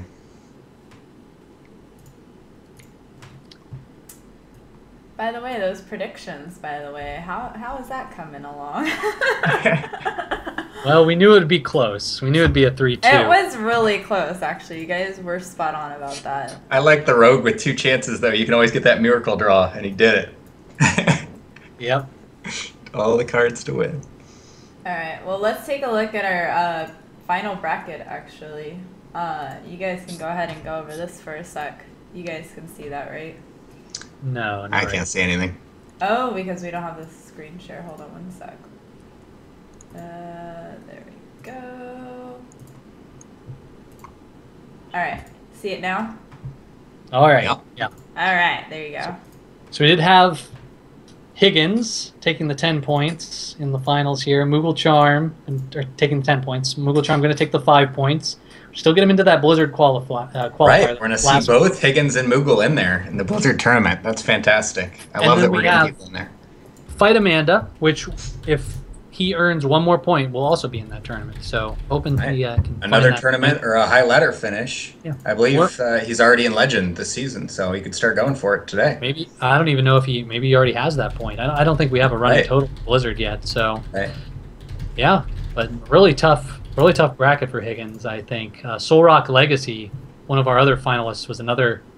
Well, no, he actually didn't play him there. Looking down further down the ladder, but Soul Rock Legacy got eliminated, and he had to fight the person that eliminated him, Aldrich. So it was a really long, Yeah. tough fight for Higgins. Long road to victory. We had 32 players, 5 rounds. Well deserved for Higgins, for sure. Absolutely. So let's see here. Hopefully get an interview here with Higgins. Oh, yeah, I'd love to. Gonna have to pick his brain on Rogue, because I think ultimately... Yeah. Especially against all the Harrisons today. Everyone was running it, and to get wins with Rogue, really tough. The interesting thing about Oil Rogue, though, is what happened that last game. By the time you get the Harrison out, you're either dead, or he's already Blade Flurried his big weapon away. So Yeah. Harrison against a Rogue is not necessarily the best tech choice. Yeah, Lotheb is certainly better. Sorry, I'm just we're just working on the Skype call right now. Keep talking. All right, so new cards. When do you think they'll come out? Take a guess. I feel like, I don't know, I've enjoyed the meta these last few seasons so much. There's been new decks popping up still. Just had the Aggro Paladin last week or whatever. We started playing it and having a lot of fun. The Grim Patron is just an amazing miracle deck. And I don't know if people, when it came out, even saw it being that good as it has become. So I think it's at a good place. I'd be surprised to see new cards soon, but I'd also love it. Who doesn't want bigger card sets, bigger collections? Yeah, right you are. I think it'll be interesting coming up, but I'm surprised we didn't see any Patron Warriors today. That would be Yeah. one particular deck that I kind of expected. It's actually particularly good against Zoo, since you can use those Imp Gang bosses to build up huge boards of patrons. Yep, But, no Patron and no Paladin were the surprises. Now, Paladin has been considered a very weak tournament deck, so... But we also, of course, didn't see Shaman, didn't see Priest, Yeah. didn't make the finals here, so we know what cards we need. Yeah, it's unfortunate because I feel like there are good priest decks out there, but it gets a little bit challenging when your Death Lord dies and brings out Rag or something against these Control Warriors. It would have been tough. Tough for sure. All right, so we're still waiting on interview here, but would like to take the time to encourage you all to make sure, if you haven't already, follow the channel here. Add us on Twitter here. I'm HX9 at HXZ9. Morrigan's at Morrigan01. Follow us. We'll be, talking. We do other things too besides cast tournaments, so check us out. And yeah, it's been a lot of fun so far. This has been definitely the most exciting of the tournaments that we've had so far. Really close matches almost the whole day. Yeah, definitely follow the channel because there's going to be more of them, and they just keep getting better. All right, now we have to think of some other questions for Morrigan here. Got to pick his brain. So, Morrigan, what is your favorite class? My favorite class? I feel like it's changed several times. Originally it was Warrior. Just loved it, couldn't get enough of it, and still try and play it. Like I said, I brought the Grim to this tournament, but didn't quite do it for me. Favorite class recently has probably been Rogue. That's why I was rooting for him today. I just love drawing all the cards, cycling through the deck, and trying to come up with the best play. All right, I think we have Dan on the call. Oh. Yes, I'm here. I don't know if my camera's working though. That's It's- totally fine. You actually don't even need your camera because I have no spot for you on the stream. I mean, we Sweet. could throw you up there, but it might be a little rough. So you could just talk to us. First of Nope. all, congratulations! Oh my gosh. I bet Thank you. Thank you. I have to ask, how have you been in a lot of tournaments before? I play in a lot of open tournaments, usually the Tuesday night hype and Friday night one on Hearthmind. But this is the best I've done. Oh my gosh, you did absolutely incredible. Like, hands down incredible. I didn't see your matches with Trump or the other players, but absolutely incredible today. I'll Thank leave you. it to these lovely gentlemen to ask you. I'm sure they have a bunch of questions to ask you. So go ahead. Oh, so many questions. Hey, I'll lead it off here. Well, first off, once again, congratulations and 10 BlizzCon points. So we'll be seeing you in that qualifier coming up. If not automatically qualifying, if you get a whole lot more points. But Yeah, I don't think that's happening, but I'll take the 10. all right. Well, hey. So Oil Rogue. Talk to us about two things here. First off, why oil rogue? Rogue hasn't been a real traditional, and it's actually been doing quite poorly in a lot of the tournaments that we've seen. A lot of the professional players play via game and some other ones. But why this particular incarnation of rogue too is a follow-up question. So one antique heal bot and earthen ring, for example, and no violet teachers. Basically, Tofu got like #1 legend with this, and it was on Reddit. And I do like Rogue. I know it's not been so strong, and the Paladins aren't there anymore for those free wins. But I just started playing it, and I like the deck. You literally just started playing this deck? No. Oh, okay. I've been playing other variations, usually like with two earthen rings, no heal bot. But the problem is, like, with so many warriors around, the earthen rings usually just get eaten by the first war axe, and so that gives at least a little extra healing towards the end. All right. So is it your favorite class? Is that why you brought it? No, probably Hunter is my favorite. That honestly, Okay. I always struggle picking the third deck because the Warlock I usually run that or the Mally Lock, and the Zoo or the Mally Lock. So I usually just struggle with the third deck, and as you saw, the Rogue did the worst of all my decks in both the matches that were casted. Yeah, I was struggling. Made it Yeah. really exciting, though. All 3 twos. Yeah. Good job on entertaining us. So one of the interesting things is your Zoo deck, or your Demon deck, or whatever you want to call it, is actually the more traditional build with 1 Sea Giant, 1 Bane of Doom, and 1 Void Terror. And all of your opponents had some weird ones. They had double Void Terrors. They had 1 Power Overwhelming. There are some weird ones in the thing. So is there any thought process you put into this particular build of Zoo? Honestly, it's just tried and true. Zoo is, as you can see, I have that golden. So I played a lot of Zoo, and so that has honestly been like the best version of all the ones that I've tried out. Now, were you the one running Illyria? No, I No. don't have any of the Okay. pay to win class. That's right. That was I think that was the other player. I think Moogle had it. Yeah. Moogle had it. Yeah. There was something interesting about that portraits. What do you think about the portraits? I mean, they're cool for people who want to spend the money, but I'd rather, if I'm going to spend any money, I'm going to get cards, not nice-looking pictures. How long have you been playing the game? Do you have most of the cards? I've been playing since when they opened up beta. That's about when I started. Okay. So I have pretty much all the legendaries that are useful. There's a few that like cycle in and out that I don't have, but pretty much I'd say I'm probably missing maybe 10 to 15 legendaries, but they're usually the ones that just don't see any play in competitive. Millhouse or the Beast. Yep. Yeah. Yeah. Disenchanted a couple of those guys. So what's your favorite card in Hearthstone then? What's your favorite card overall, and then what's your favorite legendary? I always get asked that, so now I have to ask. Oh, wow. I didn't know there was going to be a quiz.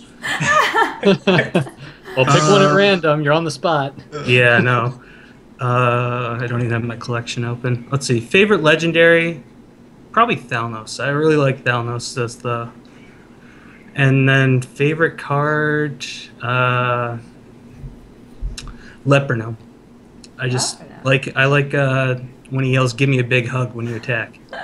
Yeah. Sound effect. That's a good choice. That's a good choice. So have you made Legend before? And did you play in last year's BlizzCon qualifier? I did not play in Legend. I did not play in BlizzCon qualifier last year. I have made Legend before. I was using the Legend card back during the tournament. I've made it a few times. Nothing like crazy, like top hundreds or anything like that. But I've been Legend a few times, and I have one qualifying point because I got 3rd and 4th in one of the Hearthstone Open from Hearthlytics. Nice. Make it Nice. 11. Yes. Siege you a little better. That's Mhm. for those. Sorry, go ahead. Nope. Go ahead. Well, for those who don't know, who might not know in chat or listening, the more points you have, the better your seeding is. And actually, the people with the top points. I think it might be top 16, it might be top 32. There's a certain number that are going to be skipping the qualifier and automatically qualify for the pre-Hearthstone tournament. So getting more points, you don't just want the 2, but you want more, because it also seeds you against different people. So if you only have 2 points, you're going to be seeded against some of those, 40, 50-point people. It might be a tough first round for you. Ooh, ouch. It's... Oh, go ahead. Oh, no, go ahead. It just seems like there's like 15 play-in tournaments just to get in if you're not like the top 2 people. I think the top 2 people basically just like skip to like the final qualifier, and then like they take like the top maybe like 16 or 20 like you said, and they skip another qualifier, and then everybody else goes into like the last chance qualifier. Yeah, last time it was last chance, then there were regionals, and then it was Blizzard. So you had a series of different ones.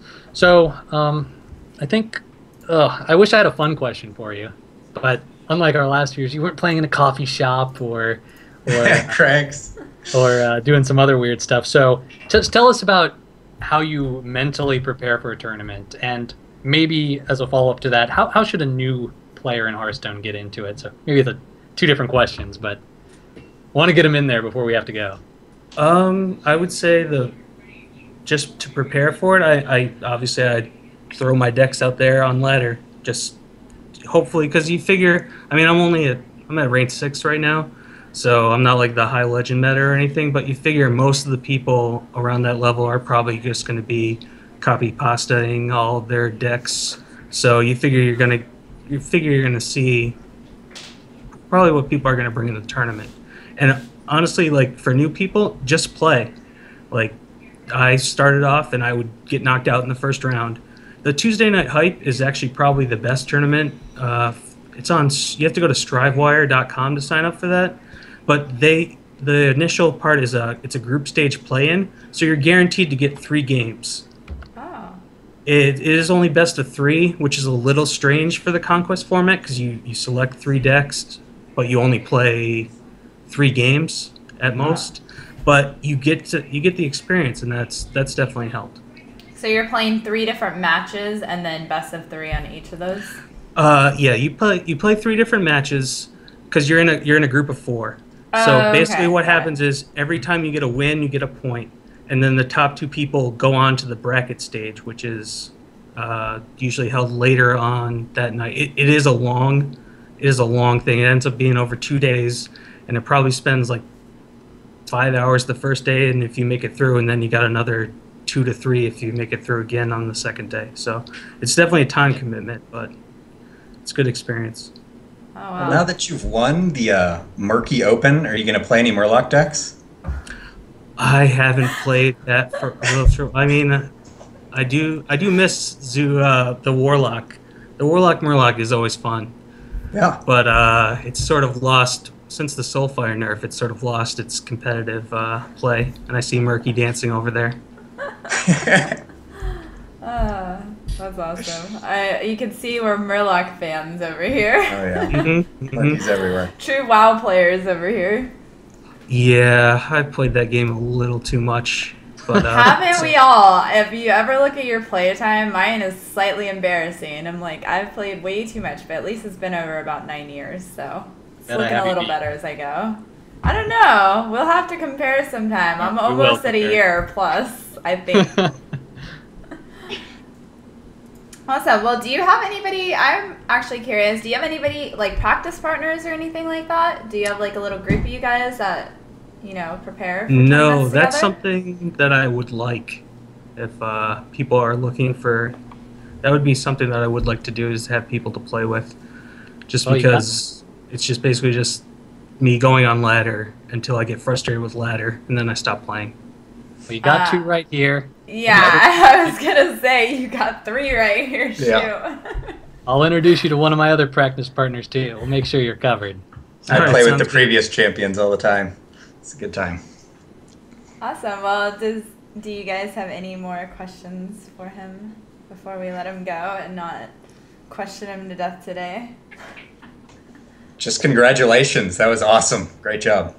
Thank Down to you. the last card. Yeah, that was a little scary, especially when he Harrison that Last dagger. card. Yep.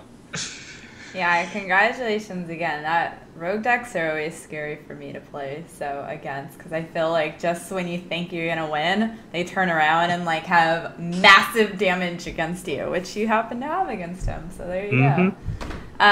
But congratulations again. I really hope we do see you in more, and you'll have to enter more of our Murky Hearthstone tournaments for sure. Yeah, do you usually post it on your Twitter? Because I think that's how I found out about this one. I do. I post on Twitter, I post on my website, and I always have it in the channel. So anytime you see me live or anything, if you follow the channel, you could always, we'll actually be having our next one next month. So at the end of the month. So stay tuned, everybody. We will have another one of these. All right, sounds good. All right. Thank you so much for joining us for some questions. Thanks for hosting this. It was fun. No problem.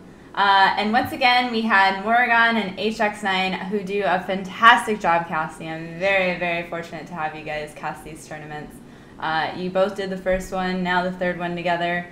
HX has actually done all three. Morrigan participated in the last one, so unfortunately he couldn't be here. And we might not see him for the next if he competes, because you never know, he might make it to the final round. But make sure to follow them. Morrigan is at Morrigan01 on Twitter, and HX9 is at HXZ9. And then make sure to follow them both. And we will be live soon. This is on a 10-minute delay, so after this we'll be live back for our normal stream. And see y'all later. Hope you enjoyed. Bye. Right. See ya.